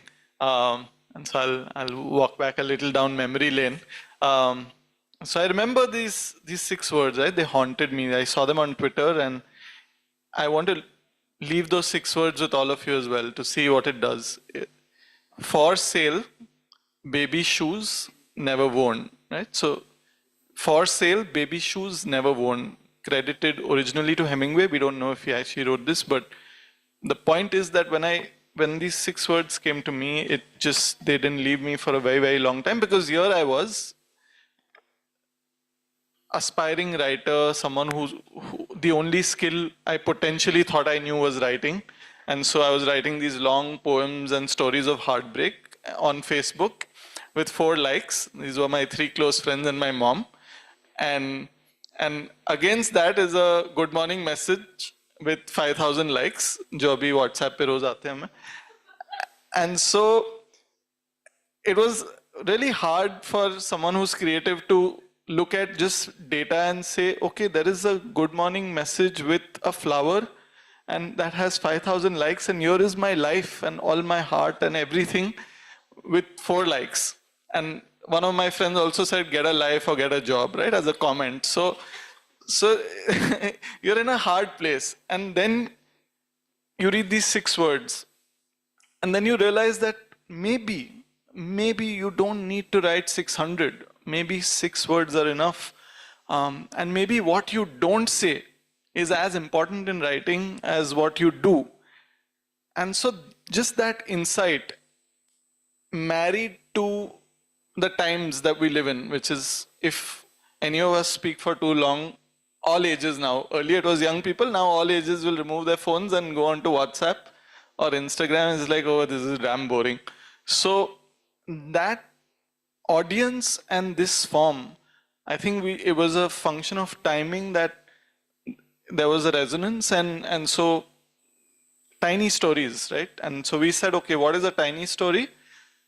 It can be many, like Rafa told us, there are like 7 now with all different word lengths. And so we said, okay, what is a good example of tiny? It's Twitter, 140 characters. So let's just use that as a safe way to throw it as a writing challenge. And so TTT was born as 140 character stories. We originally called it microfiction, and then as terms evolved, we called it flash fiction. But a lot of people just called it TTT, right?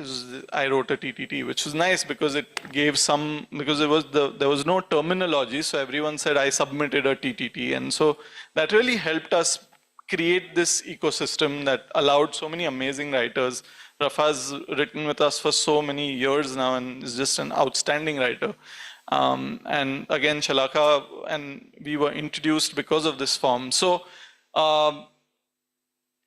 Terribly Tiny Tales is a response to both a writer's fatigue, which is I'm writing so much, but who is it even going out to? Which may not be artistic in the sense that you don't care for the reader, you're your first audience. It goes against those ideas, but I was looking for validation. So that is one. And the other is the reader. There are so many people who enjoy reading, but because of the phone are just not able to. So I used to love reading when I was a child, but now it's hard to finish a book.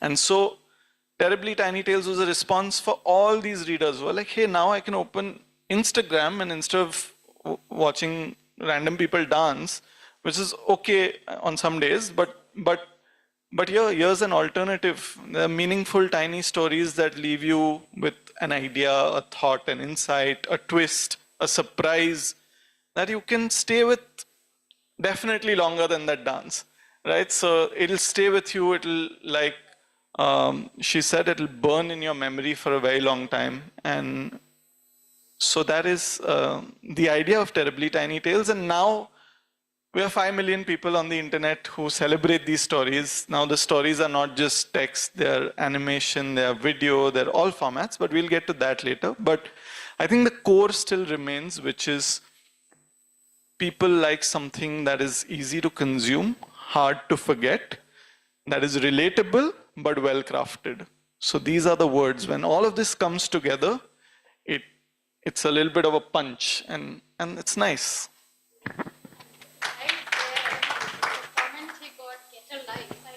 Flash fiction, get a life, you can, like, you know. So they've been, yeah, I know. It's just, so what we'll do now in the second, part of this conversation is each one of them had been given a topic. And so I don't want, they have really prepared and come. So we'll take another 6-7 minutes or whatever. So that we'll come to again. So, one by one. Anuj, do you want to start with, the topic that was given to you? It's here, right?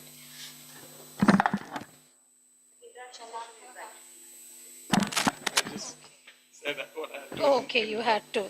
Okay, so Shalaka, you wanted to read it out, right? I can. So landscape of Indian English flash fiction. So we have covered everything from Mantu, but yeah, okay, but I'll put a structure to it.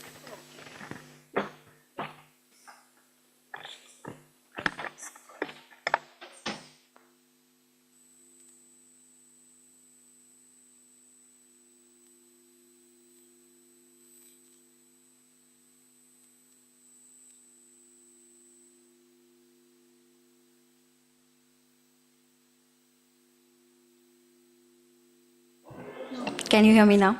Yes. Okay. So, we were given topics and I had prepared, and like I told you about the TikTok situation that I had, and when I took 2 steps back, I realized that he was not completely wrong. The world is impatient, and it is not just this. It's not just our social media feed, but it's our lives feed that is chaotic, right? Our life feed has also gotten chaotic. There are too many things to do. I also have scheduled my dates on my calendar. I mean, life has been that chaotic, right? Apart from reels, audiobooks, and podcasts have been gaining popularity, as you would all agree. People are not reading enough, and I also think that you would have heard a couple of times that people are preferring non fiction over fiction. ये मैंने बहुत सुना है कि आजकल लोग non fiction ज़्यादा पढ़ना चाहते हैं because there is wisdom and there is something to take from it. And as a fiction writer, I mean of course I have written a lot of things in life, but core stays fiction. I realized that how do we get readers to, how do you get people to bookstores and libraries now if attention spans are dropping vividly as we speak? Another attention span, another person's attention span would be dropping, right? And how do we create the riz? How do we create the riz of, and how do we get people back to reading?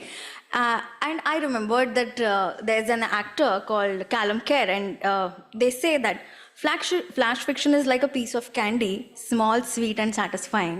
It's a taste of something greater that lingers in your mind long after it's gone. That's the punch that Anuj was talking about, and I just thought I would share what Callum says. And when it comes to exploring the landscape of Indian flash fiction, as we spoke already, that Panchatantra, Aesop's Fables, and Afsanchas by Mantovi, and even Laghu Kathas in Marathi. Marathi also we call them Laghu Kathas. Even I have written Laghu Kathas without knowing that I have written Laghu Kathas. And as Anuj was rightly saying that आजकल सिर्फ बच्चे नहीं, आजकल हर कोई phone पे लगा हुआ है. And when I was speaking to a professor today morning, English professor. Her name is Priya Nair. She was a speaker at a session yesterday. And Priya ji told me that she's an English professor in Cochin, and her students don't, literature students are not reading books. And they're just reading the summary and coming to classes. And ma'am, हमने summary पढ़ ली ना, अभी मतलब चलता है इतना. And summary is flash fiction. For them, summary is flash fiction. And in the realm of literature, flash fiction has emerged as a genre that distills narratives to its essence, offering stories that are brief but yet profoundly impactful. Characterized by its conciseness, typically under 1,000, 1,500 words, flash fiction is challenging also writers to convey more depth and emotion within a limited space. If I have to say, it's like every word counts, right? And taking a leaf from gone in 60 seconds to reading in 60 seconds, delivering an intense, high adrenaline ride that's full of thrills, surprise, mystery, and excitement. And as we all know that Shakespeare said it right, brevity is the soul of wit. And you will all agree that writing in short is extremely challenging, and you have to make each and every word count. I think when it comes to Indian English flash fiction, that's the topic that I have been given to talk about. We have actually carved a niche. We are talking about it today, but Indian literature has been entwined with millennia-odd oral tradition, folk tales, and parables, like Rafa was also talking about, and we have always celebrated it without knowing, right? And I have already covered what I had to talk about Ruskin Bond and Sudhamurthy. When it comes to popularity, I would talk about how social media actually took the landscape of flash fiction to greater heights. And I was talking to Anuj that I remember something that TTT wrote, and and that stayed with me. It was so impactful. It is something around 8-10 years ago, Anuj. And it was that a man walks into a bar, whiskey large, a boy walks out. That was the story, and that stayed with me. It is in the last decade that, we have been talking a lot about flash fiction, and we covered about the landscape of Twitter, one-frame stories, and what actually happened with Terribly Tiny Tales, that it encouraged a lot of people to come to Instagram and write. It created a revolution, and I have to give it to Anuj and his team for that. I am extremely happy to see so many digital platforms they actually copied and the scribbled stories, and there are so many that a lot of people started writing. There is a platform called Your Quote that started where you could have your flash fiction, or you could have your short story, and instead of just writing it in the caption, it was rather in the creative, right? And that actually encouraged more people to express their viewpoints, cultivate, and reading and writing habits were cultivated. There were a lot of pages on Instagram and Facebook that emerged. And while we talk about Instagram today, back in the day, around 8-9 years ago, it was a completely different ballgame where people actually came to Instagram to read. And it also it also birthed a lot of new writers. And I think with TTT also, a lot of new writers and poets like Megha Rao and a couple of others, could leverage Instagram as a channel to showcase their writing, right? I mean, from a commercial standpoint, a lot of brands adeptly leverage the succinct allure of flash fiction because there were compelling narratives and compelling stories. And the minimalist approach not only captivated audiences, but embedded brand messages deeply within the quicksilver tales of our modern lives. Even I write about flash fiction based in modern India today. And I like to say that flash fiction is like a good joke. If you spend too much time explaining it, you have already lost your audience. And when it comes to the publishing dynamics, as Rafa was also talking about how difficult it is to get, an individual flash fiction author published, I also faced something very similar. I did have acceptances from the tier 2 publishing houses of the country, but I wanted to, aim higher. And it was also during COVID that I chose to self-publish because a lot of publishing houses were in turmoil.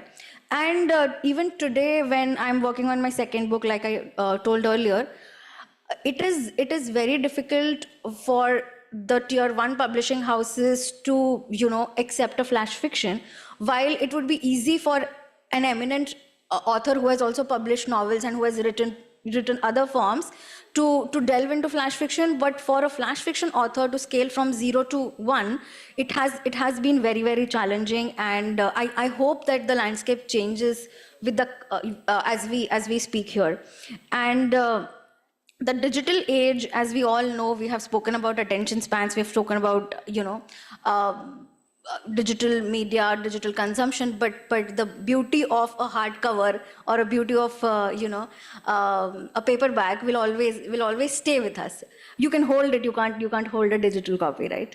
And while I understand that there are some economics involved when it comes to publishing houses not choosing, I was speaking to a very senior author, and they said that flash fiction is the future, but but where we see publishing houses, it's contradictory. They're not really accepting it. And yes, perfect. And with that, I think in the world of ChatGPT and AI, I think it's a compelling way of storytelling where brevity meets depth and every word counts. Thank you.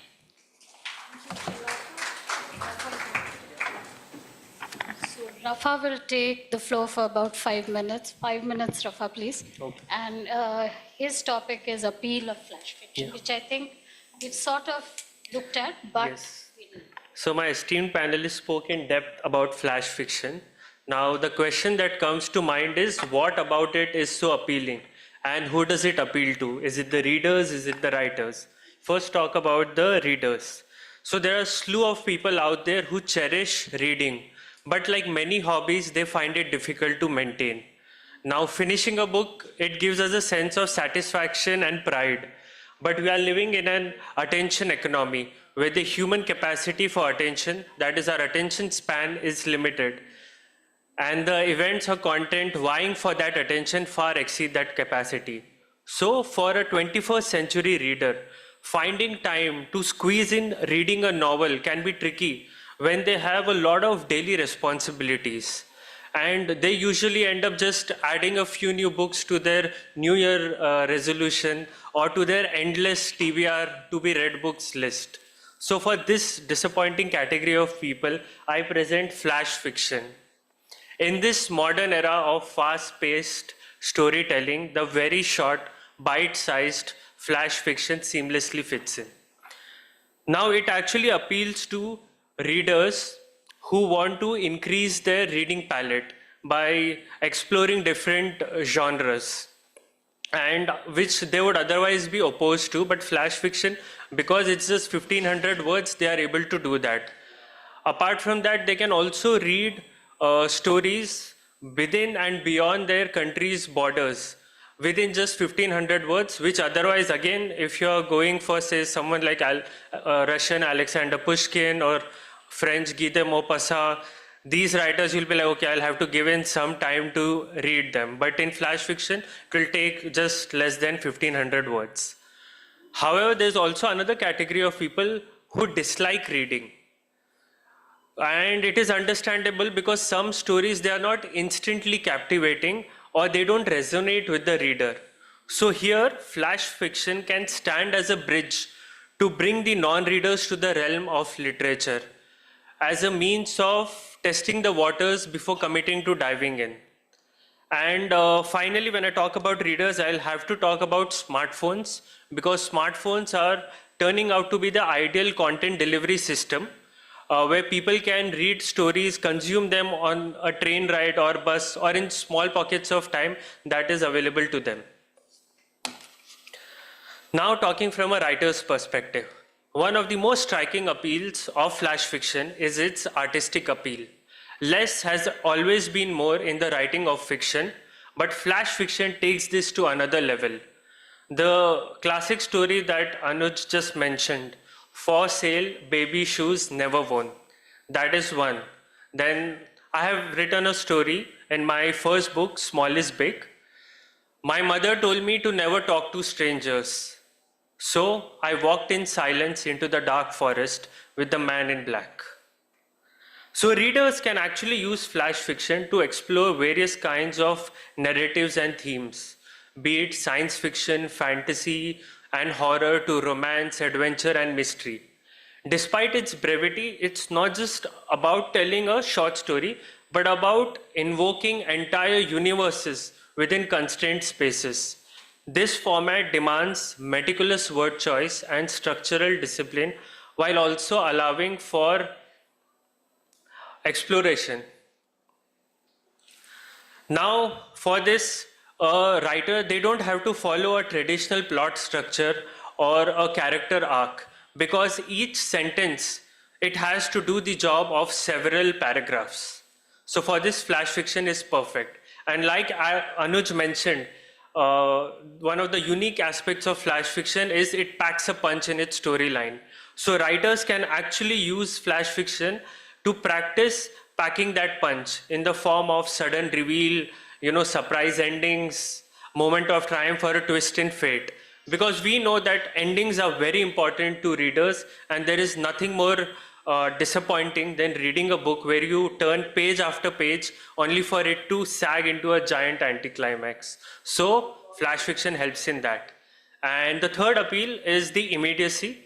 There is a very short duration between the initial inspiration and the finished product. I've been working on my debut novel for almost 3 years and I'm still writing it. But for flash fiction, it takes just a couple of days or weeks. And you'll know immediately if the story is going to work or not. I will just narrate a story afterwards. And the inspiration was, I was at Andheri station, local railway station, and I was watching Money Heist series, and there was just money falling from the sky. So that gave me an idea, and I'll just narrate that story later. And so in conclusion, I can say that flash fiction appeals because it's got its heart right at the human experience, and it tells it in a very short duration. So yes, as you finish reading a good short fiction story, it will stay with you and linger in your mind and heart. Thank you. Thank you, Rafa. And I think, for me, the interesting thing is the trajectory that the flash fiction has taken in our readings when we work with flash fiction. And I can say this because I've worked with my friend here, Kirti. And we've really gone into, the stories, and particularly because we were translating them from one language to another, and how much we kind of, broke our heads and, is this the right word? Because you're not only, it's not only flash fiction, which is so crystallized, but you're actually translating it into another language. We have to be extremely careful that you've got the sense, and that you are able to convey what the writer wanted to say. And from that spectrum to here, where everything, it's literally flash. You're in the train, you're studying, you're working, and you're writing, which of course is a very happy thing. I think we've come to a happy position where at least people are reading and writing. To me, that's a great thing. What we'll do now is our panelists will just read out 1 or 2 short pieces so that we know what they are doing with the language and with the form. And then we'll open the floor for questions, if any. And so, Joel, will you? So I'll keep it flash fiction. So my friends have spoken what needs to be told from the technical point of view. I'll read what it's written, okay? It was a question I had worn on my lips for days, like a loose thread on my favorite sweater. I couldn't resist pulling, despite knowing it could unravel around me. Do you love me? I ask. In your hesitation, I found my answer. Okay, and the next one is, can I ask you something? Anything. Why is it every time we say good night, it feels like goodbye? So that's the beauty of flash fiction, I want to do an improv right now.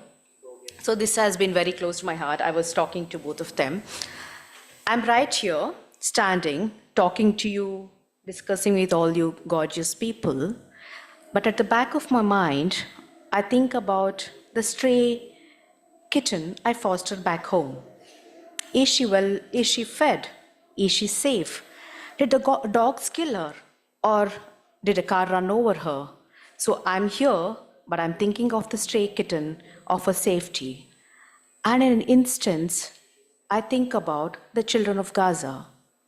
They will never be fed. They'll never be safe. And they'll never be loved, like my stray kitten on the road will be. Isn't that the tragedy of a generation, that the stray kitten in my city is far more safer than the children of Gaza? So this is the diverse expression flash fiction will do. It will take you through an organic rhythmic of emotions. What I did it with you right now. And the last one, and also this is very, as I told you, is very close to my heart. The doctors said she might die maybe in an hour, or maybe within 12 hours. They were talking about my mother. And I wonder, what do I say to the alpha, the omega, the beginning, and the end of my life within an hour? How do I tell her how much I love her? How do I tell her, I love you enough to let you go? So, what do I tell in those 12 hours, or 1 hour, or 1 minute? So, I just sat in silence. I'm sure you all know silence is the loudest noise in the room, always. So she was on the deathbed. I was alive, sitting, conversing in silence. She died in my arms. And then I thought, the day I was born, my mother held me in her arms. The day she died, I held her in my arms. And today, in front of you, it's not me who's talking, it's my mother who's alive through me who's talking. Thank you.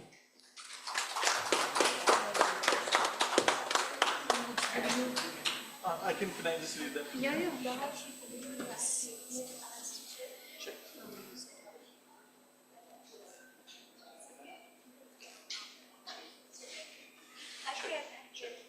Am I audible? Okay. So these are truly terribly tiny. I'm going to read only 3. Her leftover French fries were his happy meal. So, yeah. Her leftover French fries were his happy meal. Rashmi entered the fancy dress contest as a lamp, but failed to come on because the village had no electricity. There was no prize for satire.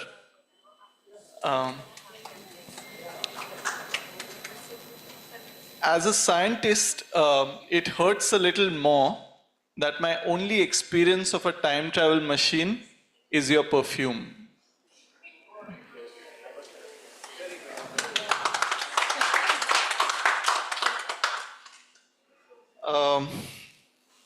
The doorbell rang one stormy night. The book answered it, only to find a voice asking for forgiveness. It was the movie. Yeah, so these are some of the ways in which we write these. Thank you. Very nice. Rafa?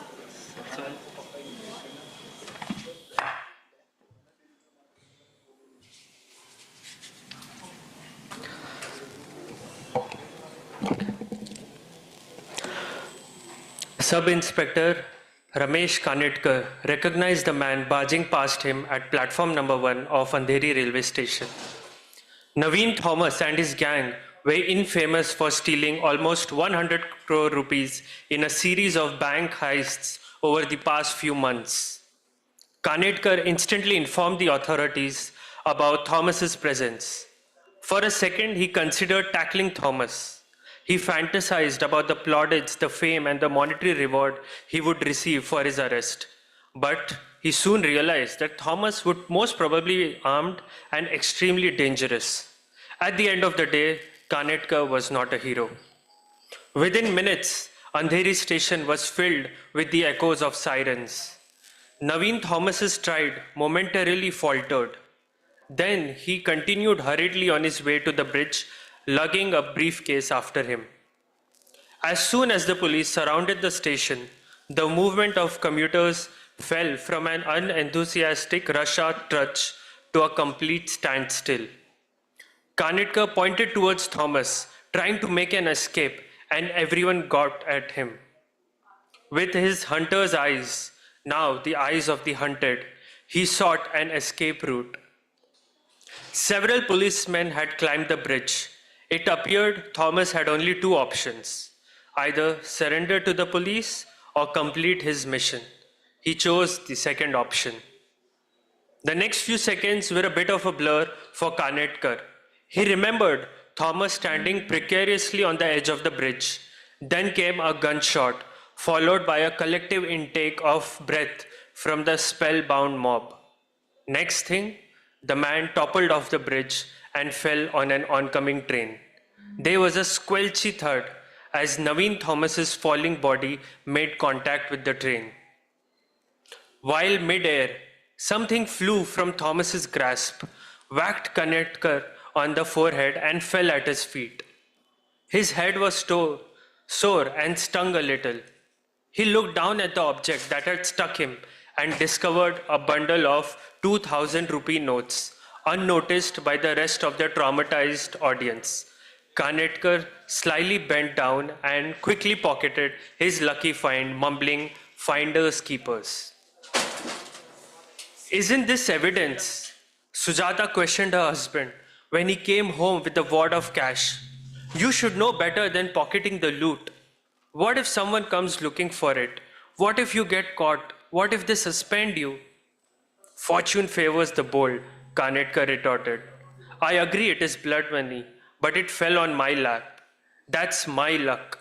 Also, if I hadn't recognized that man and informed my superiors, who knows what this money would have been used for? I did my country a service. Maybe this is God's way of rewarding me. Mumbai police will never reward me. And with your due date in a few months, I want to leave no stone unturned in providing our child the best vaccinations. Sujata touched her belly and finally caved in. Well, I suppose some extra cash would be good for us, but not a word to anyone. I know what you're like when you get drunk as a fish. After counting out the money, Sujata announced a grand total of 2 lakh rupees. She went off to put the money in the safe of the steel wardrobe in the bedroom. Once she left, Kanetkar flopped in an armchair and switched on the news channel. Earlier this morning, announced an excited newscaster, India's most notorious criminal, Naveen Thomas, plummeted to his death at Mumbai's Andheri station after being shot by a police inspector and hitting a train.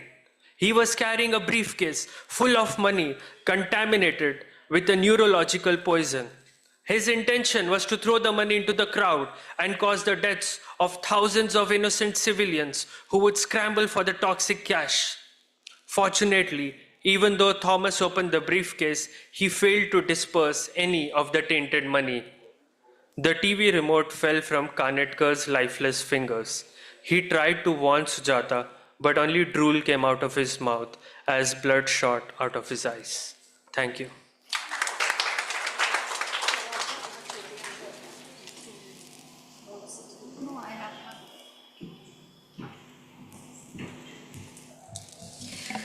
This is something very close to my heart. It is about my grandparents. This is the first story of the book. It's called Farmaish.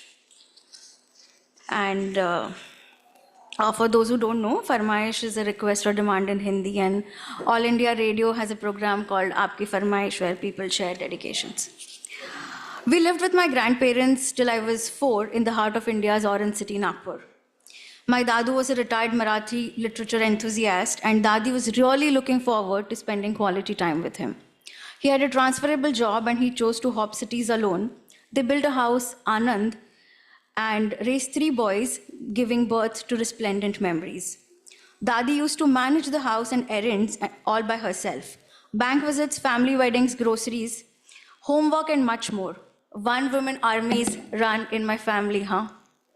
With 1,000 responsibilities on her shoulders, Sathi Haath Badhana, that means hey partner, lend me a hand, became her favorite song since 1957.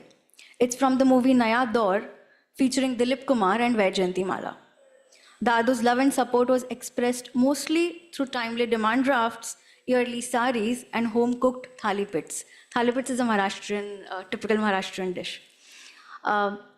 After his retirement, they sat next to each other in 2 graying wooden chairs, reading newspapers, doing crosswords, and listening to All India Radio all day long. Dadu had written a farmaish to the center to play her favorite song. She giggled, held his hand, and her eyes blushed like cherry dimples when she heard her name on air. It's been 8 years since she left us.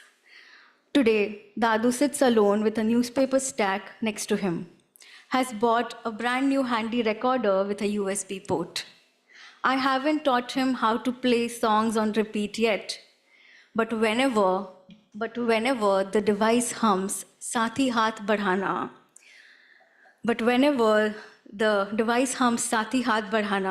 he holds his heart first and the armchairs handle next. That's all. Thank you.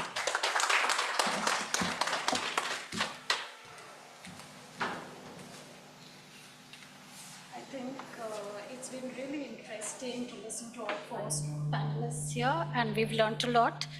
And especially for those of us who've been working with flash fiction in the bhashas, not so much in Indian English, I think this has been quite an eye-opening session in terms of what the young people are doing and how they are adapting a literary form in a very, very exciting and beautiful way to keep to the times. It's been very interesting. Thank you so much, all of you, Anuj, Rafa, Joel, Shalaka. Would anybody want to ask them questions? Please, let's have them as questions. And What I would like to ask from the panelists is that, when I was growing up, we had short stories. So, I mean, Enid Blyton? Yes. Enid Blyton? Would you call Enid Blyton was flash fiction? I mean, you could read an Enid Blyton story in 2.5 minutes. Would you call that flash fiction? do you mind if I answer? I mean, they can also answer, of course. Actually, when the panel began, we talked of this about how we've had the form for very, very long. We've always had the form. Really short stories, short bits. And it has just evolved in a certain way, and they've actually dealt with it through the session. I think perhaps you missed the beginning of it. What I was trying to ask, it's, the point is that it's sometimes when you write about 4, 5, 6, 7, 8 words, it seems more like an advertising slogan, more like it, because in the advertising industry, they want punchlines. Yeah. They want punchlines. They want something to be immediately entrenched into someone's mind. So it seems more like an advertising slogan. In fact, I think you were saying that flash fiction also extended to about 100 words, 150. It depends, actually. There are so many different forms, word lengths, and categories. Because if you go back to classical writers, there have been some fabulous writers. Mark Twain, Uncle Podger Hands a Picture. It's one of the classics. Uncle Podger Hands a Picture by Mark Twain. It's an absolute classic. Rip Van Winkle, Robinson Crusoe, Gulliver's Travels. Short story. There have been so many, not only the names you've mentioned, also in the Indian pantheon, there have been many, many writers who have been doing it. What I'm trying to say is that is flash fiction, how is it endearing itself to the reader?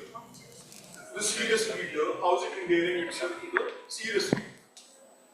I think we've actually, he'll answer, but we've done this. So you said that it's like an advertisement, which is actually true. It is advertising the format itself and trying to get the readers who are not able to, read. Non-readers can get into the realm of literature through flash fiction. And, people who don't have enough, who haven't experimented enough with genres, that is one thing. Through flash fiction, you can do that. And serious writers, I'm sure serious writers, they are more, they would prefer a novel, with their multiple character arcs, timelines, backstories. A serious reader would prefer that, but he would also like to experiment. So this format is there. If you want to experiment, great. And like you said, this form was there since, Arabian Nights, Panchtantra, Aesop's fables. It's just that now we are trying to label everything. So, yeah. I think Mark Twain had this wonderful quote which said, I didn't have time to write a short letter, so I wrote a long one instead. Flash fictions are a lot like that, right? He also said wisdom has been chasing you, but you've been faster. Yes, absolutely. So the format is also a function of the times, and so we spoke about that. I think it marries with the zeitgeist in a manner that reels do. Whether it is enduring or not, even I can't say, but it's there. I haven't heard of this word before. This is the first time I've heard flash fiction. Is there anybody else? You're welcome. Anybody else who wants to ask something?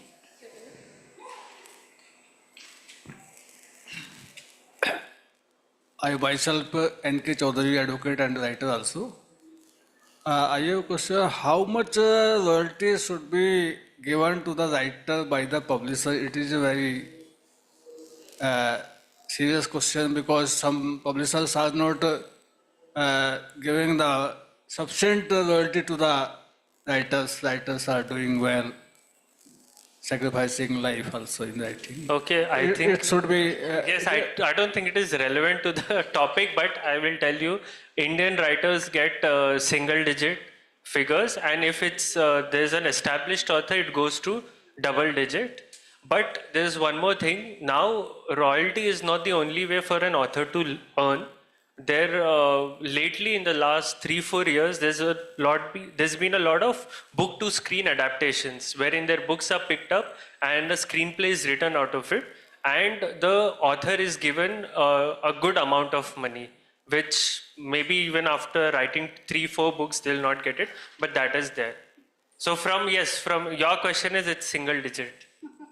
But my concern is, there should be a fixation of royalty by the government in this regard, because everything which is So I'm really sorry, but this question does not relate first to the session. Okay, and to, actually I came, I don't know what exactly. the session You was missed going the on. So session I will ask. actually. So I think this can actually be taken up in some other session, maybe focusing on royalty Thank you so and much. money. Thank you so much. And I take it that is the last question. Thank you so much for being here with us. It's 6 o'clock and it's been very encouraging that you all have been here. Thank you so much to my very, very encouraging and interesting panelists. It was great to meet all of you. You are welcome.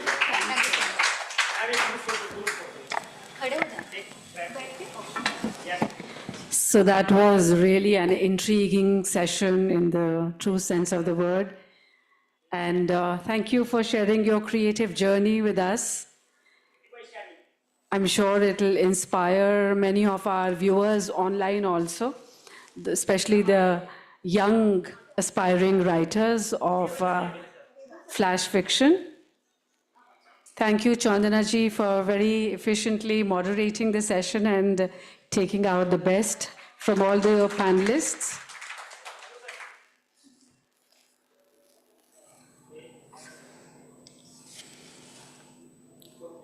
With that, we conclude the 5th day's sessions of Sahitya Utsav. See you all tomorrow at 10 a.m. in the morning for the concluding day of our festival. Thank you.